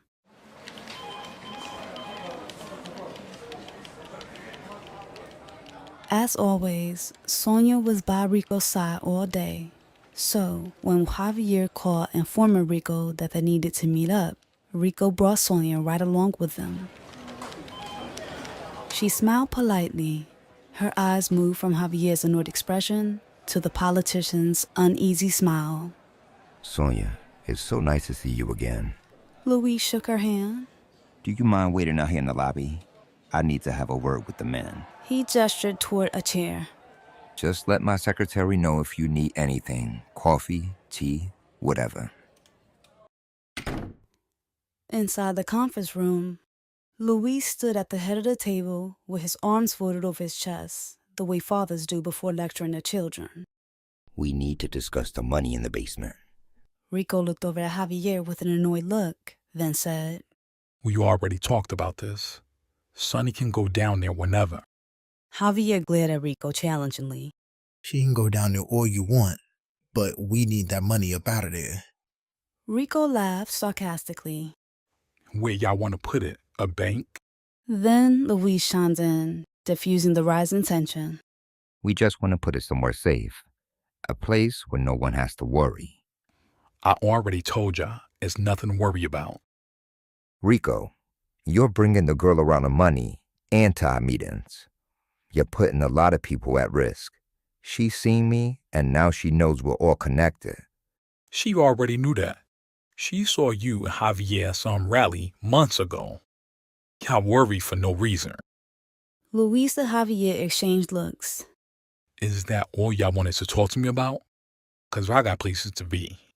Rico pushed away from the table, ready to stand. Then Luis said, I know some people who can clean the money, make it legit, and put it somewhere safe. This way, when you want to make a major purchase, like a house, a business, whatever, you can get it without people asking questions. Rico furrowed his brow, then thought for a minute. What we need to do? Just count it and box it up. I'll take care of the rest. When Rico asked Sonia and Lucky to count all the cash in the basement, the girls stared at him like he was crazy. He tried to spin it like it would be some kind of fun night for the girls, where they could order a bunch of food and listen to music. Both girls saw right through it, but after he informed them that they have cash counting machines, they agreed to help out. Sonia agreed just out of wanting to help Rico. Lucky agreed after he offered to pay them. After hours of counting, all the garbage bags of cash were replaced with big moving bags stacked neatly near the basement staircase. By the time they finished counting it all, their tan latex gloves had turned a sick shade of grayish brown. Even though the cash was all boxed up, the stale scent of money still hung in the air. Rico stepped into the basement, his eyes scanning the place like he was silently evaluating their work.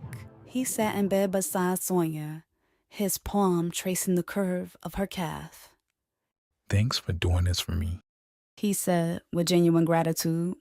I'm happy I could help you. I got you something to thank you, Rico said, producing a small box. He opened it, revealing a dazzling diamond chain with a heart-shaped locket. Sunny was etched onto the tiny heart. Thank you, Rico. She beamed, the necklace heavy against her neck. But her smile quickly faded when she realized his fingers were fumbling with the clasp of her gold chain. You want to keep this old one? He asked, holding up the thin, tarnished gold nameplate necklace. Yeah, my father gave me that. He placed the chain into her hand, adding, That's platinum too, not silver. He said with pride. It must have cost a lot. Not too much for my girl. He hugged her at the waist. Rico studied her face. Instead of seeing the look of joy that he expected, a cloud of worry darkened her eyes. What's wrong? You don't like it? Forcing a smile that didn't quite match her eyes, she said, It's really pretty, and I'm really grateful. But where did all this money come from? I already told you. Rico sighed. All this money couldn't have come from running errands. We counted almost $1 million. 750,000 ain't a mill. But we'll get there soon. He muttered with a hint of bitterness. Is Javier's uncle some kind of crooked politician? Is he doing something illegal? Rico sighed, making his irritation clear, but Sonia continued on. I'm just worried that you'll get in trouble from all this. I get paid to run errands. Nothing illegal. Don't worry, aight? She gave him a weak nod. Javier and Twin think you'll go running your mouth. He stared deep into her eyes. But I told him we could trust you. Sonny, please don't make me look stupid. You know you can trust me. Yeah, I know. Then he started stroking the side of her neck. His rough palm against the softness gave her goosebumps. Do you love me? The question seemed to come out of nowhere. Surprised, Sonia smiled and admitted, Yeah, I do. Tell me, he said, pulling her face close to his. I want to hear you say the words. I love you. I love you too. He kissed her.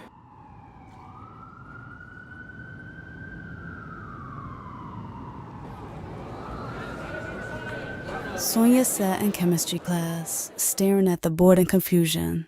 Her teacher was writing an equation, but to her, it just looked like a bunch of gibberish. A year ago, Sonia was balancing equations like nobody's business. Now, she was lucky if she could even follow along. She sighed, leaning her hand into her palm, wishing she had skipped class and was cozy in Rico's bed. Miss Perez slid Sonia's progress report across the desk, and after seeing her grades, a wave of dread washed over Sonia. She missed a ton of classes, but all those D's and F's somehow still shocked her. Well, Sonia said under her breath. Well, the good thing is, these are just midterm grades. You can still bring them up. Miss Perez said in a gentle tone. You've been the perfect student for 3 years. You're almost done, Sonia. All you have to do is finish this last year. She pleaded. If this year is too difficult for you, we can take you out of the honors classes. No, please don't. I'll be fine. Sonia assured her with a confident nod. I'll bring my grades up. She stood, stuffing the paper into her backpack. Miss Perez strained a smile. I'll speak to your teachers about extra credit, but Sonia, it's going to be up to you to do the work. And you have to stop missing classes. I will. Thank you. When Sonia stepped out of school later that day, she spotted Lucky and Anna chatting it up outside. An odd sight to see. There she is. Anna's coming shopping with us. Lucky said as Sonia walked up. I can't go. I need to finish some assignments. Sonia said with a sigh. Do your work after we shop. Lucky pleaded. Lucky, I know you. We'll be in Manhattan for 6 hours. Sonny, Rico gave us $3,000, and you want to go to some homework? $3,000? Where'd he get all that from? Anna asked. Before Lucky could respond, Sonia cut in. I'll come, but we gotta be quick. It won't take me long. Anyway, Anna just told me she can help me with my trigonometry. So after we go shopping, we can spend all night long studying if you want. Lucky laughed. Instead of hitting up the high-end stores off Fifth Avenue, Lucky opted for Fordham Road, determined to stretch her hard-earned cash. After a few hours of bouncing between sneaker shops and clothing stores, the girls walked to the train to head home. That's when Sonia's eyes caught a glimpse of a sparkling gold chain in a jewelry store window. The cross pendant was adorned with light blue and yellow gems and looked absolutely beautiful. Rico opened the velvet box, revealing a shiny chain that sparkled in the dim basement's light. You like it? Yeah, but you didn't have to get me this. That money was for you. I wanted to, she replied, slipping the chain around his neck. I'm the one who's supposed to spoil you, not the other way around. He reached under his bed, grabbed a duffel bag, then pulled out a wad of cash. Here, don't buy me nothing else, he said, stuffing the money into her backpack. He returned to Sonia's side, hugging her at the waist and kissing her neck. I just wanted to get you something nice because you're always taking care of me. I love taking care of you. I love you. He kissed her neck. I love you too. But don't be mad at me, she giggled, pulling away. He raised an eyebrow. Why would I be mad? I have to go upstairs to study tonight, and I can't keep skipping school. You for real? I got my midterm grades today, and I almost cried. I know you're not leaving right now. You gotta let me thank you for my gift. He caught her by the waist and hugged her tight. I can't. My cousin is upstairs waiting. She's gonna help me and Nucky study. You serious? He asked in disbelief. Sorry. I'll see you this weekend, though, she said apologetically as she scooped up her backpack and headed upstairs. Chapter 7. The cloudless gray sky hung heavy over Sonia as she and Lucky walked up the street. After a long week apart, Sonia couldn't wait to see Rico. She shoved her hands deep into her pockets, shivering in the stinging wind. Sonia was only half listening to Lucky. All she could think about was getting into the warm house and into Rico's arms again. But before the girls could make it to the front door, someone was walking up behind them. A honey-skinned girl with shiny black hair stopped them in their tracks. Hey, Lucky. The girl greeted. Her voice was light and toxic. Hey, Drea. Lucky begrudgingly replied. After hearing Drea's name, Sonia's attention was fully focused. Drea stepped up to them with a smug grin. Is Rico here? Nope, Lucky said with an attitude. Why you looking for Rico? Sonia asked. I wasn't talking to you, Drea said coolly with a smirk. Well, I'm talking to you. Why are you looking for Rico? Lucky, Please get your little friend. Drea said with a forced laugh, making Sonia even more heated. No, answer her question. Why are you here? I just wanted to return this. Drea pulled Rico's blue and yellow bejeweled necklace from her pocket. He left this at my house the other night.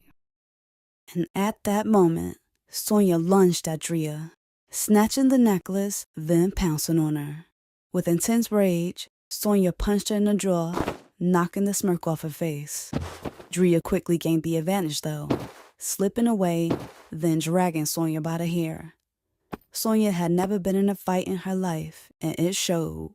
Lucky shook her head as Drea dragged Sonia and started punching her in the stomach. Lucky knew she had to jump in.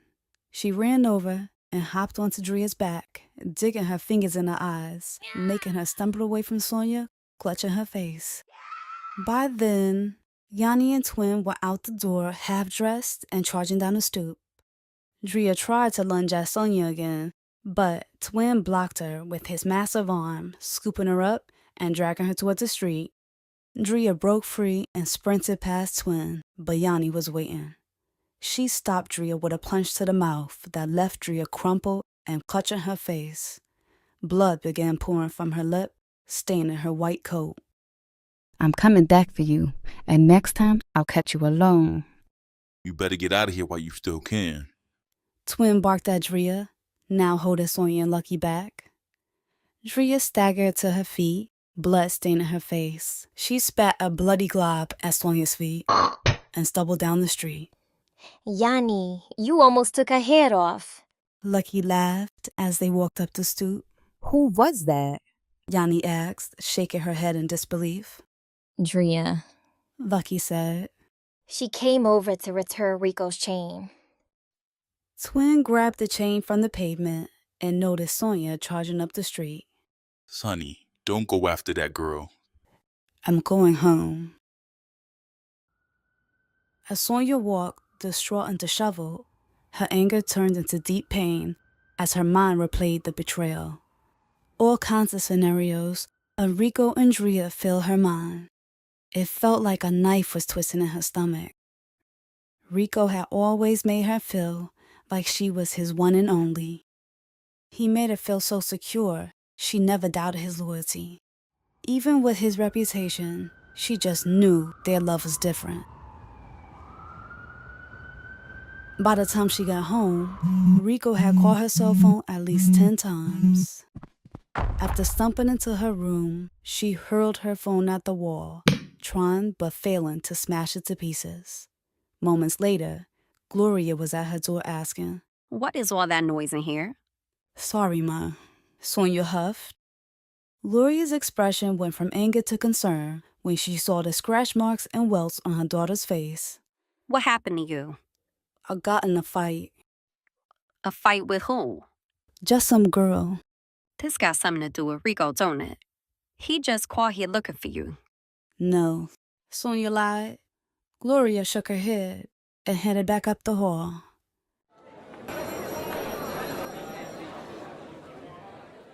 The next day at school, Yanni and Lucky stepped over to Sonia's locker. Hey. They greeted with sympathetic expressions. You all right? Yanni asked. Sonia nodded as she placed her coat in the locker. Rico said you're not answering his calls. I'm not. Then Sonia pulled out her phone. And you can get us back to him. Sonny, you being dramatic. You know Drea did all that just to get to you. She came over our house because she knew you would be there and wanted to start something.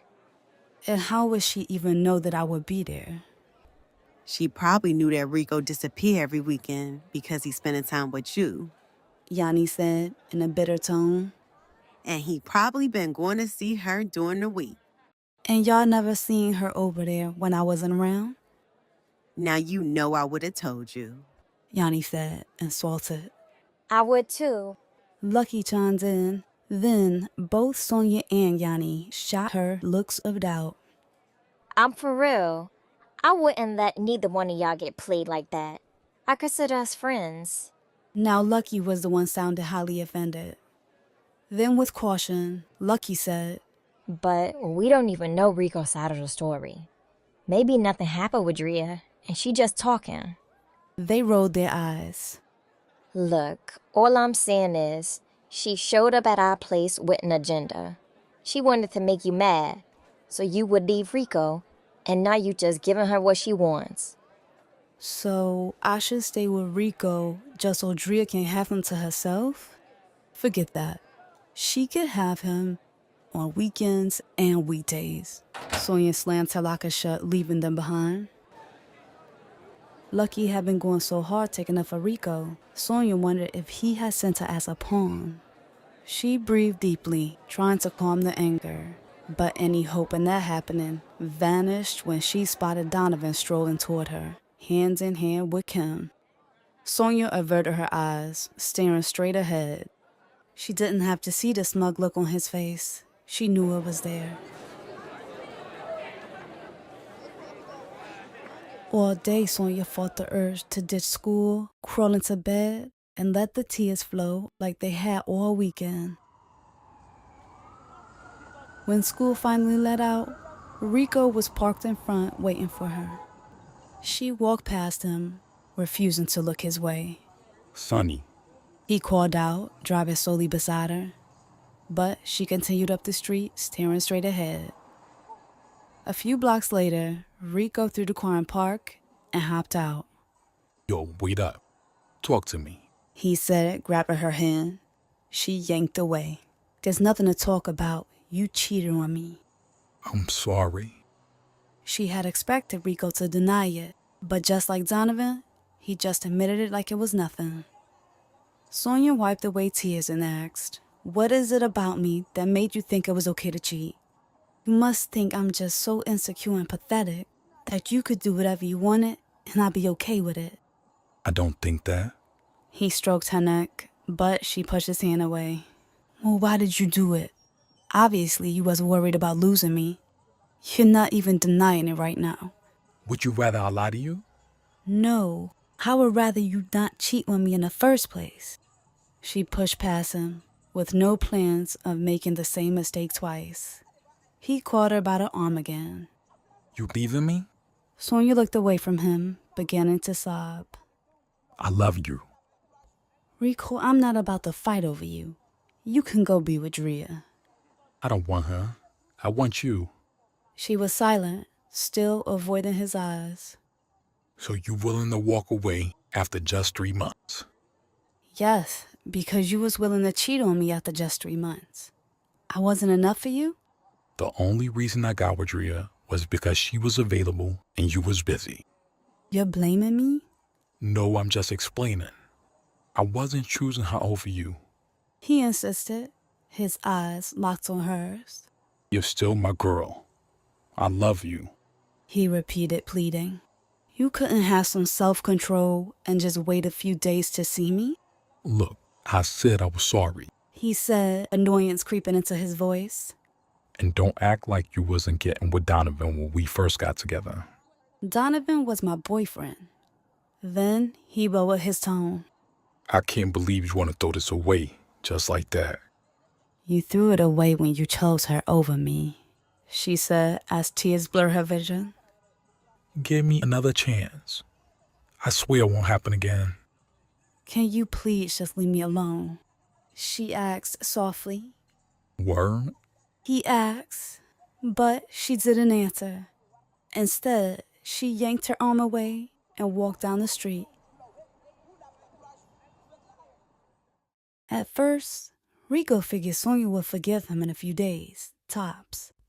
But a month later, reality hit him. She was for real. Rico pulled the buzzing phone from his pocket, hoping it was Sonia, but knowing better. What's up? He answered with a sigh. "Nothing. I ain't heard from you all month." Drea purred sweetly. Yeah, I've been busy. He muttered. I meant to call you though. "Can you come over?" I'm on my way. Sonia's heart ached constantly, from morning till night, and her stomach was tight with anger. Anger at Rico's betrayal, then anger at herself for missing him. It was a pendulum that swung wildly from Rico to Donovan, then to her father, until she felt so suffocated she could barely breathe.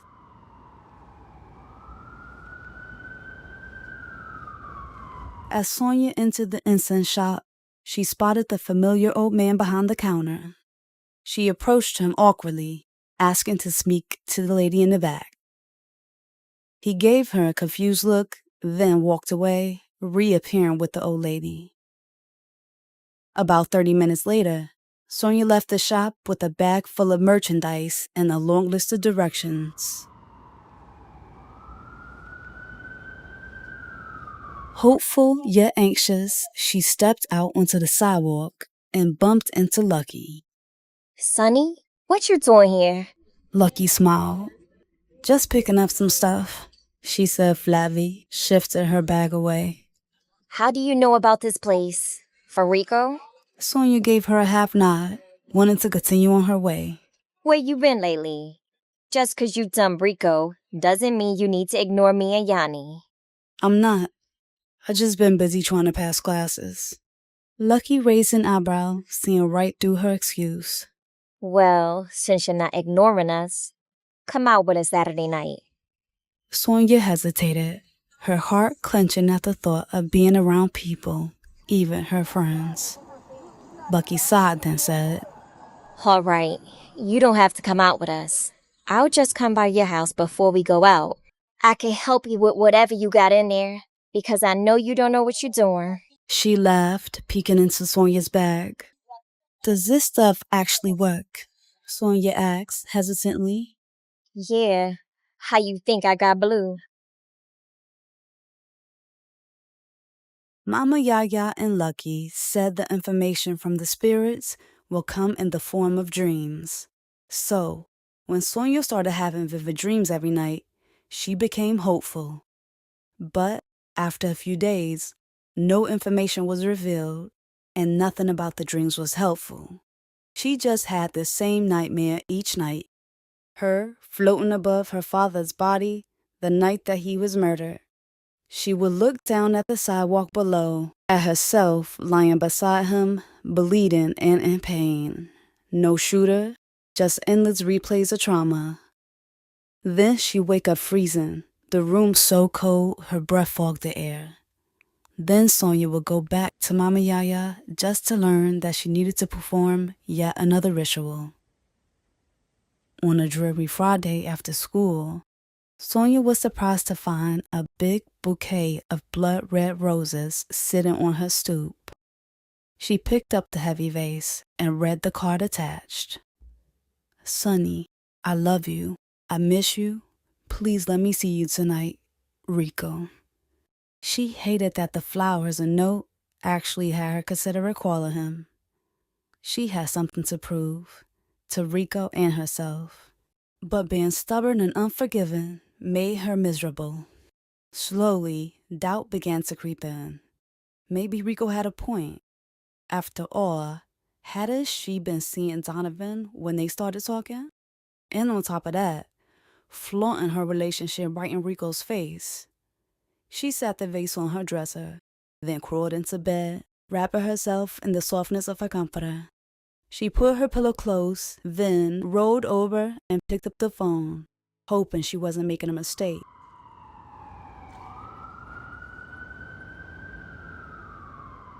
Rico's eyes scanned Sonia's legs as she stepped down her stoop, taking in every inch with just a single glance.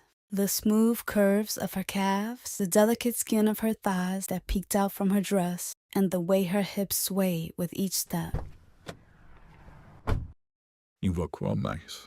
Rico said, running his hand over her knee after she slid into the car. Then he pulled her in for an intense kiss, while his rough hand gripped her thigh. You missed me. I can tell. I did. What took you so long to call me back then? He asked, pulling off. I had a lot to think about. Rico nodded. I saw Drea the other day. Seeing a flash of anger in Sonia's eyes, Rico quickly continued. I was ignoring her 1 month. Then when she called me again, I decided to go over and let her know I'm not dealing with her no more. You could have said that to her over the phone. I wanted to make myself clear, and I told her not to ever bother you again. What about the other girls? What other girls? Be for real. Drea wasn't the only one. She was. Rico, I'm not stupid. You saying you don't trust me? He seemed genuinely offended.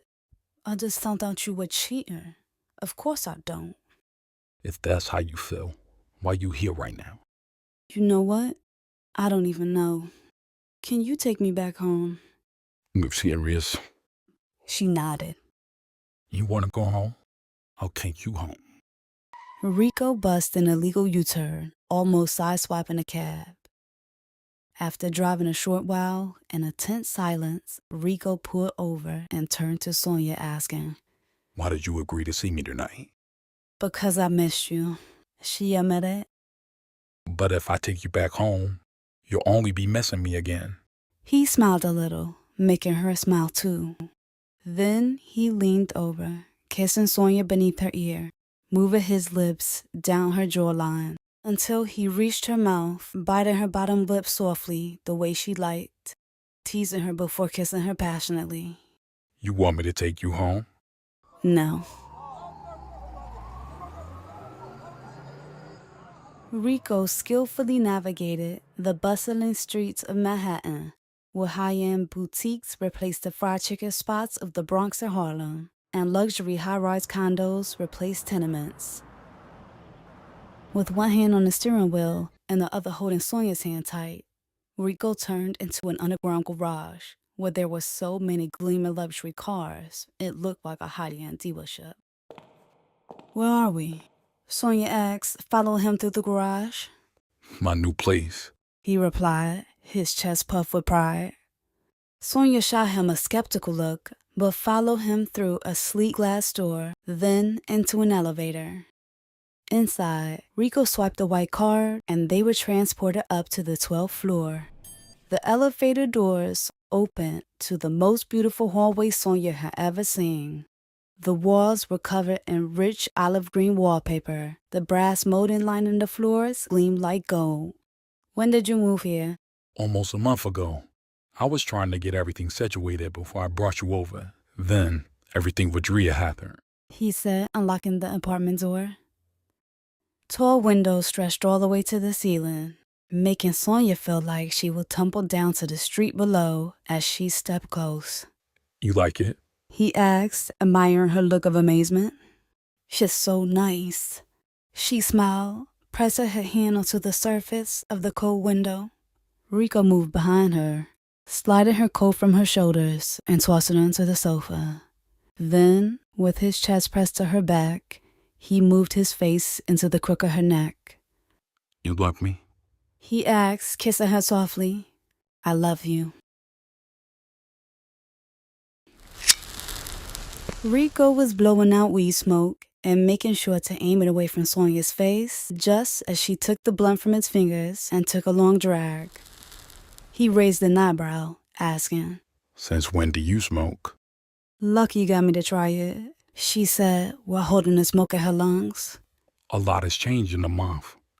How did Lucky get you to try it when I've been trying to get you to loosen up all this time? Instead of telling him the truth, Sonia just shrugged. He had already told her not to go to Yaya about her father, so she kept it all to herself. The truth was, Yaya had her drinking rum and smoking cigars to better connect to the spirits. And Sonia ended up liking both so much, she started sipping Bacardi every night before bed. Then, when Lucky offered her a hit of the blunt, Sonia figured, why not? Chapter 8. Before Sonia knew it, Rico's new place became like her second home. He insisted they needed to make up for lost time, and just like that, Sonia was back to skipping school. Most of the time, they spent their entire day in bed having passionate sex marathons. On the rare occasion that Rico wasn't there, he could be found down on the 10th floor at Twins' new place, which had become the crew's new hangout spot. While Sonia was trying to get things back on track with Rico, a new storm was brewing. Every night, around 3 a.m., That same nightmare was snapping her awake. But now, shadows were flickering and moving in unnatural ways in the corners of her eyes.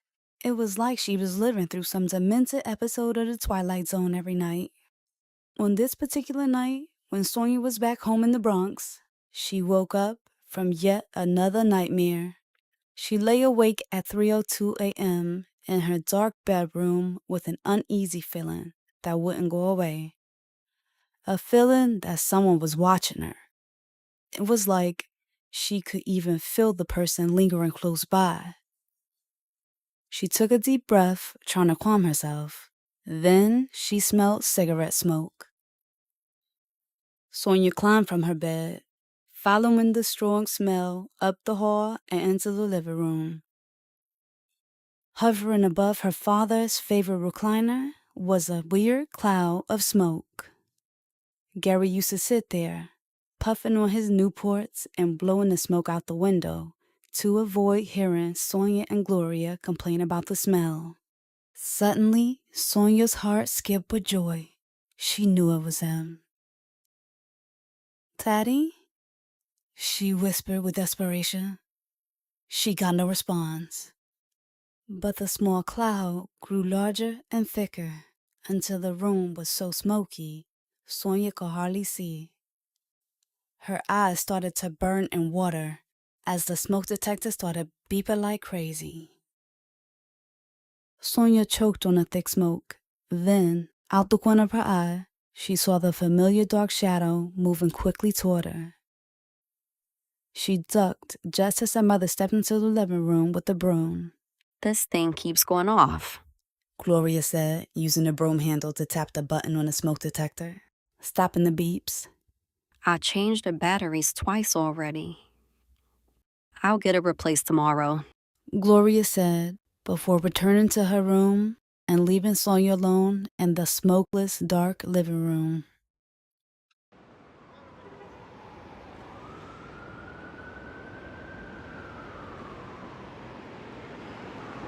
Sonia looked around the dingy-looking office in Chinatown, questioning her instincts.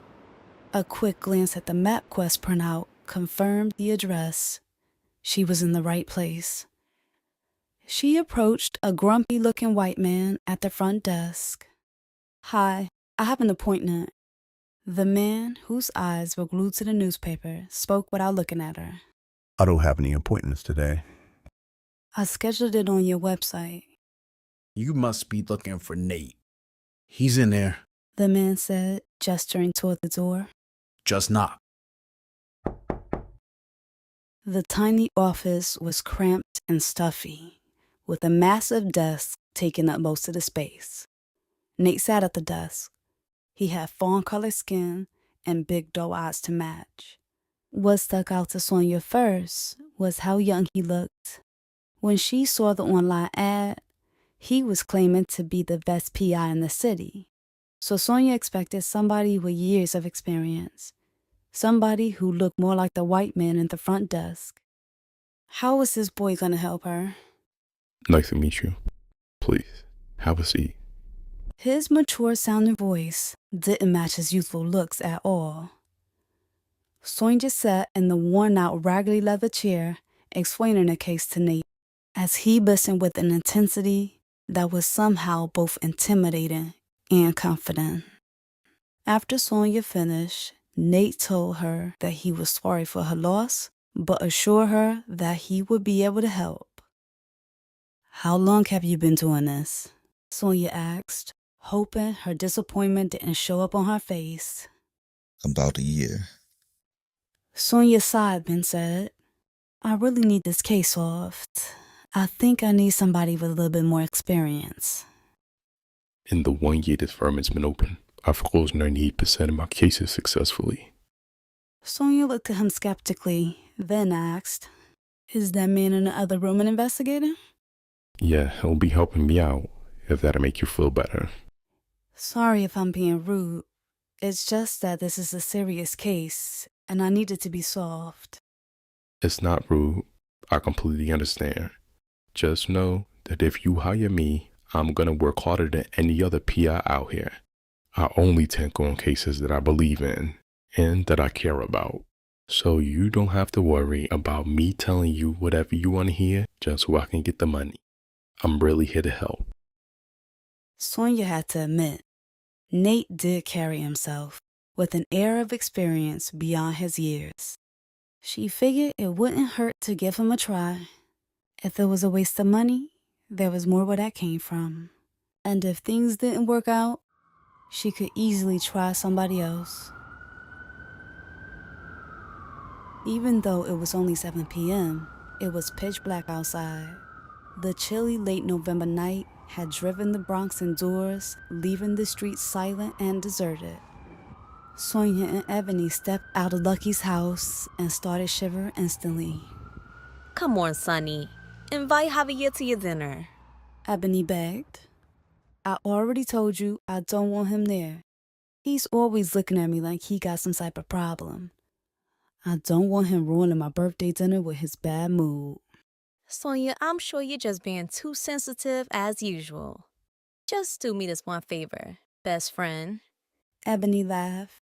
Sonia rolled her eyes and finally agreed. When was the last time you saw Yanni? Ebony asked out of nowhere. Yesterday, when I was down at Rico's. I haven't seen that girl in weeks. The both of y'all just abandoned me. Yeah, well, you and Lucky seem to be good friends all of a sudden. Sonia laughed. Yeah, she's cool. Not the crazy little maniac I always thought she was. Sonia laughed too. Is Twin going to get dinner with Yanni? Of course. You know those two are so in love they can't be away from each other for a few minutes. You think they're actually in love? She asked with genuine skepticism. Yeah, you don't? Twin was trying to get with me at first. He only got with Yanni because I wasn't interested. And a few weeks back, I saw him staring at me over Lucky's house, trying to flirt. Are you sure? Yeah, I'm sure. You tell Yanni yet? No, and you better not either. I won't, but if he's playing her, you should say something. You know that girl is so stuck on him, she wouldn't even believe me. After the girls split up at the corner, Sonia walked up her creepily empty street all alone. And that same old familiar feeling of being watched came over her again. She shook off the feeling, like she always did, and stepped quickly toward her house. The last time Sonia saw Drea, the girl was a bloody mess, screaming about how she would be back for Sonia. And as promised, there she was, hopping out of a car with a big linebacker-looking girl for backup. Sonia tried to run, but Drea grabbed her by the backpack and yanked her down. Before the girls could attack, Sonia slipped out of the backpack and took off. The girls were right behind her, though. Too close for Sonia to run to her front door, unlock it, and make it inside. So instead of running home, she darted across the street, her eyes moving to Mr. Easton's driveway. She ran straight to his pile of scrap metal and grabbed a long pipe. Sonia turned, swinging the pipe wildly, and the tall girl went down first. Sonia had smashed the heavy metal against the girl's forehead, and now she was out cold. Next, Drea ran up.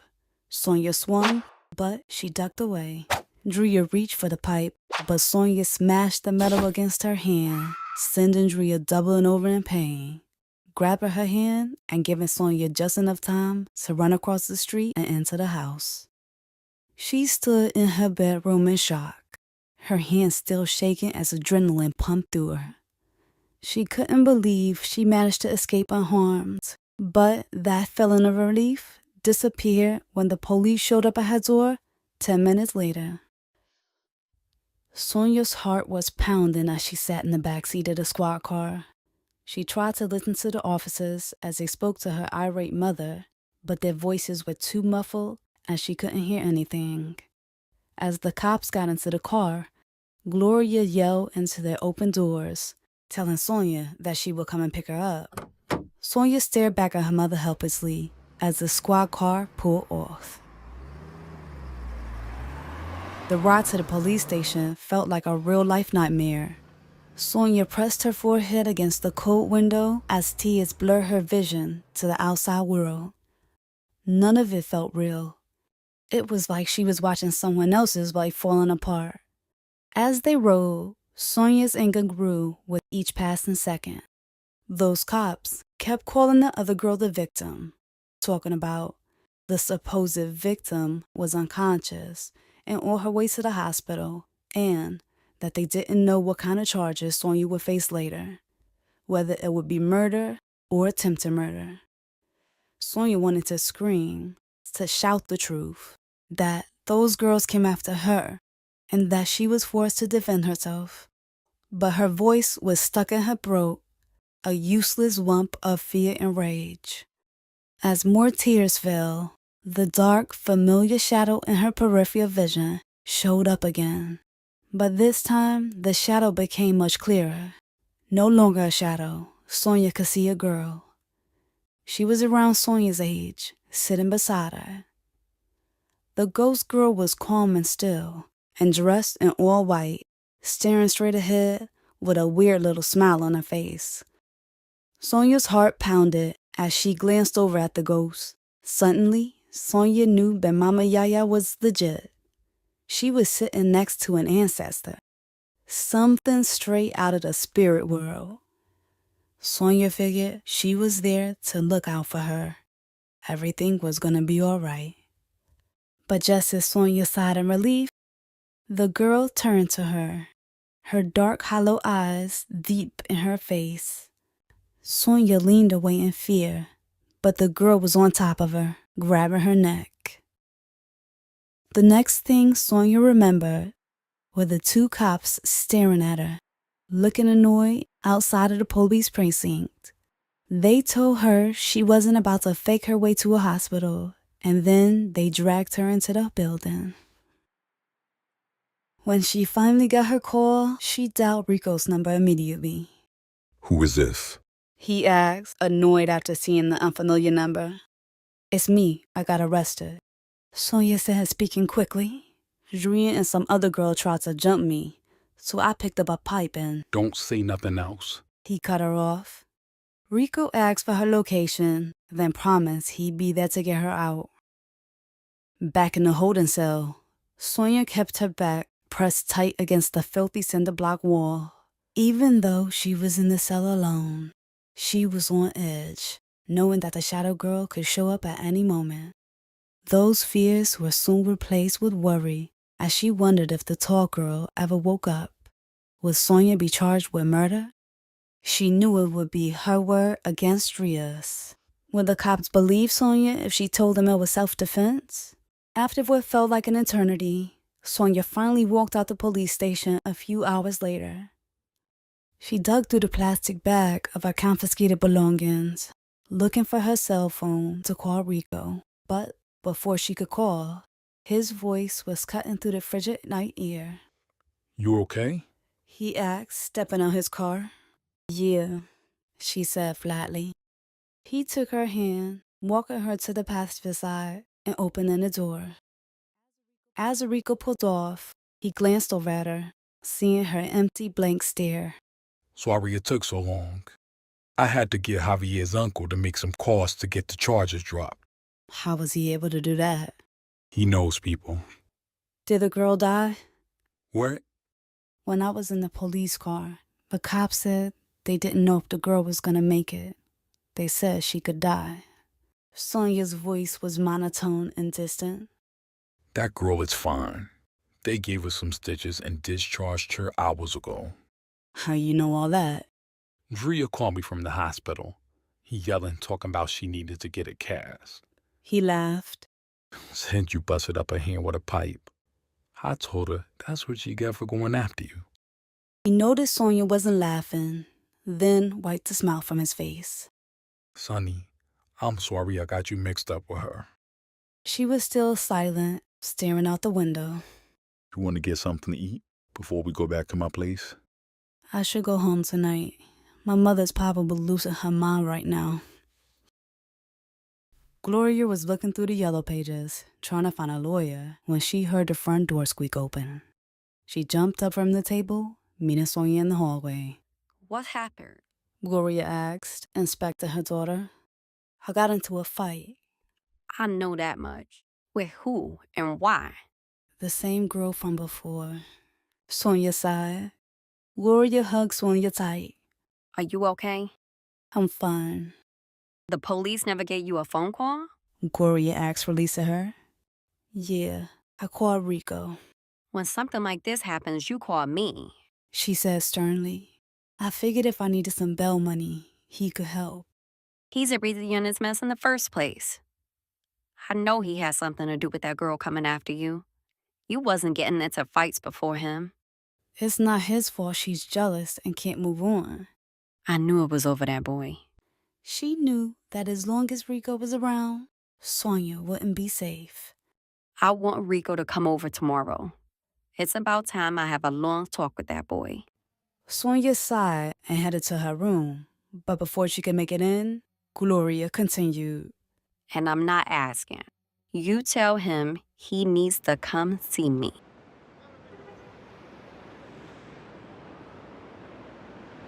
When the private investigator called Sonia the next day, asking if she could stop by for an update, she was beyond surprised. The cops claimed they were investigating for months, but never showed up with any results. She had just gone to the PI with the case a week ago. Nate looked a lot different from their first meeting in Chinatown. Instead of his well-tailored suit, he showed up dressed in a black hoodie and a simple pair of jeans. He stepped into Sonia's house, bringing a gust of chilly air in with him. Thanks again for coming over, Sonia said, closing the door. I wanted to stop by, but I got this meeting with my mother and boyfriend that I couldn't get out of. A meeting? Yeah. She shook her head as Gloria emerged from her bedroom. Hello. Gloria greeted Nate with confusion as she buttoned her coat. Ma, this is my friend Nate, Sonia said quickly before he could speak. Confused, Nate glanced at Sonia. Nice to meet you, Mrs. Boyd. Nate extended his hand. Nice to meet you, too. Ma, Rico is running late, but he's still coming. That's fine. I need to run to the store anyway. And Rico can wait outside until I get here, she said sternly before leaving out. Sorry about that, Sonia said, leading Nate to the living room. She doesn't know I hired a PI, and I didn't want to mention it until you found something. They sat on the sofa. Did you find something? Nate pulled him another folder from his worn leather messenger bag and sat it on Sonia's lap. Your father's friend Rashad was killed a few minutes before your shooting. Did you know that? Yes, she sighed, not even bothering to open the folder. The cops already told me that. And they told me that the two cases weren't related. Nate's eyebrows lowered in confusion. I spoke to a detective yesterday, and he told me there was no leads on Rashad's case or your father's. So, if they don't know anything about either shooting, how can they be sure it's not related? Sonia shrugged. I don't know, but that's what the officer told us over the summer. Nate read the disappointment on her face. Anyway, that's not the reason I came over. I got better news. Sonia's eyes were instantly filled with hope again. I canvassed the neighborhood for witnesses and found a lady who saw something. She saw the shooting? Not exactly. He said as he reached over, opening the folder on her lap. The witness lives on a street where you and your father were shot. Nate's finger tapped a printout of a map. Her apartment's right here on the corner. Her bedroom overlooks Rashad's block, and her kitchen faces the street where you got shot. Around the time Rashad was murdered, she looked out of the bedroom window and saw 3 people running from his place. Then a few minutes later, when she was in the kitchen, she saw the same 3 people run up the street. After they were out of her view, she heard more shots. He studied Sonia's blank face as she stared down at the map. Why didn't she say anything until now? Sonia asked, her voice filled with anger. She did. She told me the cops took the statement that night, but they never followed up with her. Just then, Sonia heard heavy thuds on the other side of the room, near her father's recliner. She swallowed hard, trying to block it out and focus on the matters at hand. But then, Nate asked, What was that? "You heard it too?" Of course I heard it. It was loud. Is somebody else here? He looked across the room. Sonia almost smiled, relieved that she hadn't gone crazy. Looking over at Nate, for a split second, she considered telling him all about the spooky stuff happening around her. But she knew he would look at her like she was crazy if she told him about the ghostly shadows roaming around. So, she changed the subject. "Do you think this witness is reliable?" I do. And I'm still trying to figure out why the police didn't include her statement in the police report. Something about this investigation is off. It's almost like somebody is trying to bury the case. Why would they do that? That's what I'm trying to figure out. Sonia was silent as her eyes moved over the documents on her lap. "Thank you so much, Nate," she said in a low, shaky voice. He gave her a humble shrug. I wish I had more for you. "This is more information than anybody's given me so far." As she stared down at the paperwork, she couldn't help but feel like this was the beginning of something big. You okay? Nate asked, noticing her distant stare. "Yeah," she said faintly, with a nod. Before the Yankees game, when you and your father went to Rashad's house, what did they talk about? Small talk, just catching up with each other. So Rashad never mentioned anything about his business, them working together. No. You think Rashad was murdered over his work? He just ran a charity. Yeah, but I found a police report about a break-in at his business around the time he was murdered. Nate flipped through the paperwork again. In these reports, Rashad said he thought he was being followed after the break-in. I think this is a lot deeper than we suspected. Do you still think you can handle the case? Or is it getting too complicated for you? Nate chuckled as he picked up the folder. You still don't have any faith in me, even after this huge fine after 1 week. He joked, standing up. Sonia laughed too, following him up the narrow hall. "I didn't mean it like that. I'm just wondering if it's too big of a case now." But I can handle it. Nate paused at the front door after realizing that Sonia had dipped into her bedroom. When she returned, she held out 2 thick rolls of cash. "You'll need more money for the investigation, right?" Don't worry about that right now. He waved her money away. Your retainer is more than enough right now. "Thank you," she said, her voice filled with sincerity again. If there's anything else you need, anything at all, you can call me. His eyes were filled with genuine kindness. Less than a minute after Nate left the house, there was a heavy knock at the front door.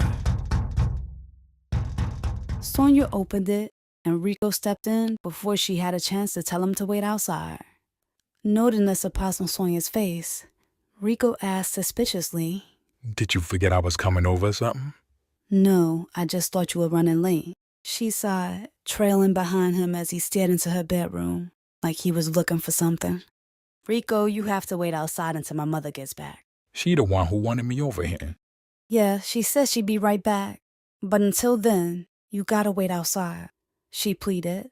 He paused, checking her face to see if she was serious, then asked, "Who was that dude I just saw leave your house?" "A private investigator I hired," she said simply, following Rico into the living room. "You hired for what?" "To help me find my father's killer." "What you do that for?" "Why do you think?" "To find the killer." "I told you I would handle it, Sonny." His voice was tight. "Yeah, but maybe he could help." Rico removed the anger from his tone. "We don't need his help. I already found a man who did it. "What? When?" Last month. "Why didn't you tell me?" "'Cause you told me you wasn't worried about it no more. You said you felt safe 'cause of me. So I figured I could just tell you later." He paused for effect, then lowered his eyes to the floor. I knew that once I told you I took care of it, you would never look at me the same. He let out a pathetic sigh. And I didn't want you looking at me like I was some type of monster. But I had to do it. He surprised himself with how sincere and emotional he was able to sound. Confusion filled her as her eyes locked in on his. You killed him? Yeah, I did. What was his name? Johnny Young. Who is that? Just some crackhead from the projects. I heard he had been going around robbing people, so I looked into it. And sure enough, before I took care of him, he told me the gun went off on your father by accident when he was running up and getting ready to rob him. Sonia frowned, shaking her head a little. None of it seemed right, but Rico went on. He said after he shot your father, he had to finish you off to get rid of any witnesses. Why did he just tell you all this? You don't want to know the details of how I got him to talk. This is all so crazy because the PI just told me that the shooting was likely connected to another murder that happened that night. Everything he said seemed to make so much sense. She paused and thought, then asked, "Are you sure you didn't make a mistake with that man, Johnny?" Why would he defense if he didn't do it? I don't know. Maybe he was scared. Nah, he knew details, saying he shot your father in the head and then you in the back, just like you told me. Sonia's eyes were watering, and Rico pulled her close. You need to call the PI and tell him to drop the case. If he finds out it was Johnny who killed your father, he might find out I had something to do with him going missing. He pleaded. "I'll call tomorrow," she assured him, just as Gloria stepped into the house. Sonia moved away from Rico's embrace, feeling her mother's angry glare from up the hall. Rico and Sonia sat on the couch as Gloria sat in the recliner. She was staring daggers at Rico as he sat there with an indignant look on his face. Nice to finally meet you, Rico. Gloria spat out his name. Rico stared back at her without speaking. Instead, he just gave her a dismissive nod. Sonia squeezed his hand and shot him a pleading look, begging him not to start a fight. "You want something to drink?" Sonia asked him, trying to diffuse the intense moment. Nah, baby, I'm good. His tone was flirtatious and light.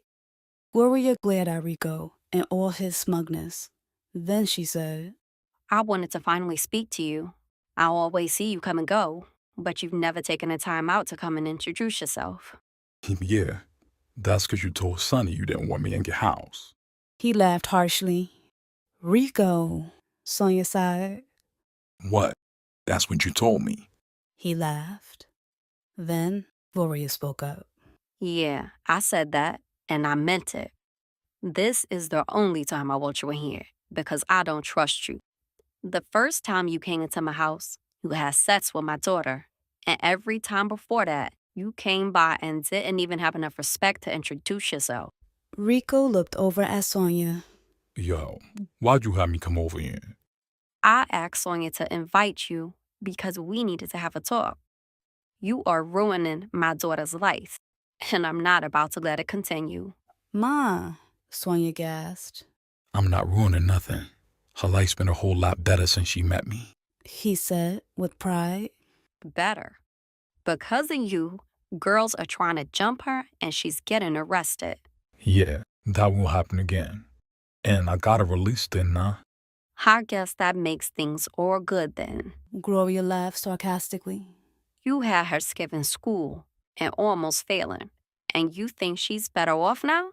She don't need school. I'ma take care of her. Rico smiled, standing up. Gloria stood up too. Then Sonia hopped up. You don't know nothing about me. I know that you won't do anything but bring her down. And I know you need to stay away from her. I ain't going nowhere, he said, heading up the hall. Sonny, go get your stuff so we can go. He caught on his shoulder. Rico, you know I can. She called to him angrily. He turned, peering up the hall through the darkness, his gaze burning into her. Baby, I want you to leave with me. His tone was soft, but still tense. Sonia turned to her mother, about to speak. Sonia, you better not leave this house. Gloria's tone was sharp and stern, but carried a hint of fear. Yo, you not a kid. You ain't gotta listen to her. The emotional exhaustion set in, and tears were welling in Sonia's eyes. Rico, can't I just see you this weekend? Word, you not coming? Tears fell as Rico left out. Sonia ran out the door, chasing behind him, and Gloria shook her head. Rico, she caught up to him before he could get into the car. What? He asked, annoyed. Why are you being like this? Why you letting her control your life? You're trying to control my life too. His glare faded away, and he stroked the side of her neck. I'm not.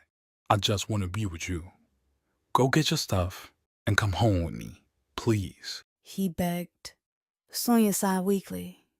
Just give me a minute to get some clothes. I'll be in the car. Gloria heard Sonia rush back inside. Then the sound of Sonia rustling through her drawers in her bedroom. I know you are not leaving. Gloria stepped into her room. Sonia hesitated before answering. Just for a few days. Her mother knelt down, joining her on the floor. Then, Gloria took Sonia's face in her hands, forcing Sonia to look into her eyes. When you're ready to come home, I'll be here. Gloria said softly. I'll always be here, whenever you need me. And if you need me to come get you, I'll be there, no questions asked. The tears in Gloria's eyes and the desperation in her voice caused Sonia to cry too. Ma, I'll be okay. Gloria took her daughter in her arms, hugging her tight, trying to protect her from everything that had happened in the past and the things she feared were soon to come. Gloria's arms shook with a mixture of weakness and anger as Rico started blowing his horn. Ma, I gotta go. Sonia pulled away and stood up. Sonny, I knew a lot of boys like Rico growing up. And I'm telling you, trouble is gonna follow you as long as you're with him. You can do so much better than him. Rico is so good to me. You just gotta spend some time with him, Sonia said, sprinting out her room. I'll be back next week, Mommy. No, you'll be back Saturday for your birthday, right? Gloria asked with desperation. Yeah, Sonia said before doubling back for one last hug.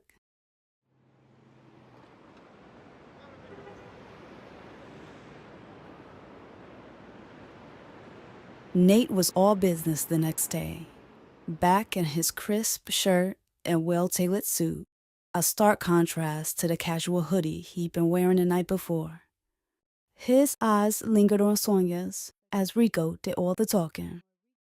Even though Nate was expressionless, his demeanor said he sensed something suspicious. With his eyes still fixed on Sonia, he ignored Rico completely and asked, So that's it. You don't want to know who did it? Nah, she don't. So just close the case and let it go. Rico spoke up.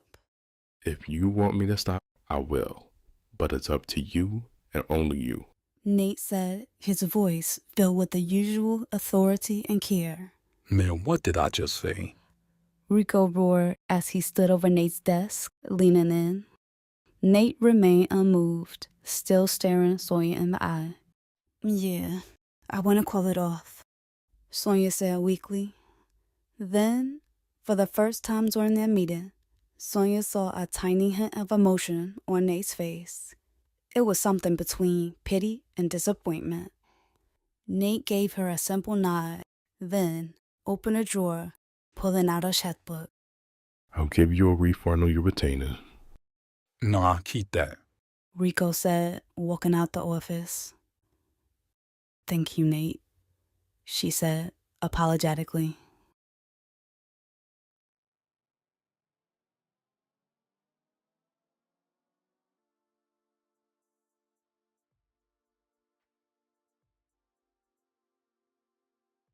Chapter 9. The night that changed everything started off like a dream. Sonia and her friends were all dressed up and seated around a large table in the most extravagant restaurant any of them had ever been to. The Rainbow Room in Manhattan sat high in the sky on the 65th floor.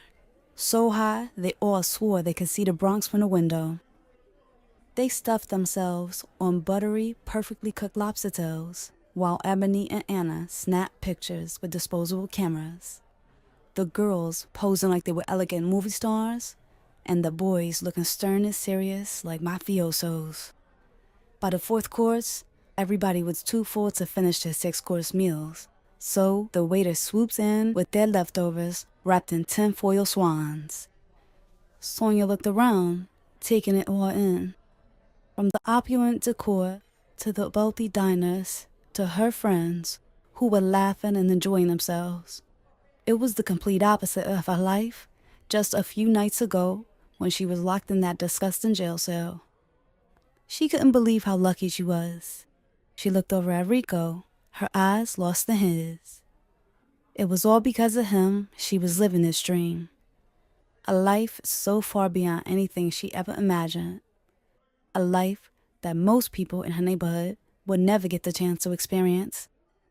Rico noticed her gaze, then reached under the table, taking her hand and lacing her fingers with his. She leaned close to him, saying softly, "Thank you." It's nothing.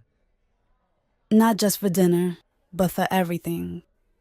He gave her a nod, then kissed her softly. Outside, the snow swirled down around them. Sonia snuggled closer to Rico, his warm body shielding her from the winter chill as they waited for the valet attendants to return. Holding Sonia tight, Rico asked, What kind of champagne you want for the party? "I'm not going. I need to head back to the Bronx." But the party is for you. Yanni sighed. "I know, but I told my mother I would come over." Ebony stepped over as a valet attendant returned with Javier's truck. Just come by later then, after you see your mother, Ebony said. "I'll try." Sonia waved a breezy goodbye as Yanni and Twin disappeared into the truck with Ebony and Javier. Rico stood with the girls as they waited for a cab. You sure you don't want me to take y'all home? Rico asked again. "I'm sure," Sonia said, knowing Anna would never accept a ride in Rico's Lexus. He pulled out some cash, handed Sonia a few 20s. At least let me pay for the cab. I got it. Anna spoke up. And I need to pay you for my food, too. Rico glared at Anna with annoyance as she pulled out her wallet. You don't have to pay me back. I paid for dinner as a gift to Sonny. I would feel a lot better giving you your money back. How much was it? $250. Anna started doing the math. So $250 divided by 8 would be... No, it was $250 per person. He watched with pleasure at Anna's shock. Okay. Well, I'll give Sonia the money to get to you later, Anna said, just as the valet rolled up with Rico's car. Sonia hugged him tighter, shooting him an apologetic look, then said, "Thanks again, Rico. Everything was so nice." He kissed her lips, then slid his arm around her waist. Why don't you come to my place now and go see your mother later? He bit his lip in anticipation. Sonia laughed, shaking her head. "I'll see you later." Once Rico's car was out of sight, Sonia turned to Anna and asked, "Why'd you have to be so rude to him?" I wasn't rude. Lucky chuckled. You kept turning up your nose at his money. Anna shrugged. Sorry, but I'm just not comfortable taking his money. Where'd he even get it from?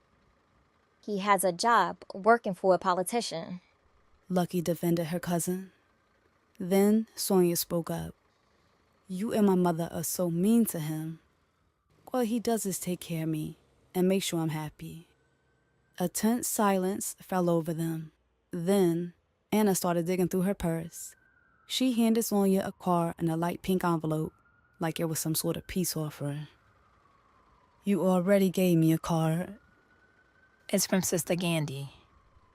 "She remembered my birthday?" Of course. She's been asking about you along with everybody else at church. They're asking where you've been and when you're coming back. A bunch of nosy old ladies. Sonia sighed, stuffing a card into her purse. No, they miss you. They keep asking how you doing. Worried you're not coming because you don't feel good. Anna laughed. I didn't want to tell them the truth, that you've been skipping church to spend time with your boyfriend. You should come tomorrow. Thanks, Sister Gansey in person, because you know she put some money in that card. Maybe. Sonia smiled a little too. Suddenly the thought of reconnecting with her church family, who she hadn't seen in months, seemed like a good idea. Then Lucky spoke up. Sonny, did you forget our plans tomorrow? Oh yeah. Can we do that some other time? I think the sooner we do it, the better. Do what? Anna asked. Lucky bought a Ouija board. She trying to talk to ghosts in my house. Sonia and Lucky were laughing, but Anna was stone-faced. Y'all really shouldn't play around with those things. They're not toys. Anna is really not that serious. Bucky is just being stupid. It probably won't even work. Sonia laughed. Lucky grinned. It will. I used it plenty of times. Talk to all kinds of spirits. I think it's Sonia's father hanging around the house. I told you it's not him, Sonia said, now speaking in a serious tone. I saw the thing clearly the other day, and it was definitely not my father. Anna was shocked they were talking about such craziness in such a casual way. What are y'all talking about, ghosts? This shadowy thing has been following me around, and a bunch of weird stuff has been happening. Has Aunt Gloria seen this stuff? I don't think so. After the cab finally rolled up and the girls hopped in, Sonia told them all about that crazy night in the back of the cop car. This ghost lady was in there, and she was real. She choked me, and I blacked out. Now, the cab driver was glancing at Sonia through the rearview mirror. All of this started happening after I asked his bruja to help me communicate with my father. Anna shook her head, looking at Sonia like she was crazy. Sonny, Uncle Gary is with God now. You can't speak to him through some weird witch. I just got desperate. I missed him so much, and I wanted to speak to him just one more time. Anna saw the pain in her cousin's eyes. Sonny, you need to turn to Jesus for comfort. Go to him in prayer and him alone. You know what Isaiah 8:19 talked about, seeking help from the dead instead of God. Dang, Anna, you just had that memorized? You got total recall or something? Lucky asked, laughing. No, I just studied my Bible, which is what the two of you should be doing. Think I wouldn't be messing around with this stuff. I don't need that book. It has nothing to do with me. I worship the gods of my people, not some European religion. Christianity is from the Middle East, Lucky. Wherever it came from, it's not what our ancestors worshiped. You just following our religion because it was forced on our ancestors. No, I believe in it because it's true. The Bible's prophecies have come true, and more happening now. More Africans today are turning to Jesus and rejecting your so-called religion because they heard the gospel and know it's true. They believe in Jesus because colonizers went over there and forced it down their throats. No, they converted after hearing the gospel from missionaries, not from colonizers. The intelligent people who chose to follow Christ. Lucky sighed, then said, You just repeating what white people told you. No, I'm repeating what members of my church told me. Members from Ghana, Sierra Leone, and Liberia. They shared how they came to Christ before immigrating to the States and how they want to continue to spread the word. And after graduation, I'm going to join them. Anna smiled. Lucky laughed sarcastically. You and them Africans can believe whatever y'all want. My faith is true, and my ancestors always come through for me. Whenever I pray, the ancestors always give me what I want, and that's how I know it's true. And you don't think it could be a bad thing, always getting what you want? God doesn't always give us what we want because sometimes he's protecting us and he knows best. If you're getting everything you want now, It could cost you later. In that moment, none of them knew just how real her words were, but soon they would.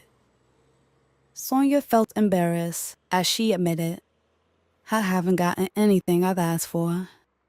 Lucky reminded her, Yeah, sis, sometimes it takes a little longer to see results. Just have some patience. As the taxi pulled up to Anna's building, she said in an urgent voice filled with concern, Or maybe these are your results, and this is your sign to stop. Sonny, you can't drink from both the cup of the Lord and the cup of demons. They're not demons. And I'm tired of you disrespecting my religion. Lucky snapped back.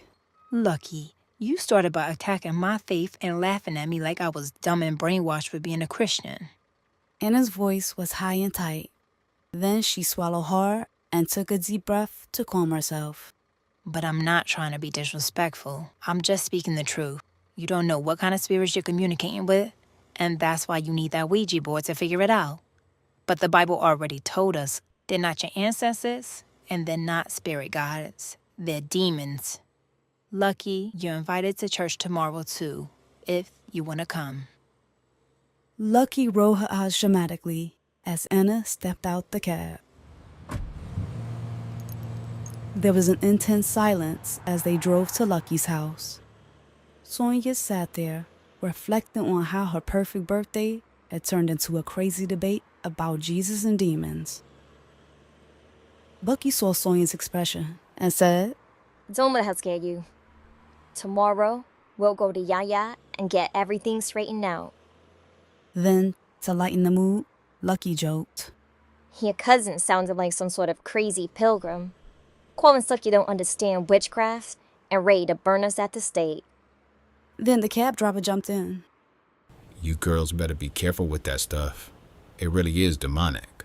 A bunch of lying spirits pretending to be ancestors. He was glancing back at Sonia through the rearview. You don't think that shadow lady who attacked you has something to do with that brouhaha? Something else probably crossed over because we did something wrong. Lucky interjected. There's no right way to practice witchcraft. His glance shifted to Lucky. There's a whole nother realm out there that we can only guess about. And if God wants us to stay away from it, it's for our own good. Jesus is the only true protector. Remember that next time those demons run up on you. He said to Sonia. Lucky sighed, then she said, They're just brainwashed and see everything through the Bible and Christianity, a religion that doesn't even belong to us. We both know there's no reason to be afraid of our own ancestors. You girls better take that seriously. We're talking about your eternal fate. Leave that stuff alone, or you'll wish that shadowy lady was your biggest problem. Those spirits have been around a lot longer than humans have. They're sneaky and smart. A lot smarter than you two kids. Lucky let out a loud, annoyed sigh, hoping the cabbie got the hint, but he continued. I want you girls to picture a prison full of the most ruthless, violent criminals to ever exist. I'm talking serial killers, people who torture babies, kidnap and done the unthinkable.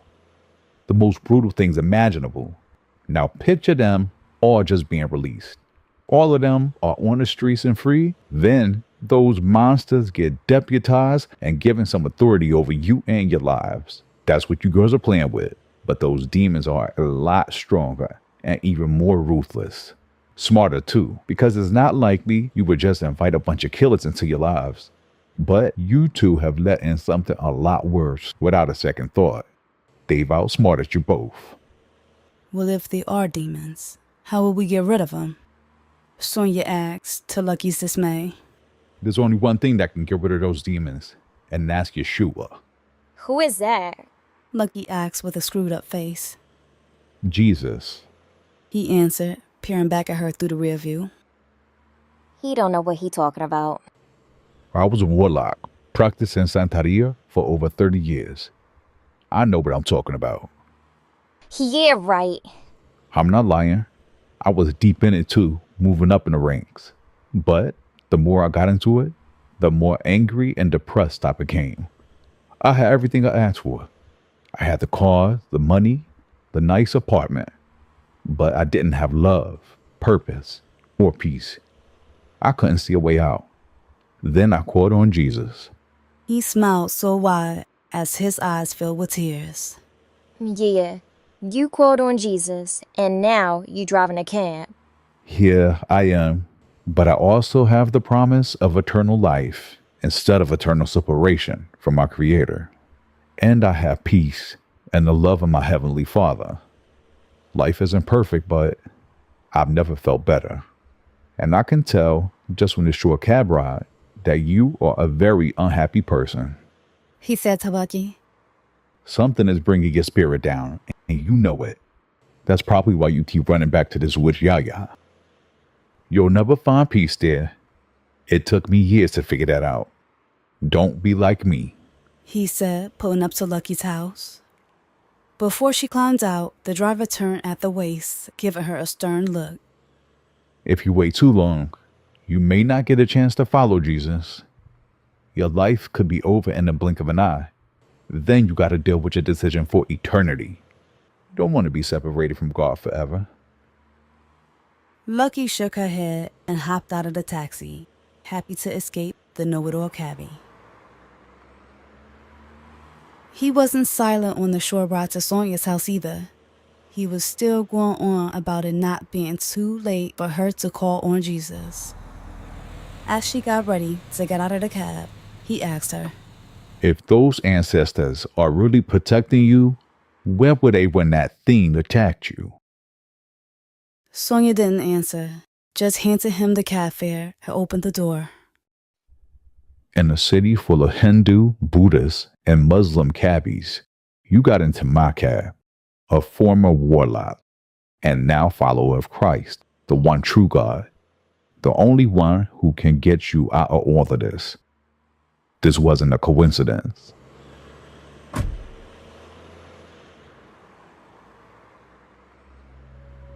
Inside Sonia's house, she felt the same similar heaviness, but saw no shadows. The words of Anna and the cabbie were fresh in her mind. She glanced up the hallway into the dark living room, wondering if it was her father like Lucky said, or had she let in something demonic. You look nice. Gloria smirked, stepping out of her room. Thanks. Rico took us to the rainbow room. Gloria flashed a fake smile, then said, I hope you save room for some ice cream and cake.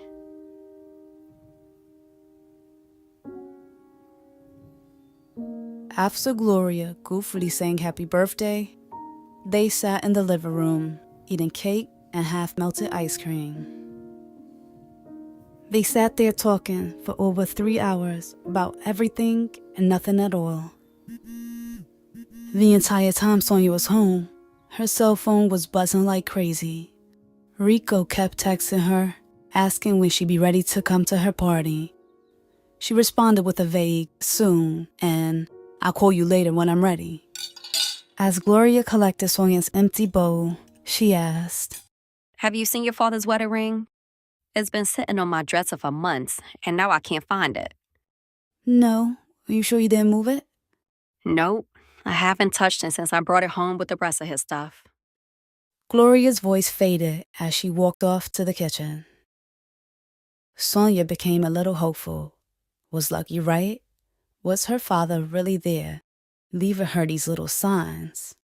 Stepping back into the living room, Gloria asked, You don't want to change into some pajamas and get more comfortable? I'm not staying tonight. Rico's coming to pick me up later. It's already late. You may as well stay. Gloria said with a weak smile. I rented some DVDs. Seeing the sadness in her mother's eyes, she agreed to stay.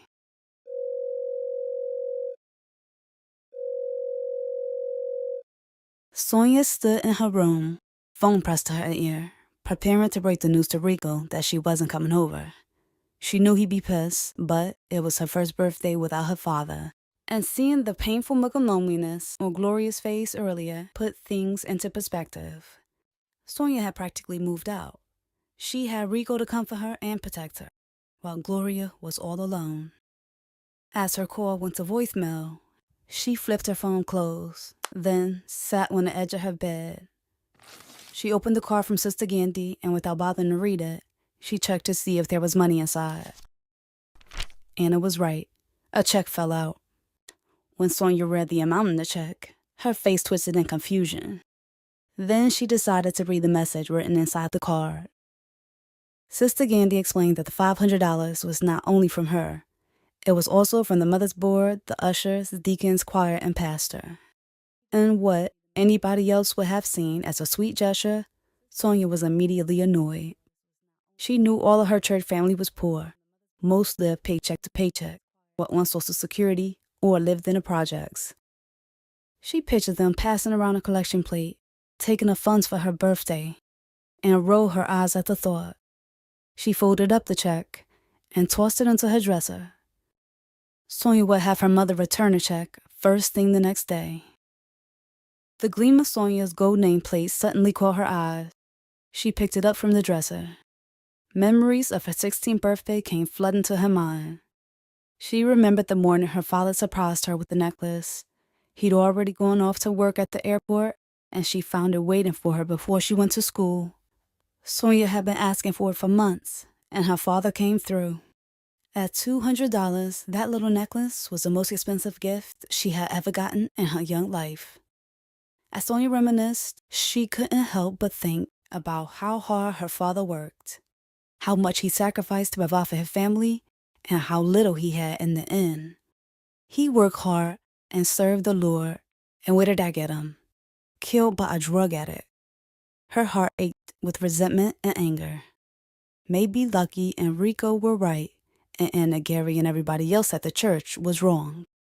God wasn't hearing any of them, and it just didn't seem fair. It was like the God Sonia had been praying to for so long had just abandoned her and her father.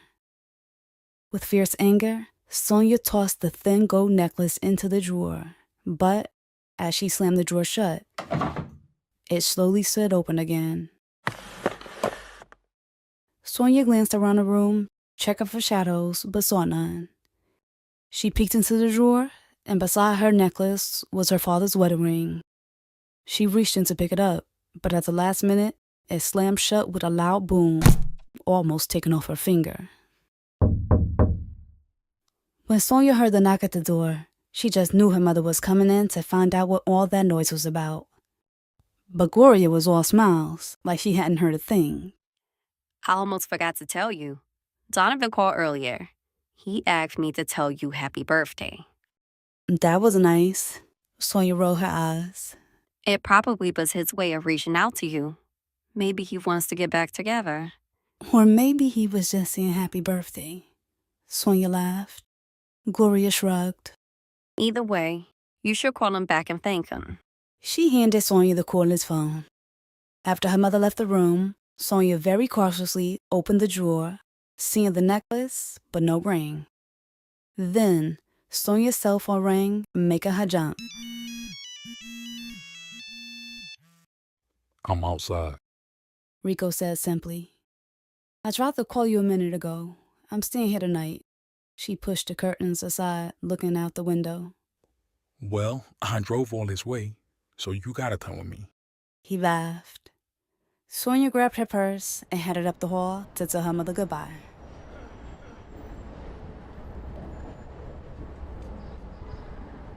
Faint city lights filtered through the curtains into Rico's dark bedroom. Sonia pulled the thick sheets up to her chin, covered her naked body as she rested her head on Rico's chest. Thanks again. I told you, you don't have to keep thanking me. He ran his fingertips down her forearm. I'm not just talking about the gifts or dinner, but, taking care of my father's killer. You know I would do anything for you. He stared down into her eyes. She hugged him, and in that moment, everything felt perfect. You ever think about moving in with me? I mean, for good? You over here so much. You might as well stay. Sonia smiled. Yeah, I can move in. At least for the summer before I move to D.C. He pulled away to look at her face. What you mean, move to D.C.? You know I plan on going to Howard. I know you told me that a while ago. but we together now. Rico, I've been planning on going there for years. You really willing to leave me just to go to a school? It'll only be for 4 years, and I can come back during breaks. DC ain't close. It's only a 2-hour train ride. I checked. Rico shook his head. With an intense expression, he said, It's a bunch of colleges right here in New York. I don't know why you can't just pick one of them. Are you serious? He shot her a look, then put it back onto his chest. Look, we don't have to talk about it tonight and ruin your birthday. They were silent, the mood completely transformed, as both were pulled away in their own thoughts. Rico, I think my house may be haunted or something. He stared at her face to see if she was serious. I've been seeing things all around the house. Her voice trailed off. Stuff like what? Shadows and other stuff. She kept it vague. You don't think it's just your mom playing tricks on you? No, I really saw something. She hesitated, then revealed. This all happened after I went to Mama Yaya. Rico pulled away again. Now sitting straight up, he didn't say anything, just glared at her. I know you told me not to, but I was desperate, and it was back when we were broken up. He shook his head as Sonia continued. Today my mother told me my father's wedding ring went missing, and I think it was one of the ghosts who took it. Or maybe somebody broke in and took the ring. She was going to tell him about the ring appearing then disappearing in a drawer, but she could tell that he wasn't taking her seriously anyway, so she kept it to herself. Have you ever had any weird stuff happen to you after the sessions with Yaya? No, not ever. I get what I want, and I'm good. Sonia wondered if her supernatural bad luck was her own fault, since Rico and Lucky only had positive experiences. Then she wondered if Anna's words back in the camp were true, that it would only be a matter of time before the other shoe dropped for them as well. You okay? Rico stroked her chin, looking into her eyes. She nodded weakly. All this time I thought you was over here so much because you wanted to spend time with me. Come to find out, he ran away from ghosts. He laughed.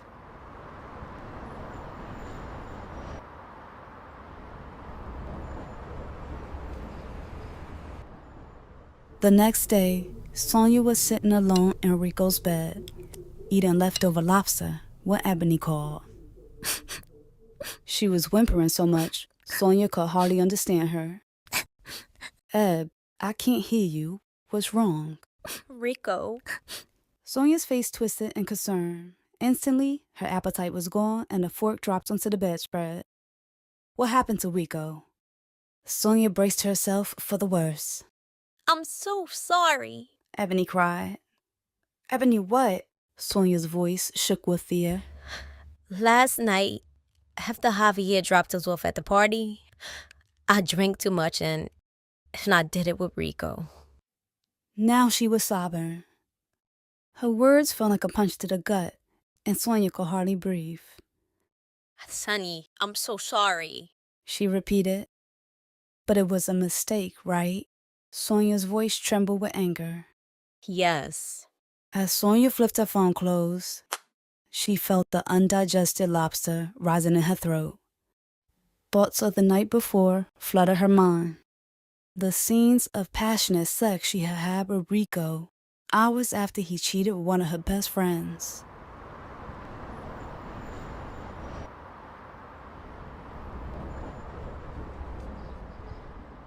Later that night, Rico was all smiles when he returned to the condo.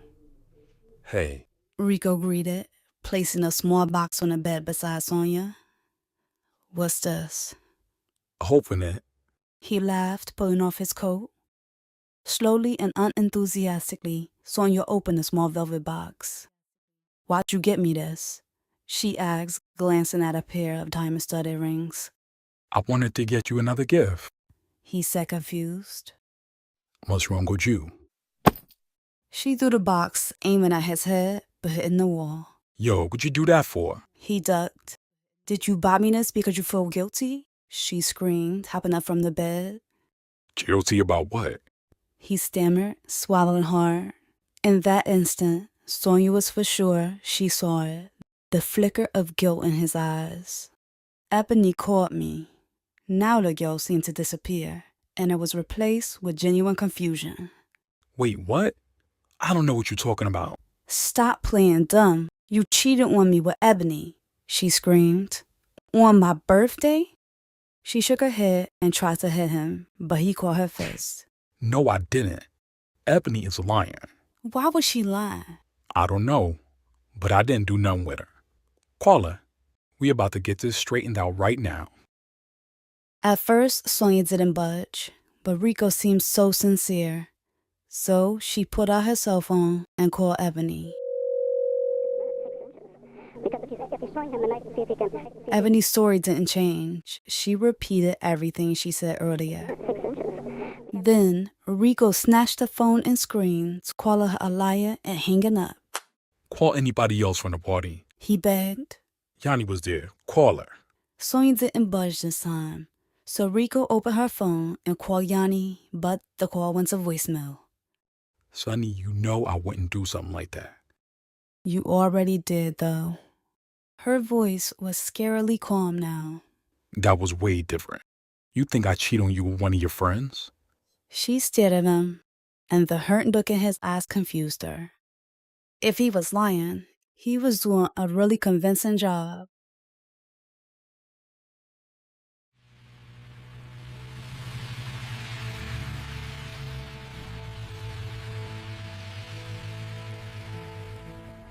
Sonia was numb and in disbelief during her cab ride home. She thought about the night before, how perfect it all seemed. But then she shook her head, realizing, once a cheater, always a cheater. The buzzing of her cell phone pulled Sonia from her thoughts. She flipped it open and closed it shut, sending Rico to voicemail. He called her back to back for hours. Then suddenly, his calls stopped. Then, within minutes, she received a multimedia message. When Sonia invited Ebony over later that night, Ebony wasn't sure what to expect. But she showed up ready to apologize all over again. When Sonia answered the door, she surprised Ebony, greeting her with a warm hug. As they walked up the hall, Sonia asked with a caring hand on Ebony's back, "Are you all right?" Ebony nodded, confused, then joined Sonia on the sofa. "Rico said he didn't do anything with you," Sonia said in a soft, cautious tone. I know, and he's lying. Why would I make this up? "I don't think you made it up." Sonia opened her cell phone and handed it to Ebony. "Rico sent me this." Ebony's eyes scanned the grainy video. There she was, helpless, sprawled out on the bed, with her dress hiked up. Confusion etched her face as she witnessed her own helplessness, arms pinned down, and a desperate plea to stop escaping her lips. Tears filled her eyes as she watched the video, and Twin's face filled the frame. What she thought was a drunken mistake that had filled her with guilt now morphed into violation, leaving her feeling robbed and hurt. Sonia wrapped her arm around Ebony, who jumped at first, not expecting the contact. Then she squeezed Sonia back.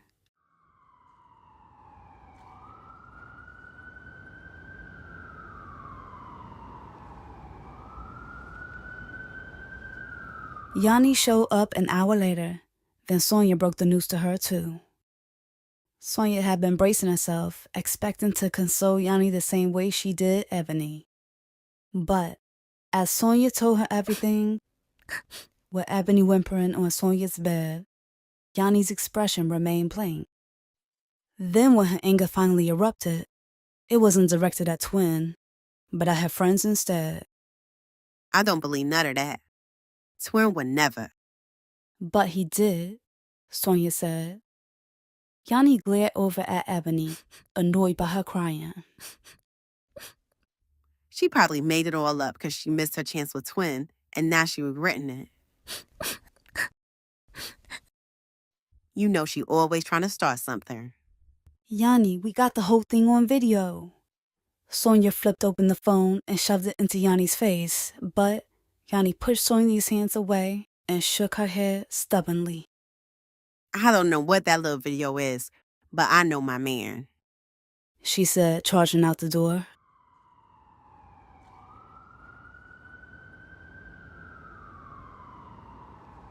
Chapter 10. An entire week had gone by since their meetup, and Sonia hadn't heard from Ebony or Yanni since. Yanni skipping school was nothing new, but Ebony, that was a first. Sonia tried calling her a few times, but she got no answer. Meanwhile, Sonia was up late channel surfing through some weird infomercials and waiting for Rico. "I'm at your place. Where are you?" Her voice was a mix of anger and concern. The police station. "What happened?" Twin was arrested. His lawyer said Ebony gave the video to the cops. How did the video get back to Ebony so fast? Rico asked accusingly. "You know I had to show it to her," she said like it was obvious. Sonny. What was I supposed to do, not tell her? You could have just told her that it wasn't me. Not show her the video. I didn't send it to you so you could broadcast it to your friend. My friend was in the video and she was being raped. We don't know it was rape, he said flatly, his voice calm again. You saw the video. Ebony was drunk, and so was Twin. Sonia couldn't believe her ears. Ebony was almost passed out, and she told him to stop. I can't believe you think what he did was okay. I never said that. She cut him off. And I can't believe that you're more upset that I shared the video than what Twin did to Ebony. Now you're down there trying to get him out of jail? Twin is family, he said flatly. Twin needs to be locked up. There was silence. Then Rico said that he needed to go speak to Twin's lawyer and hung up in her face. Sonia sat in Rico's condo, shaking with anger and wondering why she was still there. Rico must have been wondering the same thing, because when he got home, he said, I thought you would have went back to the Bronx. Did you want me to leave? She asked with attitude, pulling back the covers and climbing from the bed dramatically. He took her hand and moved her back to the bed. You know I don't. Rico kicked off his Timberlands, then sat beside her. Have you heard from Yanni? Twin says she's not answering his calls. No, I haven't talked to her since I tried to show her the video. Sonny, are you serious? What? Why are you showing it for everybody? Because she needed to see it. She snapped, her eyes boring into him. Rico let out a frustrated sigh and said, I need you to do me a favor.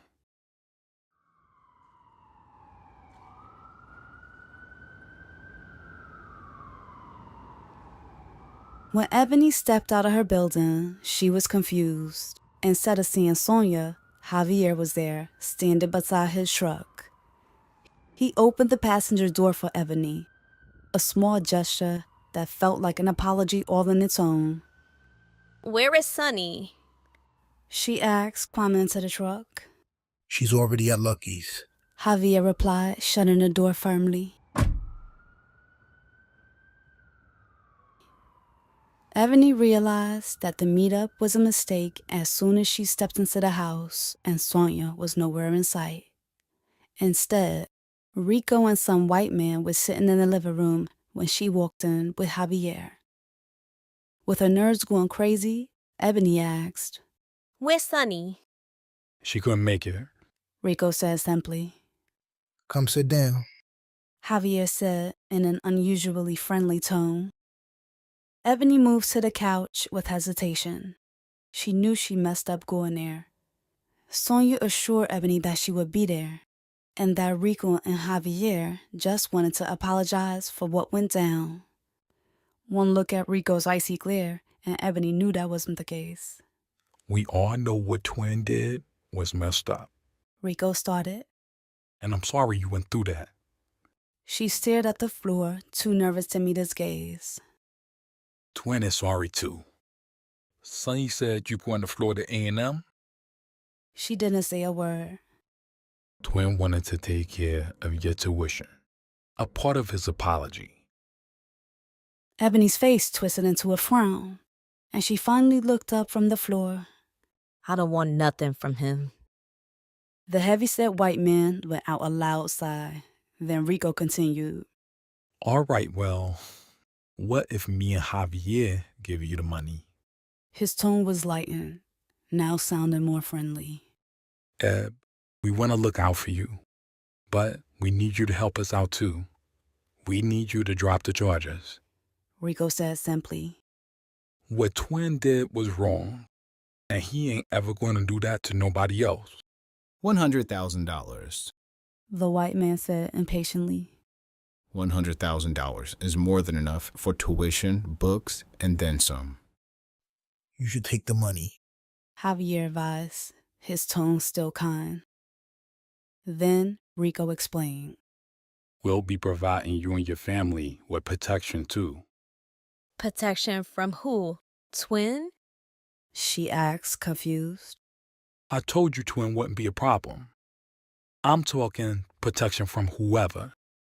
A lot can happen to your family when you go off to college. And something could happen to you before you leave. He looked her dead in the eye. Ebony was silent, paralyzed with fear, but she managed to give him a nod. Okay, she said in a whisper. The white man handed Rico a duffel bag, then left quickly. This is $50,000. Rico explained. You'll get the other $50 next year before you leave for college. I'll take you to the police station, Javier said, taking the duffel bag from Rico. I've been calling you, Sonia said when Rico finally got home. Sorry, he said, opening the fridge. We were supposed to meet Ebony an hour ago. We already had that meeting. I told her I'd be there. Why didn't you come get me? We just wanted to talk to her real quick and get it over with. So she just went to your aunt's house without a problem? Sonia asked, remembering how hesitant Ebony seems on the phone. Yeah. He shrugged. What did y'all talk about? We just made sure she was good, and we let her know we got her back in all this. Sonia crossed her arms over her chest. Plus, we told her that Twin will be out soon, and that we make sure he stay away from her. He's getting out? Yeah, I told you his lawyer was working on it. Yeah, but I didn't think they would actually release a rapist, not with video. What can I say? We hired a good lawyer. That's sick. He should be in jail. If those rich white dudes get to go free, why should Twin be locked up in a cage? Because he's a rapist, she said like it was obvious. The right thing to do would be to lock up the white rapists, not let the black and brown rapists go free to make it equal. I shouldn't have to explain this to you. Rico drank his water, glaring at Sonia. Despite getting Ebony to recant her statement, the police didn't drop the charges. They had the video evidence, and without Javier's uncle pulling strings, Twin was stuck. All of Rico's time was spent between visiting Twin and his attorneys, but things looked bleak. Sonia sat in Rico's apartment, wishing she was back home. Christmas break had just started, and there she was, alone at Rico's house instead of at home with her mother. Rico stepped into the apartment that night, his eyes moving all around the over-decorated living room. His eyes were wide, and Sonia couldn't tell if he was impressed or hated it. You did a lot. He nodded, looking at the gaudy gold and red decorations and hundreds of twinkling lights covering every inch of the living room. It's real nice. He sat on the couch beside her. Sorry I've been gone so much. He put his arm around her, then buried his face in the crook of her neck, inhaling deeply. I was thinking we can go out to dinner tomorrow night. Where? She smiled. The conversation was interrupted by someone loudly banging on the door. Rico jumped up, flying over to the coat closet where he pulled a gun from his jacket. Whom was it? His voice boomed. Come on, son. Open the door. Even through the heavy wood door, Rico recognized the voice. He opened it, and Twin entered, all smiles. How did you get out? Your lawyer kept acting like it was impossible. Rico laughed. I got me another lawyer. He said simply. Rico had almost come to terms with the fact that Twin wouldn't be free anytime soon, but there he was. Sonia watched in disbelief. The predator was free and standing there in the living room. Come on. Let's go to the club to celebrate. Hi, give me a minute. As Rico disappeared up the hall, Sonia rolled her eyes at Twin, who was glaring at her. Then she joined Rico in the bedroom. Rico rushed to apologize before Sonia could complain. I know I'm sorry, but Twin just got out.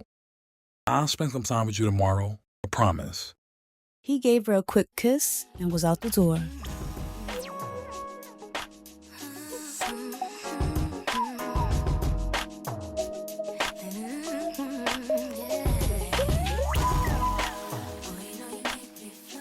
Yanni was in the back of the club dancing with her cousins when she noticed the shift in their gaze. Yanni, you didn't tell me Twin was out. Her cousin commented. She turned and saw Twin, strolling through the club, all casual and carefree, with Rico and Blue trailing behind him. Yanni's heart raced as she took off. She made her way around the perimeter of the club, careful to avoid Twin's path.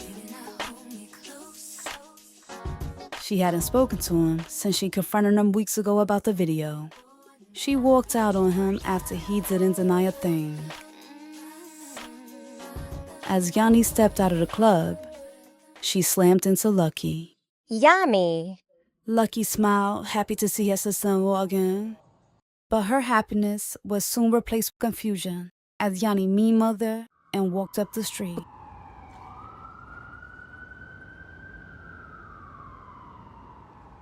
After the boys left the club, Twin suggested they go to a party. Nah, I'm about to head home. Word. You know Sonny waiting for me. Rico said like it was obvious. I'm still not talking to Yanni. Nah. And she ain't come to see me neither. No phone calls, no visits, nothing. What did you expect? For her to be okay with what you did? You think I expected her to find out? I didn't know your girl would go around running her mouth and blow up my spot. I know you're not blaming Sonny for this. No, I'm blaming you. I didn't send you that video so you could send it to your girl. Nah, you was just bragging about being sick and foul, raping a girl. Twin stepped to Rico, but Blue quickly intervened. You know what? I'm out. Chapter 11. It didn't snow that Christmas Eve. Instead of the city looking like a beautiful winter wonderland, everything was dreary, depressing, and gray. Rico left on Christmas Eve, telling Sonia he'd be right back. He claimed he was meeting up with Javier, but Sonia saw through that excuse. She figured he was probably running out to get her one last gift before the stores closed for the holiday. But after being gone for hours and not answering his phone, she knew something was up. Javier was wondering where Rico was, too. Luis stood in the conference room, arms crossed over his chest, looking at Javier with a death stare, as he asked, Where is Rico? Javier shrugged. Probably just running late as usual. Not wasting any more time, Luis pulled out a manila folder and placed it onto the table in front of Javier. Federal Rules of Criminal Procedure. Reducing a sentence for substantial assistance. The paper read. I don't get it. What is this? Javier's face was balled up in confusion. Twin is working with the feds. Luis pointed at Twin's signature at the bottom of the page. It's right here in black and white. That's how he got out after his lawyer couldn't get the charges dropped. Javier's pea skin was deep red. Twin told the feds about your operation? Not about me. Luis pointed to another section of the document. Christmas morning, and Sonia was a wreck.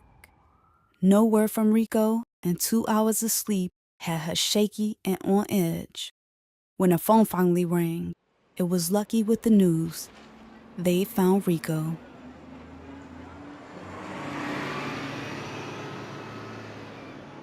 Come get in the car.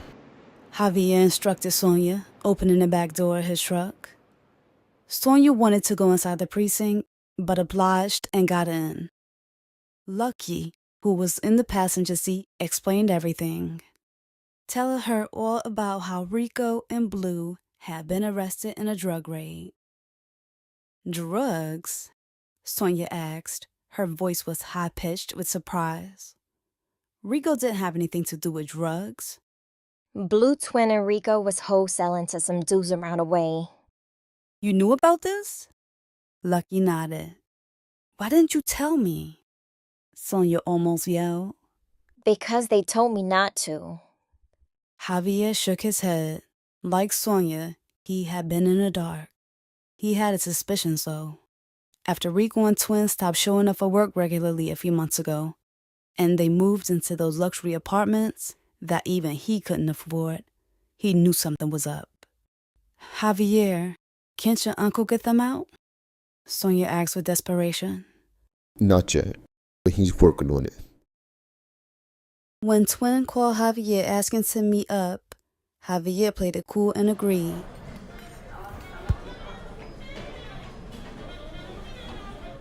Javier showed up at the Italian restaurant an hour early, sitting there antsy and on high alert, scoping the place for anything suspicious. When Twin finally rode up, Javier was immediately paranoid, wondering if Twin was wearing a wire and looking to set him up too. I'm leaving town tomorrow. You going on a trip? Something like that. Need you to do me a favor and look out for Lucky and my mother while I'm gone. Where you going? Javier asked as the waitress set a basket of warm bread on the table. Twin shrugged. Somewhere hot. Probably down south. I ain't playing it out yet. If you don't have a plan, then why you leaving so fast? 'Cause it's getting hot up here. They already got Rico and Blue. I'm not trying to get locked up again. How did you get out? What? Twin was caught off guard by the question. Rico said your lawyer couldn't get you out because the cops wouldn't work with him. Then you got released just a couple of days later. My new lawyer was just better. Twin shrugged. Javier noticed Twin's aggravation, but still asked. You can't wait until everything is straightened out before you just leave? So what am I going to do? I can't get him out. You can be there for him like he was there for you every time you got locked up. Javier sat forward, giving Twin a piercing glare. I know that you and Rico got into it about that little video, but you need to put that aside for now. Twin stared past Javier, still silent. At least come with me to visit Rico one last time before you leave. After you visit, I'll drive you to the Port Authority or Grand Central, anywhere you want to go. Twin finally agreed. After leaving the restaurant, Javier met with Louise outside an old burned-out warehouse beside the Hudson River. What did Twin say? Louise asked, getting straight to the point. He's about to leave the city, talking about moving down south. He said he's trying to leave tomorrow. Louise shook his head. Didn't I warn you about those two? Yeah. Javier said begrudgingly. You think Twin is in witness protection? I didn't see that in the paperwork. Then Louise said, like a light bulb went off in his head. It did say his release was contingent on him testifying. So, he's probably trying to skip town before the court date to avoid anybody finding out he's a snitch. I can ask him again where he going, but I don't think he'll tell me. None of that matters, 'cause Twin, He's not going anywhere. Javier looked at his uncle confused, then said, He's already leaving town. I don't think we need to kill him. He's trying to skip town on the fence, which means he won't get too far. They'll find him, and when they do, your freedom will be in Twin's hands. You comfortable with that? 'Cause I'm not. But if Twin talks, he'd be putting himself on the line for the murder. I don't think he would do that. You want to wait around and find out? Luis's footsteps crunched on the gravel as he headed back to the Range Rover. Take care of Twin tomorrow. I'm going to work on getting Rico out the way.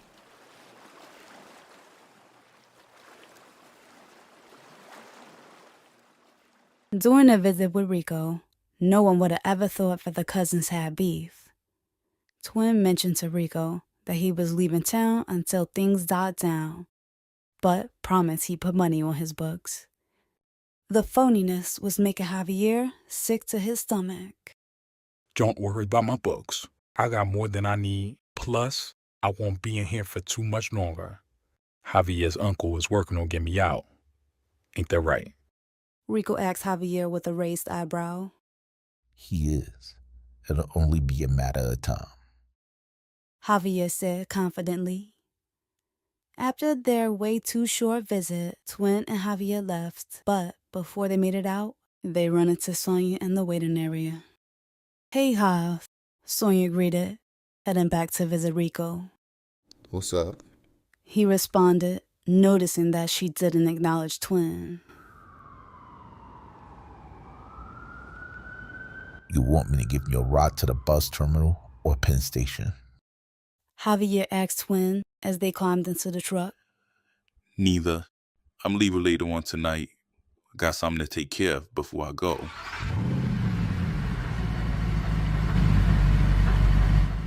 Did you notice how Sonia spoke to you, then just ignored me? Javier gave him a half nod, annoyed with Twin's complaining. You know she the reason I got locked up, right? She the one who showed Ebony the video. Javier didn't know that. Yeah, if she would have just minded her business, none of this would have happened. I knew she would be our downfall. I'm going to do what we should have done when we found her at that party over the summer. Twin revealed. Javier looked over at him. What you mean? I'm going to take care of Sonny before I leave tonight.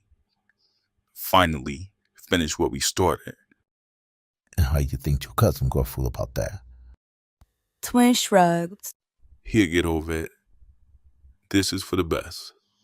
Ever since she came around, everything's been falling apart. Javier nodded as he turned down a winding road leading to an industrial area near the river. Where we going? Twin asked. I need to meet up with my uncle real quick. He showed me some property he want to invest in. As Javier drove carefully over the huge potholes, Twin looked over at the burned-out building with its crumbling structure. He trying to buy this broke-down place? Yeah, he thinking about buying the land, building some condos, make some real money. Javier threw the truck in park. I think I see my uncle's car on the other side of the warehouse. Once you go, tell him bye, before he just run off and leave us. Javier said, climbing from the truck.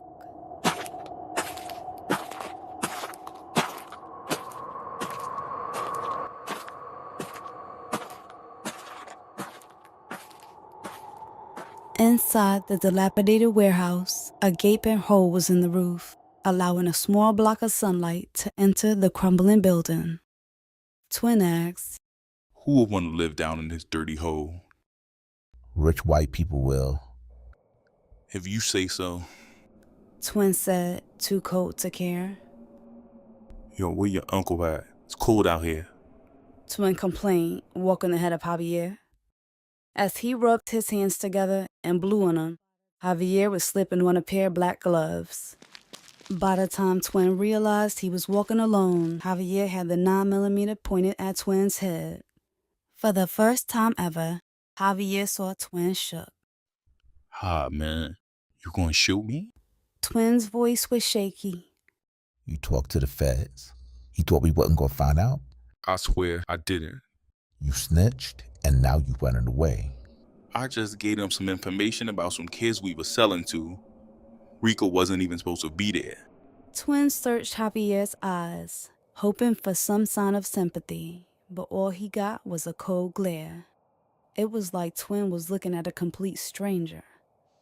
When he realized that pleading for his life was pointless, he decided to fight.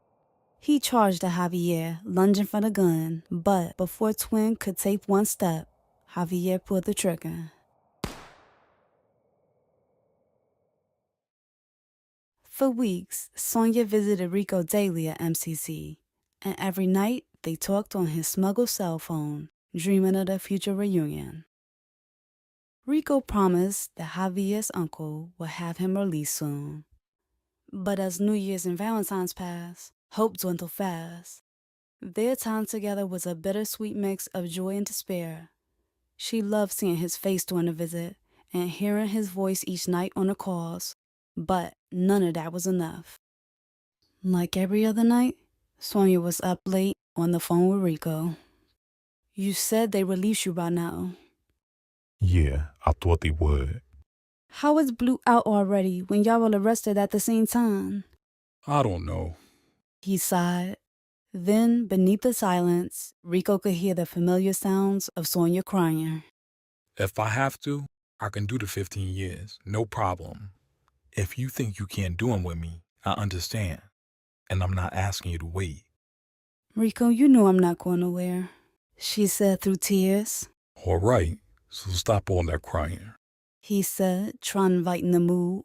But like I said before, Javier's uncle is working on it, so I may be home sooner than you think. All right, as long as you're out for prom, she laughed. He laughed too. I already told you I'm not going to no prom. You gotta go to prom with me. I don't want to go by myself. Go with Lucky. She's going with Blue. Go with your cousin. She got a date too. All right, I'll go. Good, because I already picked out your tuxedo. We're wearing pink and white. Nah. All right, my backup color is navy. That'll work. Gloria walked past her daughter's room, hearing her muffled voice. Sonia was up late talking to Rico as usual.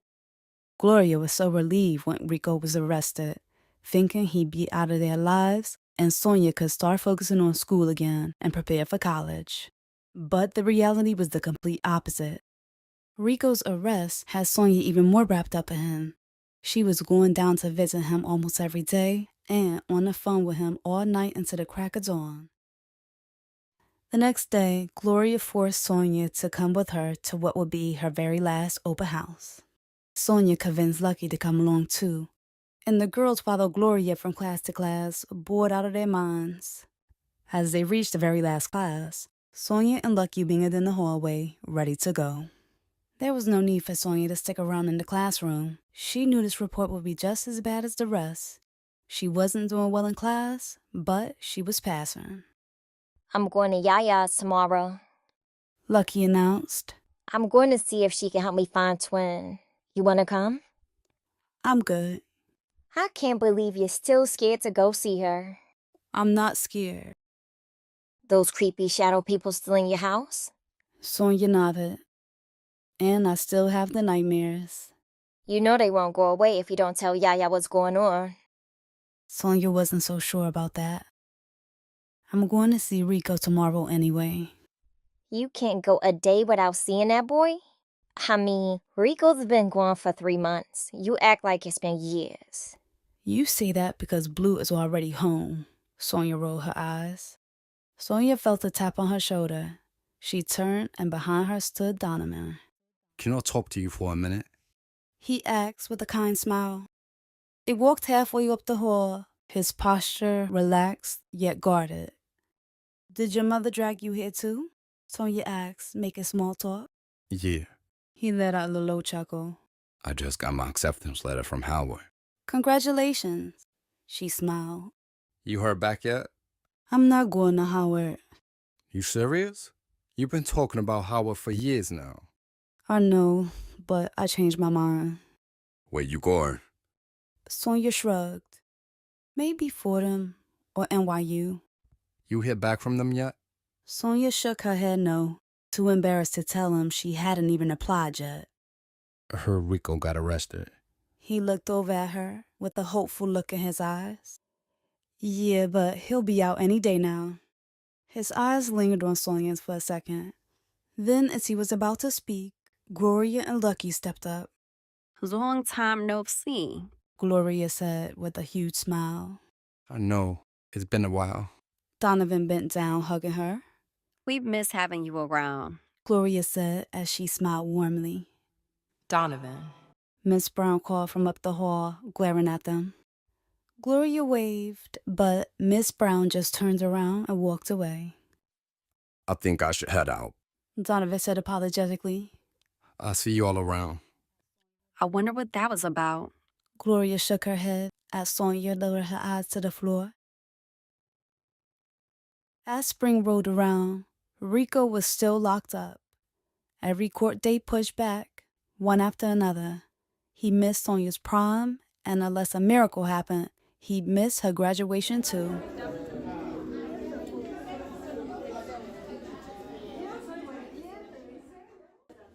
Sonia stared at her reflection in the salon mirror.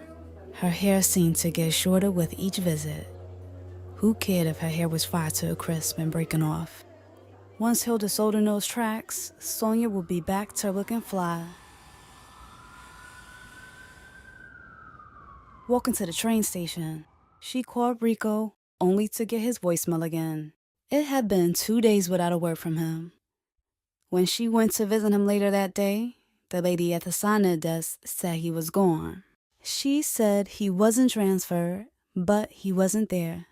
Sonia was completely confused. She hoped that meant he was released, but after a few days of not hearing from him, she knew that wasn't the case. If he was free, she was sure he would come and see her. Worry was racking her nerves. The graduation party for Sonia and Anna was in full swing. The sound of laughter and music filled the event hall as Sonia's hyperactive little cousins ran around the dance floor, spilling soda and leaving a trail of chaos behind. Sonia sat at the table, lost in her thoughts. She picked over her plate of cold wings and spaghetti, thinking about Rico's sudden disappearance. Hello, Sonny. Anna sang her name to bring her attention back to the conversation. What?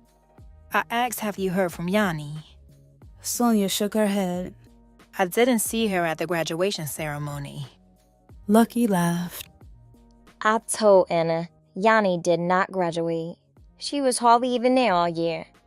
Always skipping classes to be with Twin. Have either of you spoken to Ebony since she transferred? Anna asked. Sonia and Lucky shook their heads just as Lucky's phone began to ring. Hey, Ma. What? Calm down.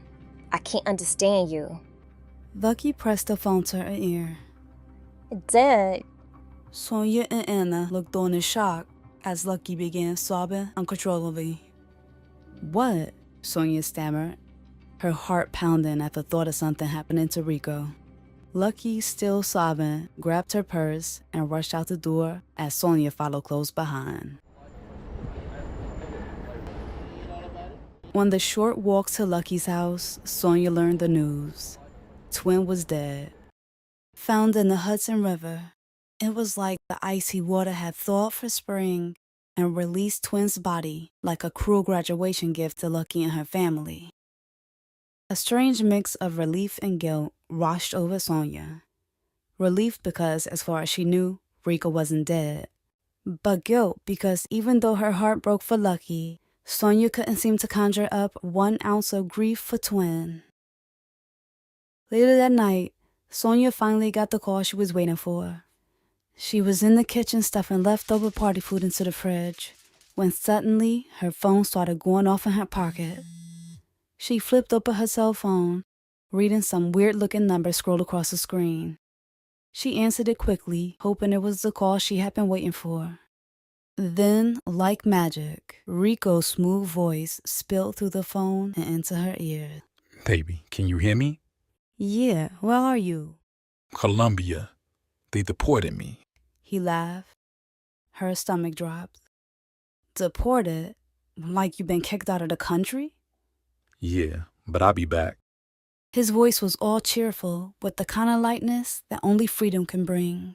They had me in the detention center. Then they sent me here. But baby, I'm free. Sonia smiled weakly. She was so happy Rico was okay. But the realization that he was thousands of miles away had her heart aching. I'm so happy you're all right. After hearing about Twin, I thought. She paused, then asked, have you heard about Twin? Yeah, Javier told me. I was lucky. She's not speaking to anybody, and she won't come out of her room. Just give her some time.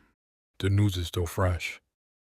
They were silent for a while, then Rico said with a heavy sigh, I should be there right now. I miss you so much. Sonia exhaled. I miss you too, but don't worry. I'll be back soon. How you gonna do that? Javier's uncle got connections. I know he can get me back in the city. But until then, I want you to come down here. Sonia smiled and said, I'll be there.